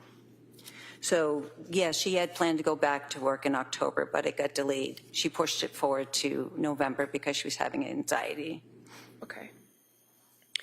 And during the course of this intake, again, you did those same mental status screens for any concerns, right? Correct. Did you know any in this face-to-face in-person meeting with her? No, she was goal-directed, linear. She was a great historian, actively participated in the care plan. And as far as some of the screenings that you do during these visits, for a person who is in that postpartum period, are there any specific screenings that you do? Yes, we do the Edinburgh Postnatal Depression Scale. We did the GAD, which is the Generalized Anxiety Depression Scale. We did the Mood Disorders Questionnaire Scale, the Colombian Suicidal Scale, as well as the 5 Ps, which assesses for substance use disorders in pregnancy and postpartum. And so as far as in each one of those screens, what did you find as it pertained to this particular patient? She was significantly high in the GAD-7, which is for generalized anxiety. She scored 21 out of 21, which is, they're just screening, so it's not diagnostic, but it did indicate that she was experiencing extreme anxiety or so. And then with the Edinburgh postnatal depression scale, she scored a 23 out of 30. But the one that I look for the most in that scale is number 10, and she was negative, and that's for suicidality. Okay. And so why is it that you look at that one in particular, or why do you consider that most? Because that shows significant depression, especially if they have thoughts of harming themselves. Is it fair to say that that Edinburgh scale, it also could fluctuate with postpartum mom depending on their situation? Yes. And the other screens that you performed, did you identify whether there was any substance use issues? No, there wasn't. Now, once you were able to kind of gather all this information from her and do these screenings, were you able to come up with an assessment and a plan for how to help her? Yes, And what was going to be the plan with Ms. Clancy? So we had discussed starting Prozac. Okay. And is that, or why Prozac? Why start there? Because she'd had a history of being successful on it in the past, and that's a good indicator that instead of trialing multiple medications, to start with the ones that actually work. So I gave her 10 milligrams for the first 4 days to make sure there were no adverse reactions, and then I was going to increase her to 20 milligrams if she tolerated that well. Okay. And what about some of the medications that she had already, that she was already on, the Ativan and Benadryl and the Trazodone? Did you have a plan for those? I did. So I encouraged her to take the Ativan. So when Prozac can sometimes be very activating, it can make the anxiety worse before it gets better when you first start it. So I wanted to pair it with the Ativan just in the beginning, just to help her be more comfortable with the anxiety and to make sure that it didn't interfere with her sleep. And as far as Prozac goes, what class of medication is it? It's an SSRI, a selective serotonin reuptake inhibitor. Is it commonly prescribed to treat people with depression? Yes, it is a first-line treatment. You said first-line treatment? Correct. And the idea of pairing a particular medication like an SSRI with another medication, is that a fairly common practice with psychiatric medications? Yes. As far as you mentioned that sometimes symptoms could get worse before they get better. Is that also common with SSRIs? Yes, it is. Does it take a while for a medication to get into a person's system and stabilize them? Generally, side effects are the first week or two, but to get to a therapeutic level, it's about 4 to 6 weeks. And was this something that you discussed with her about the timetable it would take to reach a therapeutic level? Yes. And when we say therapeutic level, what's the goal of reaching therapeutic level? Is remission in symptoms. People start to feel better then, right? Correct. Now, even though you were advising that she continue with the Ativan and she had told you that she had concerns about continuing with the benzodiazepine, did you indicate that there would be a plan to taper that or reduce that? Yes, once the activating symptoms went away, then we would look at reducing that and moving away from the Ativan and moving more towards like a Buspar. Okay. And as far as talking about that plan and what the risks and benefits of that plan were, did she appear to understand and engage in conversation with you about that? Yes, she verbally understood and said that she understood the instructions. Did she ask the appropriate questions or follow up? Yes, she did. And as far as kind of overall what the plan was moving forward, was medication the only recommendation that you were making, or did you have other recommendations for her? No, I set her up with talk therapy with Letitia Dukes as well. Sorry, when you say talk therapy, what do you mean by that? So coming in and actually doing cognitive behavioral therapy with a clinician, someone who is trained in this. Okay. And so you mentioned Letitia Dukes. Correct. She was the clinician in our program at the time. And when you make this recommendation and this intake visit, do you work with the patient to schedule something before they leave, or is it up to them to schedule the time with the social worker? It was set up with her before she left, I believe. Okay. And you're aware that the first scheduled appointment with Letitia was for December 2nd? Correct. I believe because it was a holiday week that week. Okay. Now, this time that you were with Ms. Clancy during this initial intake, fair to say it was approximately 60 minutes? Yeah, she spent 30 minutes with my nurse and 60 minutes with myself. So she was there for an hour and a half. And is that normal time period that you allot for people coming in for intakes? Yes. And as far as follow-up with you as the clinician and prescriber, was there a plan set for when she was going to return?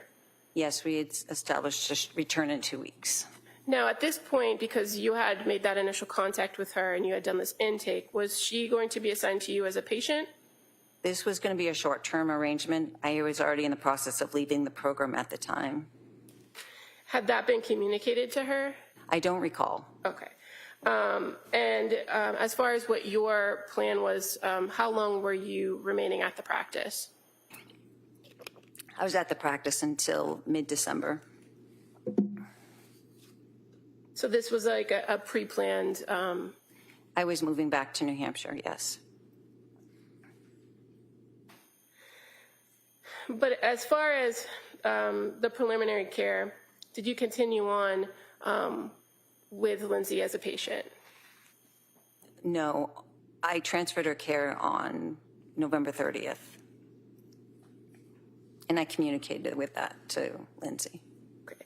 So as far as after the intake, she was provided with that December 2nd intake or meeting with Letitia Dukes, the social worker. And then the next scheduled event would have been December 7th, right? For a follow-up? She had I believe, I don't recall the actual, what her next follow-up with me was. I don't recall that date, but she did have a follow-up with Rebecca Gelata. Okay. Prior to you communicating on November 30th that you were transferring her care, did you have further contact with Lindsay Clancy? Yeah, we had a few phone calls and my chart messages going back and forth. Can you just explain to the jury what the MyChart messaging system is in your practice? It's kind of a chat feature between the client. They can reach out directly to the provider. It goes right to our inbox, and we can talk back and forth between visits. And do you encourage patients when they come in and that first meeting to utilize the MyChart messaging system? I do. Often it's the quickest way to get a hold of me if they're experiencing any major issues. And fair to say it's just an easy way in between visits to communicate particular points of information or concerns or symptoms? Yes. Do you, in your practice, often use MyChart messages if you're not available to meet with the patient to make changes to their treatment plan? Occasionally, yes. Now, prior to your first MyChart message with Lindsay Clancy, did you get a text message from her on your personal phone? I don't recall. Okay.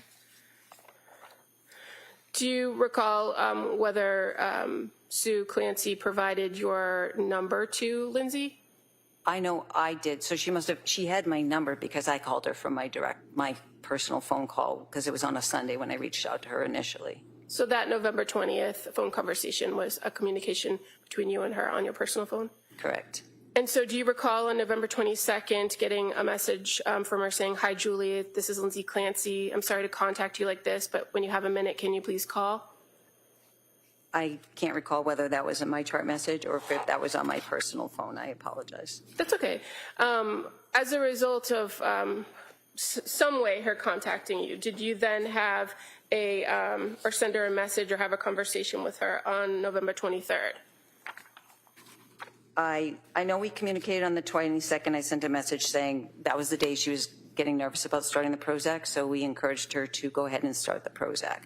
I know we communicated on the 23rd, either by phone or by MyChart message, that indicated that she had taken the medication. She had started it on the 22nd. Okay.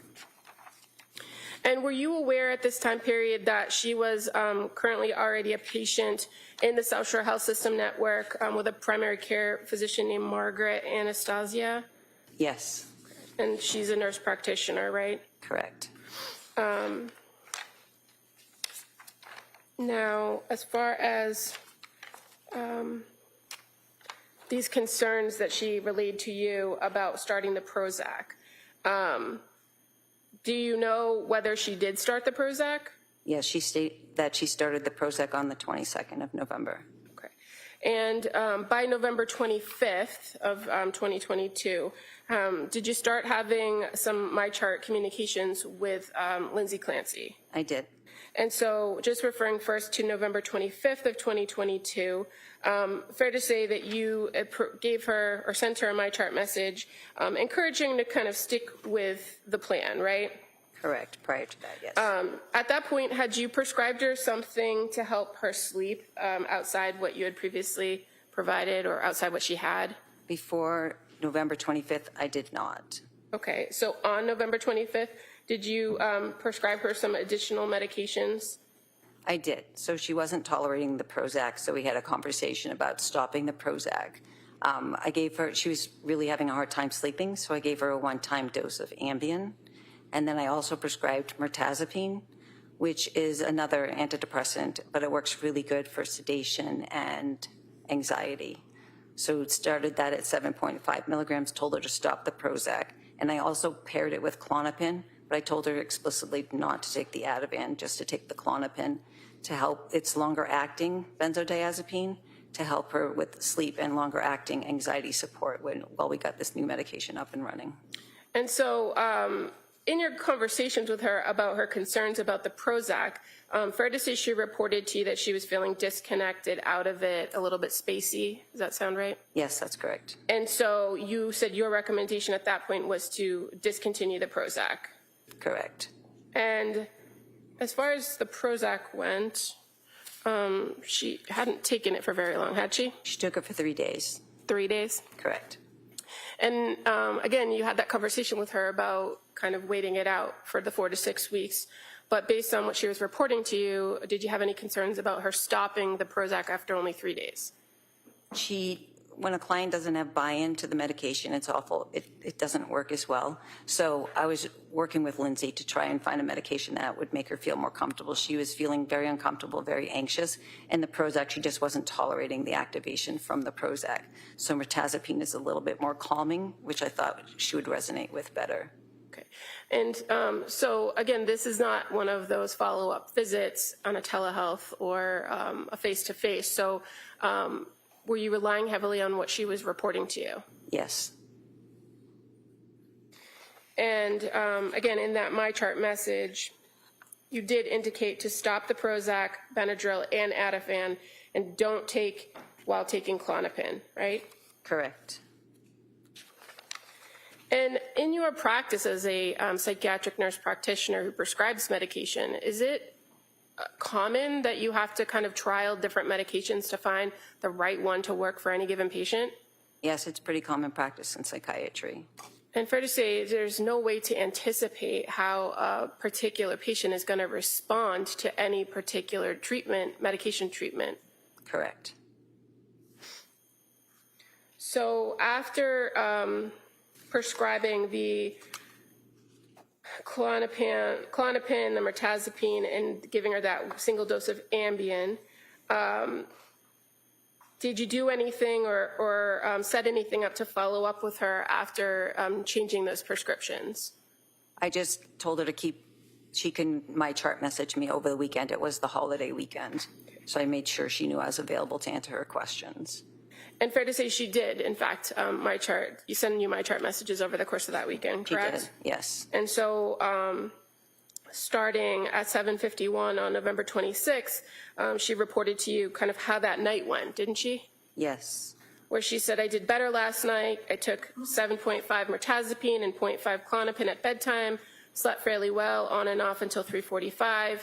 And then she asked, do you think increasing the mirtazapine will help me stay asleep longer? I can survive like this, but would be helpful to get to sleep until at least 5. Thoughts? Thank you, Lindsay. Yes. Did you respond to that message? I did. And what did you advise her to do when she asked about increasing the mirtazapine and wanting to stay asleep longer? I said she could trial the 15 milligrams. And again, is that something that is common for you to do in prescribing, that maybe you have to adjust the dosage? Yes.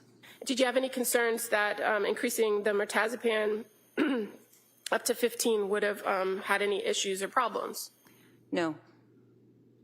And then again, on November 27th, you had a correspondence with her starting at 9:59 a.m., where she again reports to you how she did that night. Is that something you encouraged her to do, to just give you a nightly or like a follow-up the next day, check in to let you know how she was or what she was experiencing by way of symptoms? I do that with a lot of clients that are really anxious. I like to make myself available to them so that they have that reassurance. Okay. So this wasn't kind of unexpected. It wasn't out of the ordinary for me. And so on the 27th, she indicated she slept well, taking the 15 of mirtazapine and the 0.5 Klonopin, feel rested but super disconnected with myself and reality, and describes it as a scary feeling, thinking of stopping Klonopin tonight and just taking the mirtazapine. Do you recall that I do. communication? And she acknowledges that I've only taken it 2 nights, so that should be right, okay? Or, sorry, I've only taken it 2 nights, so that should be okay, right? Do you recall her asking that? She's referring to the Klonopin, and yes, she did. She was really anxious about being dependent on benzodiazepines, so I think her goal was to not be on them. And if she was going to, the disorientation might have been because of all the sedation from the mirtazapine, which is a common side effect, which is why we chose that, and she knew that. And adding the Klonopin, maybe removing that, might have helped with some of the sedative factors for it. So did you find there to be any issues with stopping the Klonopin or her deciding not to take it after 2 days? No, I did not. And in fact, you indicated and told her that should help with the disorientation, right? Yes, it might. Okay. And so that was on November 27th. And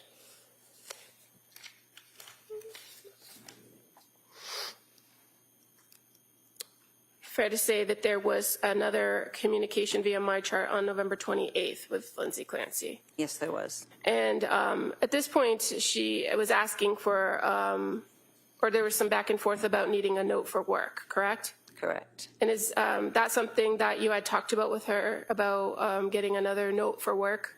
Yes, that's what I do that often. And in fact, you kind of went back and forth with her, and ultimately she said never mind, that she didn't qualify for short-term disability anymore, and she's just going to be on personal leave. Correct. So on the 28th, there was no back and forth about her taking the medicine and the effects or how she was feeling? She actually had a panic attack earlier in the day before those communications about work, and I recommended she take 0.5 of Ativan and go for a run. And I also recommended that she consider doing the partial hospitalization program at women and infants. And what was her response to the recommendation for the partial hospitalization program? At that time, she felt it wasn't going to work logistically for her or her family. Okay. And why did you recommend maybe going for a run? To get rid of some of the adrenaline from the anxiety. And running has been a really good thing for her in the past, and I thought it would help calm her down. Okay. Now on November 29th of 2022, that was the first day that she actually met with Rebecca Gelada, but you had some conversation with her, or she sent you a message, I should say, earlier in the day, correct? She sent me a message earlier in the day, and at that time I wasn't working that day, and Rebecca had an opening, so I offered the appointment with Rebecca for her. So I didn't actually communicate with her that day. Okay, but you did receive her message at 6:05 a.m., where she reported that at that point she took 15 Remeron and CBD and it only worked slightly. Correct. So how did you get from what you have told us now was the mirtazapine, or that's Remeron, right? Correct. How do we get from just the mirtazapine with not the other, without the Klonopin or without some other? The Klonopin was an as-needed medication. So I honored her choice to be able to decide whether she wanted to take that or not. Okay.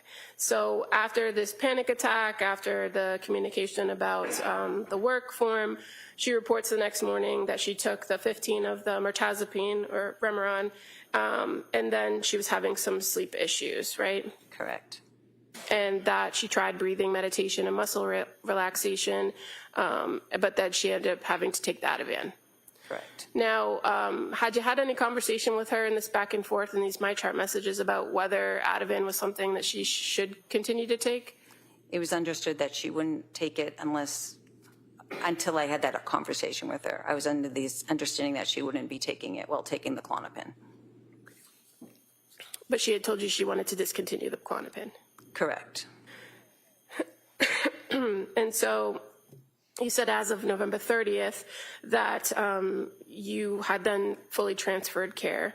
I let her know that I would be leaving the clinic, and I thought it would be best if she saw a clinician that was working 5 days a week. And Rebecca Gelada, is she a clinician that works at the clinic? Correct. And had you worked with her for quite some time? She had been in the clinic, I think, for 2 years, I believe, at the time. And you said that you had recommended on the day before, on the 29th, that she set up that meeting with Rebecca because she was available. Correct. So it just was kind of happenstance that she ended up with Rebecca, or? I was in the process of transferring all of my patients between Rebecca and our new hire, and Rebecca was an experienced clinician, so I felt she would be a better match for Lindsay. Okay. And as far as when you sent or communicated to Ms. Clancy that you were transferring her care, that was via my chart message, right? Correct. And Lindsay then responded to you, or do you recall if she responded to you? I'm sorry. He did respond to me saying thank you for the care that I provided. She appreciated it and wished me luck. Did you have any other contact with Lindsay Clancy after that point? No, I did not.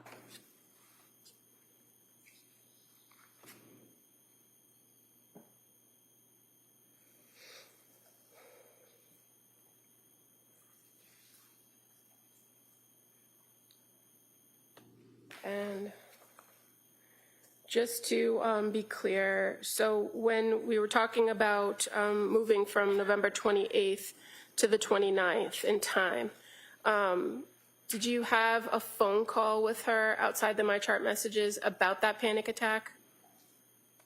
Or do you recall having entering a progress note about that? I do remember entering a progress note about that. Okay. And that's when I told her to go for the run. I made the recommendation for the PHP.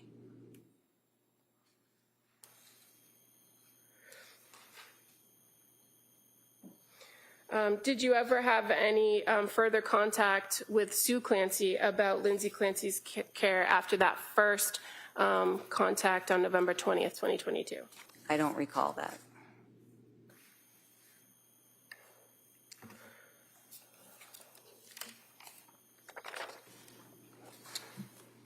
I have no further questions at this time. Counsel, can I see it? Sidebar.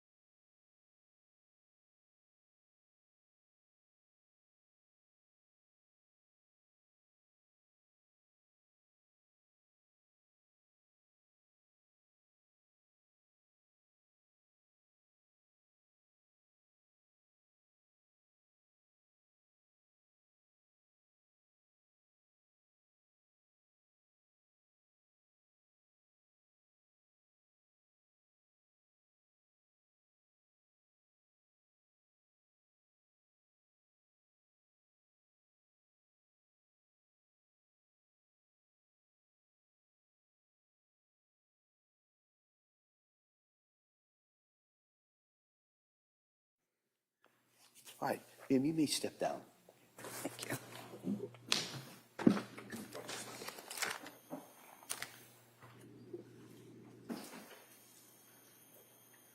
All right, well, members of the jury, just a couple minutes. So we're going to break. The Commonwealth is finished on their direct. We're going to start with the cross-examination of this witness, but we're going to start that tomorrow. All right, so we're going to break till tomorrow. Remember my instructions. Don't talk about this case. Don't read about this case, or even similar cases in regards to this. Don't read anything. Don't take any field trips. Don't do any research. You kind of know what the instructions are. I'm going to ask you those questions. We'll come in. We might start. I'd ask you to be here ready to go at 9. There may be an issue I have to talk to counsel. It might cause a little bit of a delay, but we'll try and keep that minimized. We'll get you in here tomorrow. Okay? Great. Thank you for all your work, and I hope you have a nice evening. We'll see you tomorrow. All right.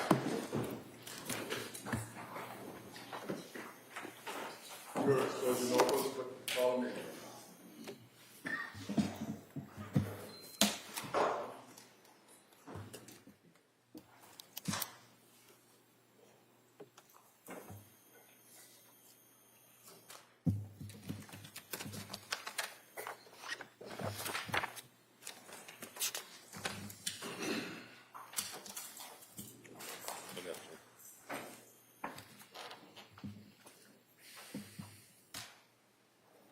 Jurors have exited the court on this court's session. Please be seated. All right. Anything else we need to address the court? Thank you. So the plan will be to start tomorrow. Before we bring the jury back in, my plan would be to address the defendant's motion for that additional witness. We could maybe do that first thing, and then after we argue that, go right back into the presentation evidence. All right. All right. Thank you, everyone. Thank you. Court, all rise.